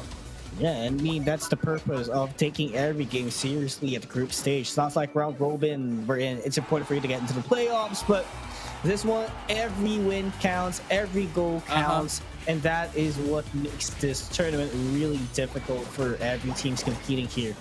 Just imagine, if you lose one game, definitely you have to settle for maybe around 10 points or less Yep. in a day, and you have to catch up. What if this team keeps on getting 20 20 20? That's 100 points in 5 days, and you have to catch up immediately. That is true. And hey, man, at least we now know for a fact that only either of the two teams we have, T1 and Onyx Rise, is going to get the first highest points of the tournament in for today. And at the same time, it's again a huge advantage to have, especially that the placing matters for the King of the Hill. But speaking of placing matters, please place your food, place your dinners and waters right now, as we're going to be taking a short break. Eat it down, chow down to some of your foods, maybe some citrus berries as well. We'll be right back, and when we come back, we will have the grand finals ready for you, up and running, so don't go anywhere. We'll see you in a bit.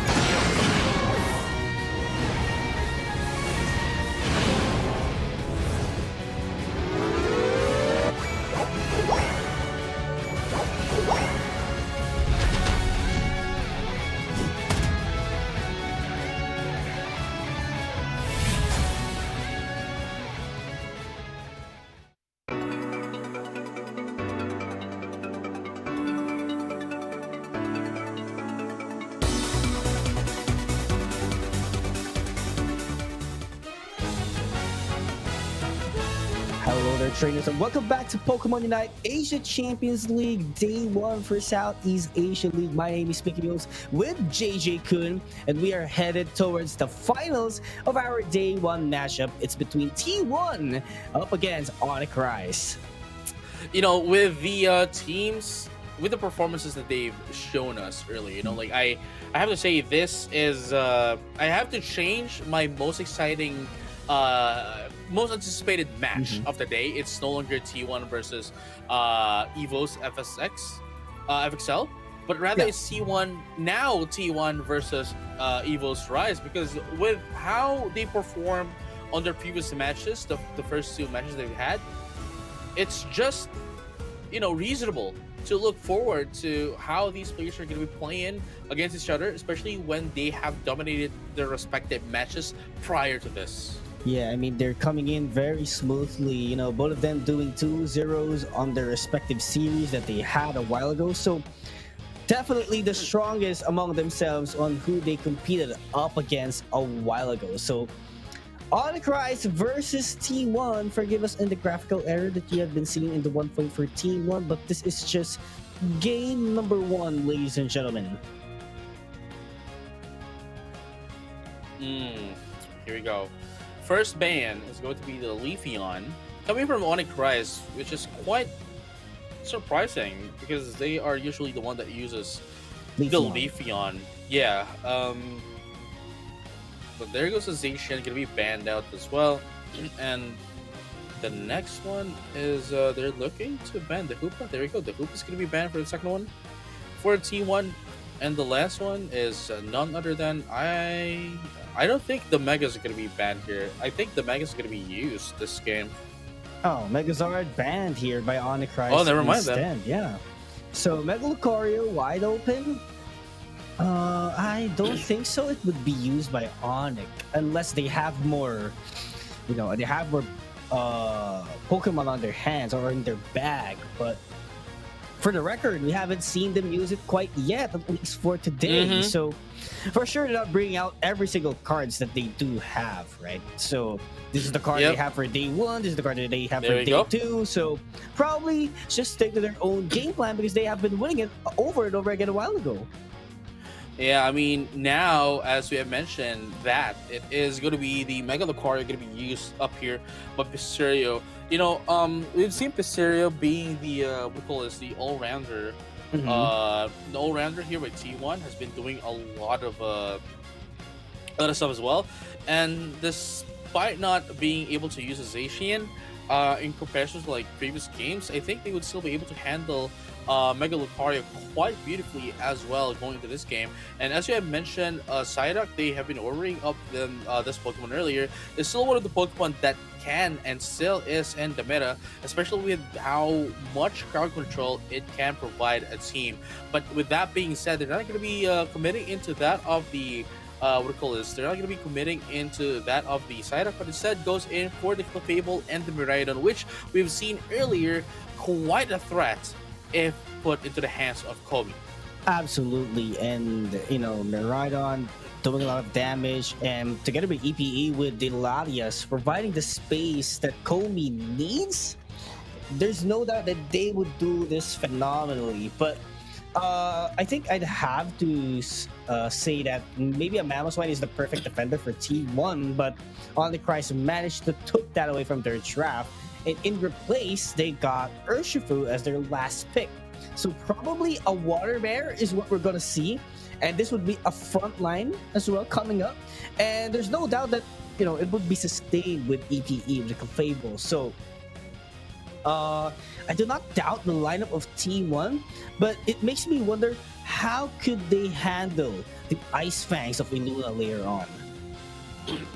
No, yeah, I mean, Illuna showed us how great they control, or rather they maneuver this Mamoswine, and that's going to be one of the threats here for T1, especially that Onyx Rise knows when and where to pick their opponents up one by one. So that's going to be the win con here for Onyx Rise, to take them on one by one, get Illuna in. But the thing is, especially with the Miraidon into the hands of T1, that's going to be quite a problem to do. That's going to be quite difficult to do. But then, hey, it's Rise that we're talking about here. They can and will look for another opening the more that they see fit. But T1 is known, as we can see from the sweep observed from the previous matches, the ones that keeps on closing doors for their opponents. Yeah, and it's not just on closing the doors, right? They were able to dominate those matchups compared to Onyx Rise. I mean, they did as well, but the last game between them and Myth was actually a jump scare to the point that maybe we thought Myth would actually get that game. But there is not much of an instances that it happened to T1. So maybe this is the time for them to prove themselves, which does have the luckier bracket, which does have the easier way out, because this is a complete, total different story if you're in the finals. No, for sure. I mean, the what do you call this? It's different in terms of the pressure, especially that Mm-hmm. this is a grand finals match as well. Albeit it's still not the grand finals, but it's still a grand finals nonetheless.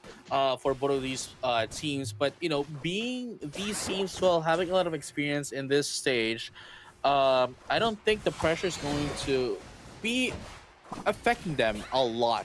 As to in contrast to how we're looking at it at, but at the same time, you know, I think at the very least they would be on equal footing for this match. Again, this is just day number one, grand finals, so we are still playing at the best of three, not the best of five.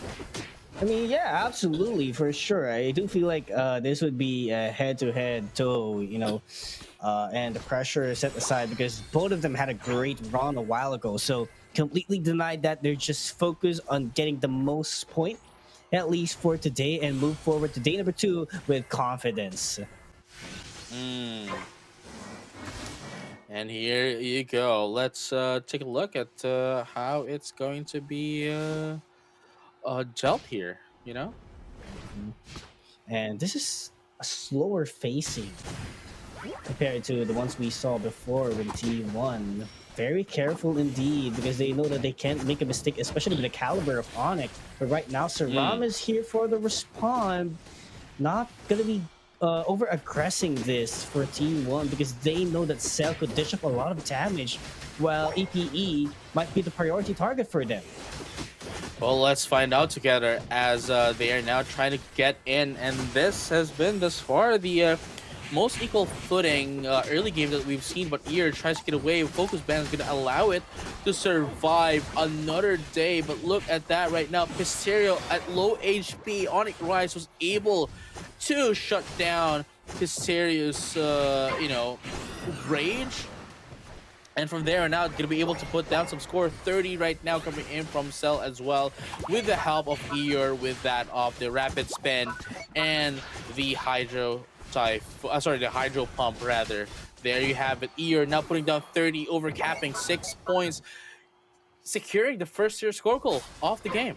And I do believe that this is the first time we've seen T1 for today having difficulties with their execution because Onyx Prize is able to put a huge amount of pressure up against them.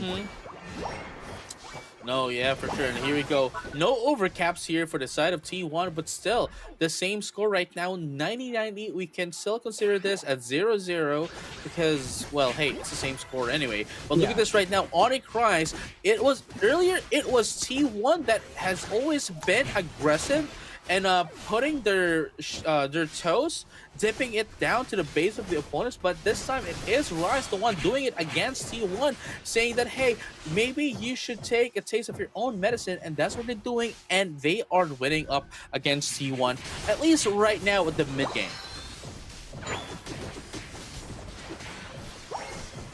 Uh-huh.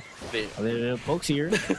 there you go. Excuse me Now, for Hydro that one. Typhoon into the eject button, gonna be able to take down the ledge as well, and that's the game plan here by Onyx Rise. You know, as I mentioned earlier, all they need to do is pick them off one by one. They don't need to overcommit at all. They just need to pick them up one by one and then disengage and then do it all over again. But look at this right now, Illuna, unfortunately only one left here as the Urshifu and of course the Mega Lucario is gonna be able to take them all up. It's gonna be two down into the side of Onyx Rise, but still, to nobody's favor, the scales are still equal.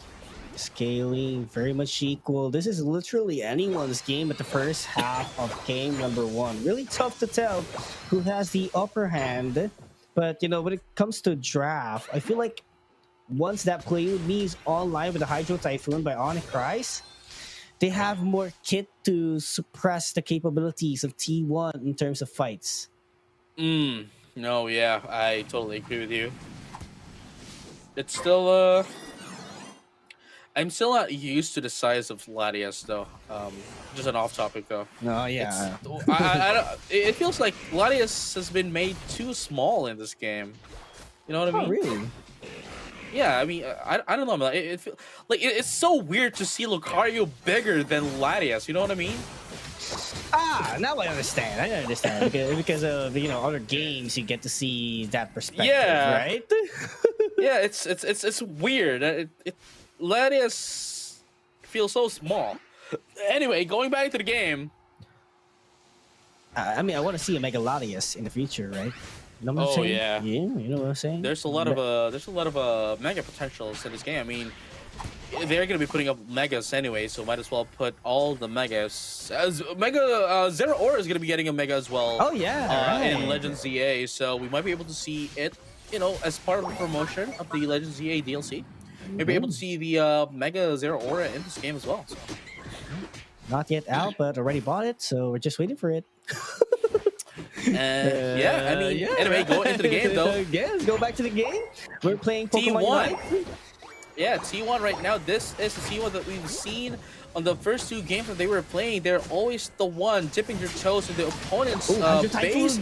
And right now, oh my goodness, Hydro Typhoon is getting popped up as well, but unfortunately not a lot of response into the side of Onyx Rise. But at the very least, they were able to minimize the casualties that they have. But unfortunately, Kami is going to be able to get a bit more into the side of Onyx Rise, and unfortunately for them, that is a win trade into the side of T1. Yeah, that was actually a good one as well for the side of Mega Lucario, which is Mysterio.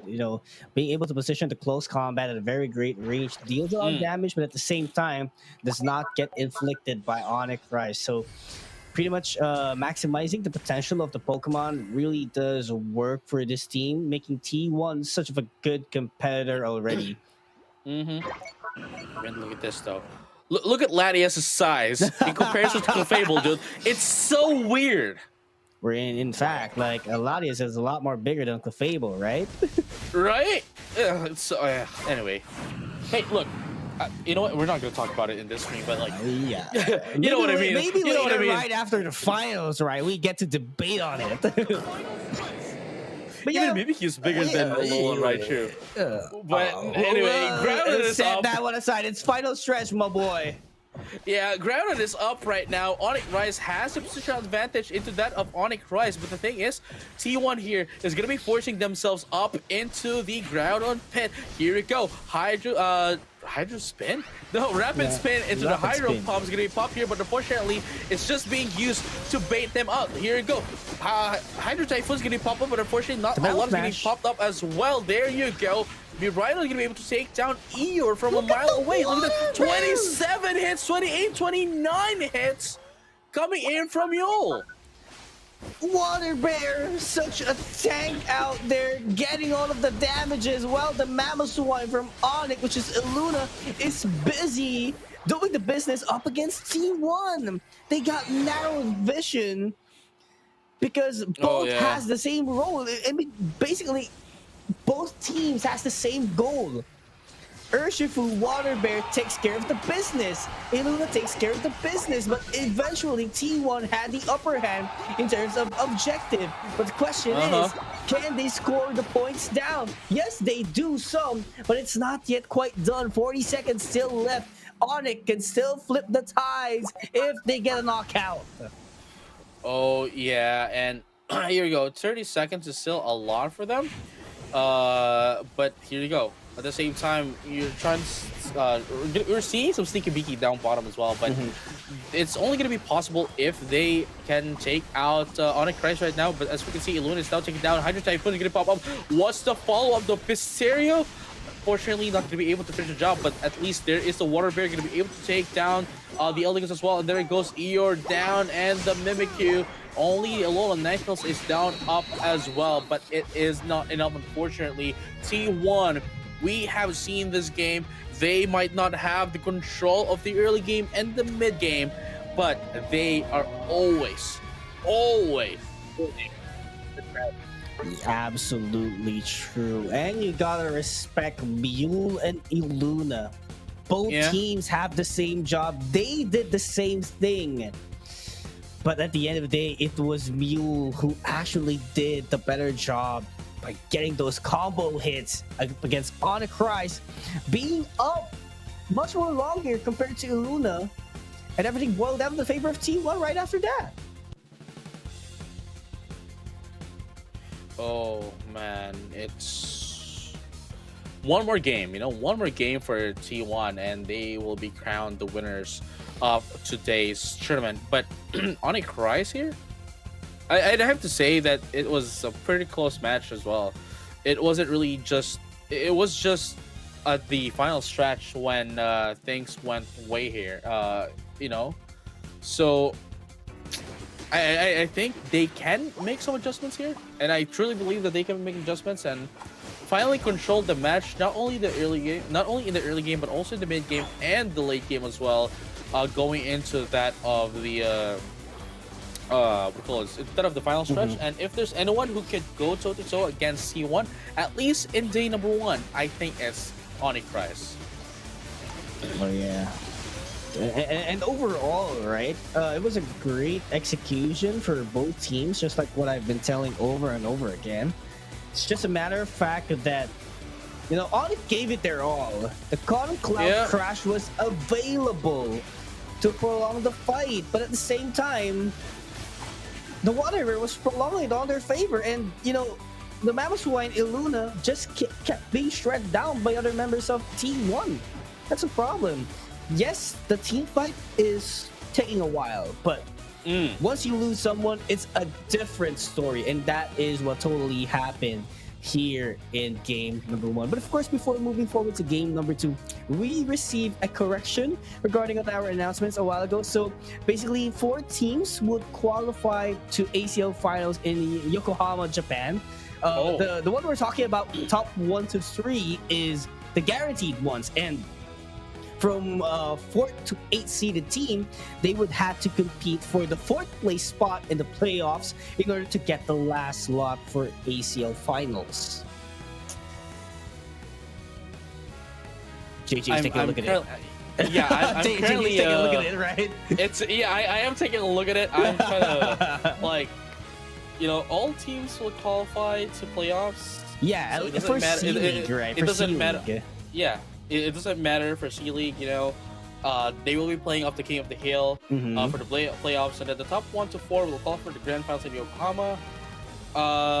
Okay, yeah. So as you have mentioned, the top 3 at least is automatically qualify to the grand finals. Yeah. This is the same, it's it aligns with what we said earlier. Yeah. But +1. The 4th one, it's going to be on the rank 1. Yeah, it's going to be +1. It's the top 3 plus a +1, plus the top 4 is going to be proceeding to the grand final. So there you have it, ladies and gents. It's out of the 8 teams that we have in this tournament, 4 of them are going to be proceeding to Yokohama, which, by the way, we're 2023 World Championships was held. Yeah, right? that was it. Yeah, that was Yokohama.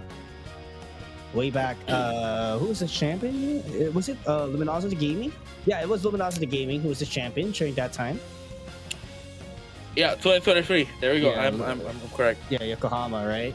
Luminosity Gaming followed by Elevate. Yes. They were the kings or the finalists during that time. That was the time I think to me as well, that was the time I think they made a controversial pick of Talonflame. Yeah. At the time. So anyway, that's 2 years ago. We are now into 2025. Going back into the game, we're gonna be seeing a ban on the Mega Lucario. We're not gonna be seeing any Mega Lucarios this time around, but we might be able to see some Mega Charizard. No, we don't know just yet. Maybe that's the game here, Yeah, I mean, it's quite possible, knowing that the potential of Mega Charizard is really big. You know what I'm saying?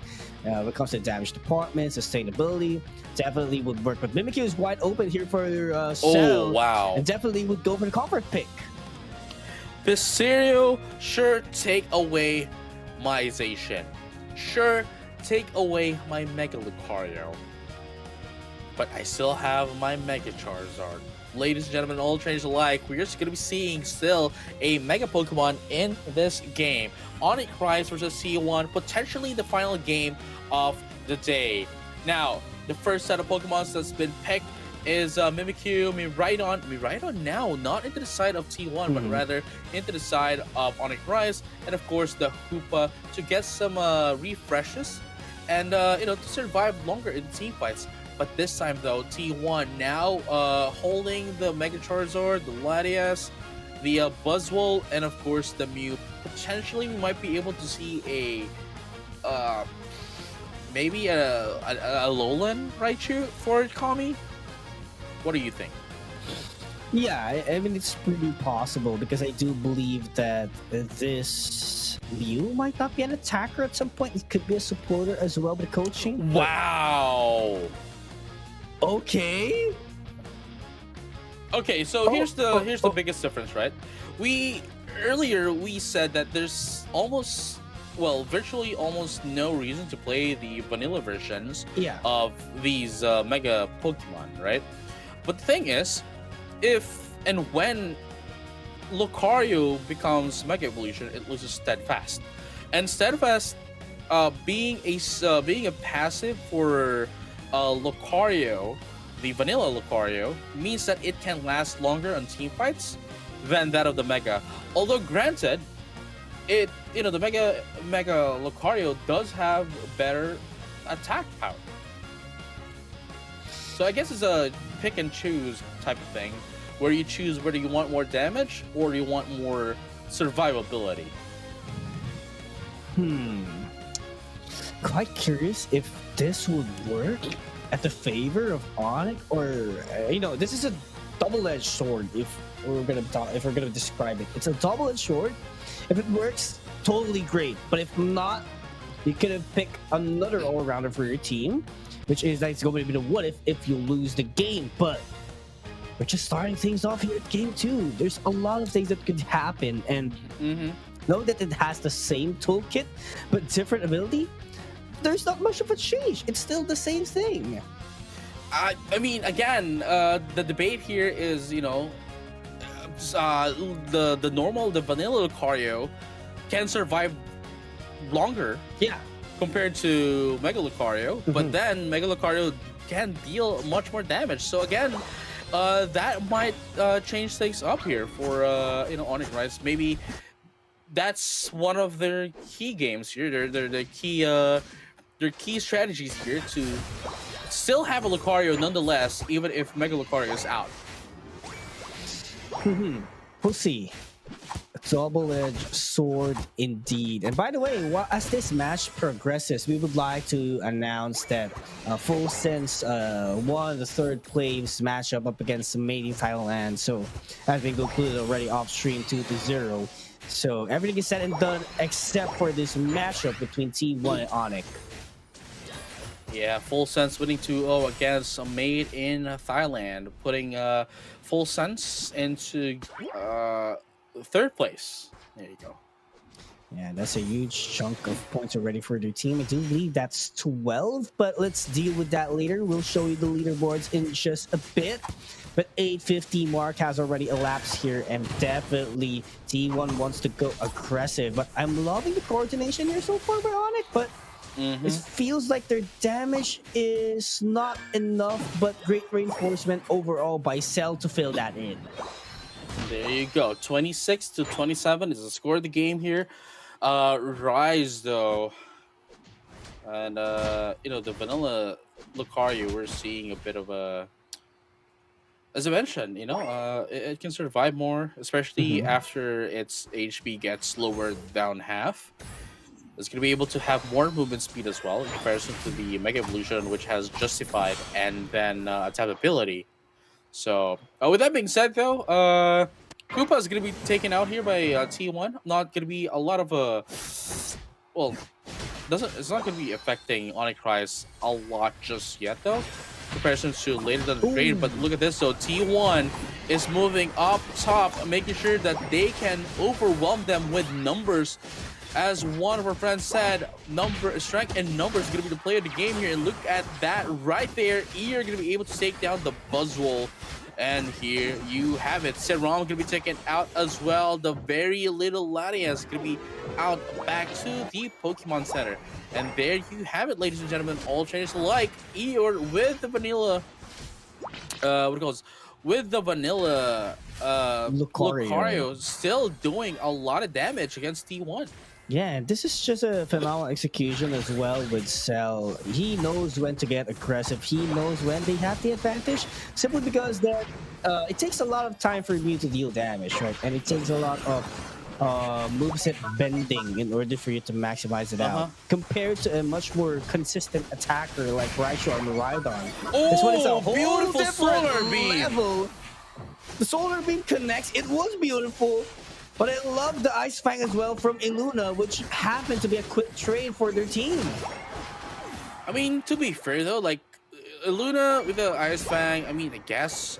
I mean, it's always been beautiful, but like, it's the only job of the Mew there was just to steal that Regieleki from Rise, and it already did its job.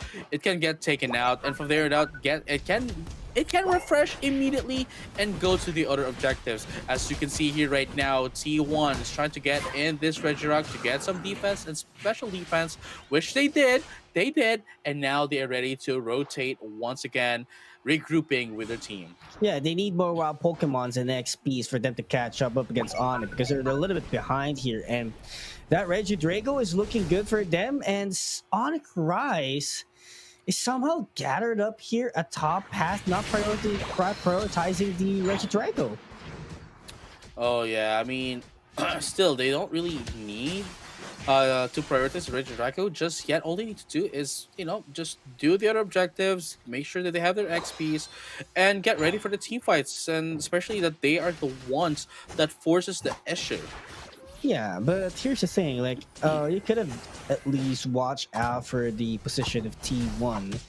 And I feel like that's what they've been doing right now. They're trying to set the tempo and create a lot of pressure towards them, because they're just following the Buzzwole at top half. They want to make sure that they could respond to it immediately. Well, that is definitely a good point as well. But speaking of which, though, are now putting down 1 point out of spite, dude. Out of spite, just 1 point. And allowing them to overcap. Look at that, Zoe is gonna get taken out as well. That is quite the pick off coming into the side of T1. No more refreshes, not just yet, but here you go. T1 tries to overwhelm Onyx Rise here again up top, and I think they're gonna be able to put in some scores without, you know, after this, after the Bright Future Meteor Storm. All right, now everyone follow me. Eeyore trying to chase someone down. Look at the Ultra Swollen Slam has been there, but the Rings Unbound will somewhat be a great advantage for them to refresh their HP. And one by one, they're trying to take down T1. At this moment, that's 2 KOs for Onyx Rise. And the Mega Charizard has to back away. That's 3. That's 3. Mega Charizard now at 40. And again, this is what we're talking about. Want more survivability? Go for Vanilla Lucario. Want more damage? Go for Mega Lucario. And it has been working thus far into Onyx Rise. I mean, as you can see, it's 208 to 73. Yeah, and here's the thing. It's not just the Lucario. It's about the Hoopa as well, on how to utilize Hyperspace Hold to get the refreshes. Pokemon Center go back on track. That's just phenomenal timing overall in that last team fight with the Rings Unbound, because they could just go back with the Rings Unbound or the Hyperspace Hold. Anything works for them, and that Hoopa scales up a ton of HP. Oh, yes, and here you go. Mule here with a Fire Punch here, okay. Charizard with EP and Kami right now trying to sandwich Onyx Rise right now, but they're going to be able to get away. Eeyore Are they gonna be? Oh, never mind. The fire punch got them, and the close combat actually whiffs as well. And look at this 4v1. They're not gonna be able to survive. That is it. Fire punch to the face, bringing the Lucario down the Pokemon Center. Yes, and miss ball by Saram, creating distance here, creating some space for the team to score. That's a huge 50 point. That's a 31 over cap points here. And they can focus down into the Regieleki. No one is going for it. No one is trying to contest it at the hands of Onyx because they know they have a big lead. So they would just have to focus at the Groudon. Try to zone away T1. Oh yeah, I mean, that's the biggest thing that they need to do now. You know, make sure that they have the position advantage into that of the Groudon pit here, the Groud pit. But then T1, this is what's happened since earlier. They've always won into the my tongue wants to say Ray Pit. Groudon. It's already a Groudon. Here we go. The team fight, the final team fight of the day. Potentially. Oh wow! Hyperspace hole. Great refresh. Mule still hasn't used the seismic slam. Still has the chance to go for Mega Evolution. I mean, that's why they didn't pop it yet. But, you know, Mamoswine no longer has its Unite move. Illuna, there you go. Ultra Swole Swarm getting popped up. There it goes. It's going to be 2 down. Lucario Ear is now down. It's going to be 2 down into the side of Onyx Prize. Maybe 1 more. Yes, it would be. That is going to be the Mimikyu going down. And Rings and Bound effect is now going to be out. Zoe here is the only one left, along with the Miraidon, which is low. By the way, Groudon now going to be taken down here by... Oh my goodness! Oh my god! Oh my goodness! But the thing is, there's only 3 of them. There's only 3 of them that was able to get in the buff. And they still have still has time. They still have some time though. 40 seconds. They can still score this up, you know, if they want to. And I think they will. And there we go. 268. But Sneaky Beaky down bottom. Uh-oh, not looking good here for T1. They need to be able to score this. At least Kami was able to get the Groudon buff too. Overcap. They're gonna be overcapping 100. Not quite enough yet. Oh, they need more. They need more. But 47. He up might top, be 94. Oh my goodness. We might be going to game number 3 this time though. We will. 10 seconds left. There's not much enough time. No one can take a team wipe here. No one has the points to do it. Everyone's still up for Onyx. Oh, they got a hundo, but not enough. Is it gonna be enough? It's not enough. It's not enough. No. Not enough, man. They were leading by more of a hundo. Not gonna be quite enough, but almost. Oh, they were short by 64. I don't know. 60. No, not 60. 59. 59. There you go. Yeah, 59 points. And that was so close too. Look at EP's recovery at 96k. Man, beautiful stuff. And for us, quite fortunately, we're gonna be able to see another Pokemon Unite game, and this is the second. Unfortunate for us, the second one, the second game number 3 of the day. I mean, we all want to see game number 3s all day long, but we are only going to be able to see this at the grand finals, the biggest stage of the tournament of the day. Now, this is quite appropriate, as I mentioned. You know, Onyx Rise T1, they can always adjust their team, and as I mentioned, if there's anyone who can go toe-to-toe against that of T1, it is going to be Onyx Rise. Yeah, and that was a phenomenal last hit from the Hoopa, right? Just imagine, I'm pretty sure the T1 was somehow confident that they would get the last hit because it's just a Hoopa. How could that last hit? Perfectly timed out there.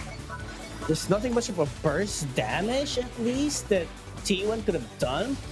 I think that's the reason why there was an opportunity for Zoe to get a last hit up against him, the Groudon. Yeah, it's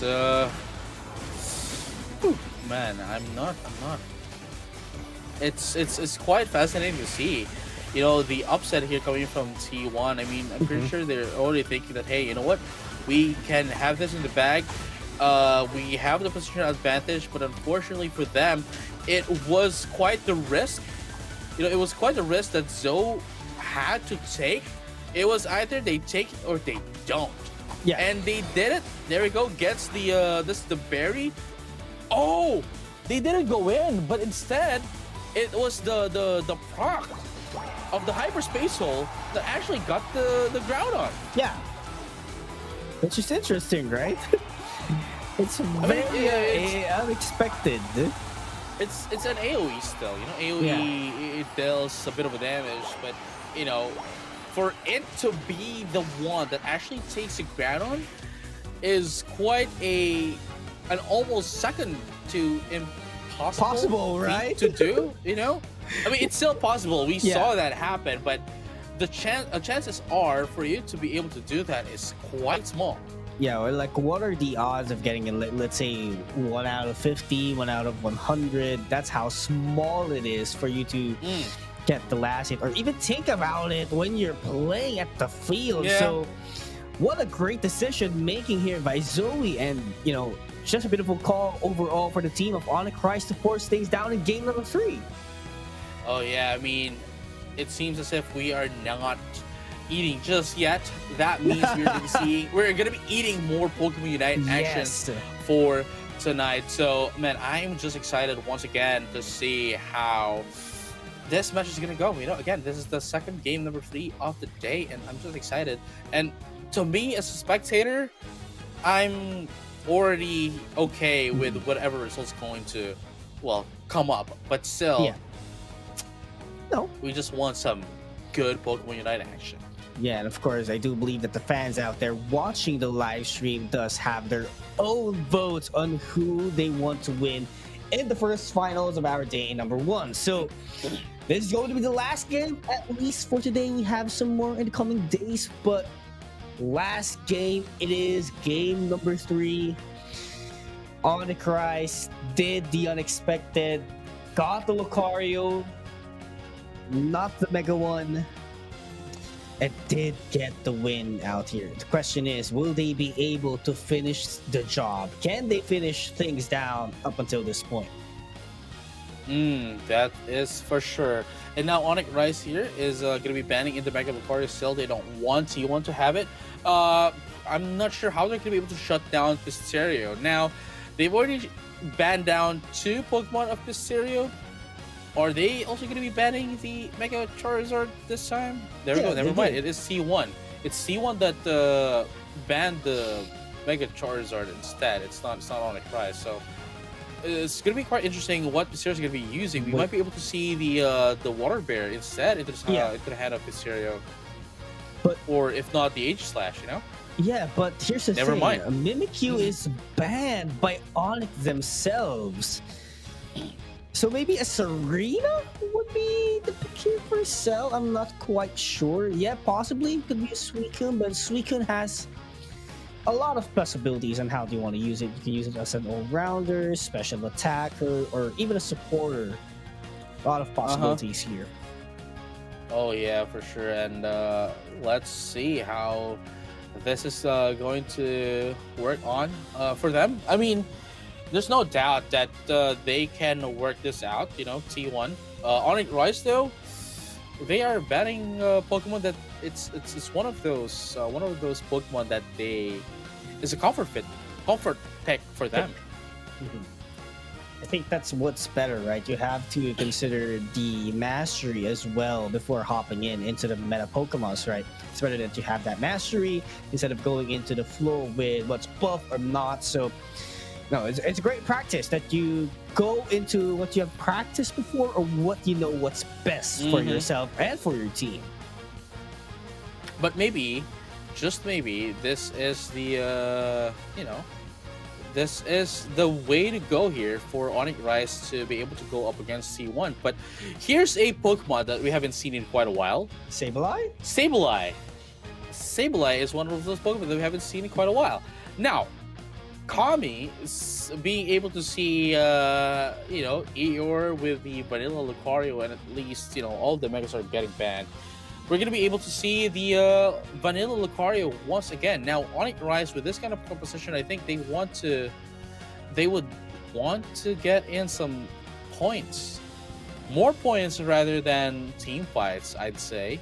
But at the very least, if it goes down to that, at least they do have Illuna with the Suicune. They do have Eeyore with what do you call this?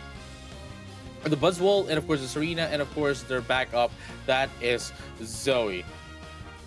I think Onyx does have the same idea here because they want to score more as well with the Doge Trio, which is being piloted by Cell right now. But Sableye, you've mentioned that this is very rare for you to see. I think I've seen this being used a lot in the Philippine region by Omento. For sure, that's probably their signature picks, but it's a different team using it now and a more capable of, which is Team 1. So Sableye, I think it hinders the Do Trio for scoring points and the resets that Hoopa can offer. Maybe it could provide a reset in the good or bad way, but you know what I'm saying? Because in crucial fights like a Rayquaza, could just send back everyone into their base and have a guaranteed crowd on and enjoy yourselves. No, I totally agree. And now we're heading into the not potentially, but is the last game of the day. That is C1 versus Onyx Rise. Here we go. I love what's happening. EP just roam around and, you know, just disrupt the facing of Onyx Rise. That's the play of a Sableye. And, you know, just spook you in, spook you out. If it works, it works. And definitely, I think it is working so far at the first 30 seconds, applying a lot of pressure towards bottom path. And Onyx Rise wants to control this match. And at the same time, you know, like, if they cannot control this game, just like they did last game, T1 can easily overwhelm them, which is something that they do not want to happen. Yeah. Going back, Hyperspace Hole gets the Natus indeed here. Quick cleanup by Cell, which makes him up ahead than Mule. But Mule, overall, in damage department, I feel like he's going to need to be much more confident on this one. Axew has to back away. Hyperspace Hole, not the way they wanted it to, but the response is actually available right after that. I thought it was a bit too late, but still, Onyx Rise making this one work in their favor. And here you go. Refresh. Hyperspace Hole. Yes, sir. Hyperspace Hole just to get a little bit of refresh. Uh-oh. Not looking good quite yet. Whirlpool is there to create a distance. Luna really doing a great job in order to zone out the members of Team 1 with Whirlpool. You go. There's still not a lot to it's happening, but still. So both of them, is trying to take control of the game.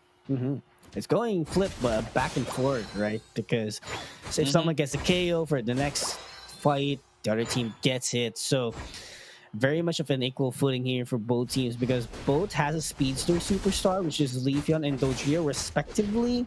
When it comes to defense, both have them, you know, their supporters, Sableye, Hoopa, quick response that they provide to the team. So everything has an answer in general here. But one big team fight is what the teams need in order for them to get the lead. Oh yeah, and let's see together, you know, like what they are gonna be able to do here. Both of them still at the what do you call this? Still nothing much, nothing major is happening as of the moment. So still, even though we are already at the almost at the mid game, you know. It's really quiet. It is very disciplined indeed because both of them has to win this in a clean one. Rachel taken in by Team 1. That's a chance for them to create some pressure up against Onyx Rise, but Cell being able to pick off a knockout up against them. There you have it. Sableye gonna be able to take down one. That's gonna be 1 for 2 straight here in favor of Onyx Rise, but it is going to be added with one more as the Slowbro gets taken out as well. Regieleki almost oh, very good, beautiful refreshments, coming in from that Onyx Rise with that of the hyperspace hole, gonna be able to repel away the Regieleki as well. Now here goes back Hoopa with hyperspace hole. Let's go back immediately doing the resets. But T1 is buying a lot of time defending this tier 1 gold zone. They don't want to give easy points up against Onyx Rise, because if they do, this bird cell is just going in and out and just doing the works of wonders out there later on. Which is, they want to prevent that. They don't want the scores to come in, because that's the key factor in order to win a game. You need to score more, and if you want to defend it, you have to defend it as quick as possible, knowing that the scoring capabilities of Onyx is much more faster compared to them. Oh yeah, and here you go. That's going to be another KO here into the side of T1, and as I mentioned earlier, this is the adjustment that T1 is going to be doing. They've already observed Onyx Rise for 2 games, and now they're ready to do in some damage. And look at that, 211 to 62 is going to be the name of the game here, but we do get to see another pause here. We don't know what's happening as of the moment, but we'll keep you guys posted.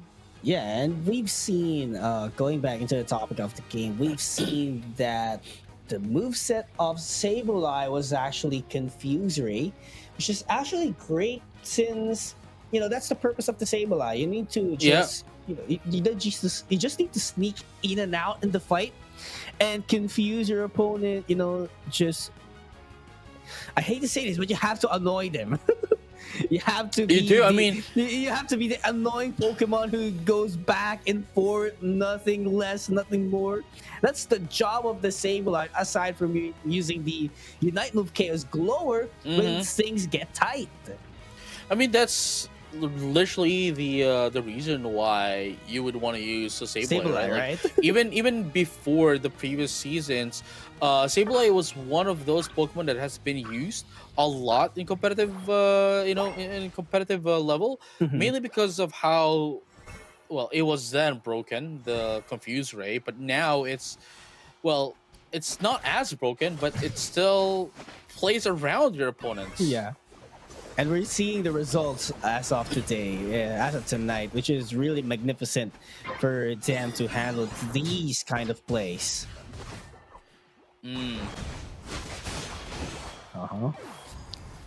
There you go. Let's see. 211 75 is going to be the name of the game here.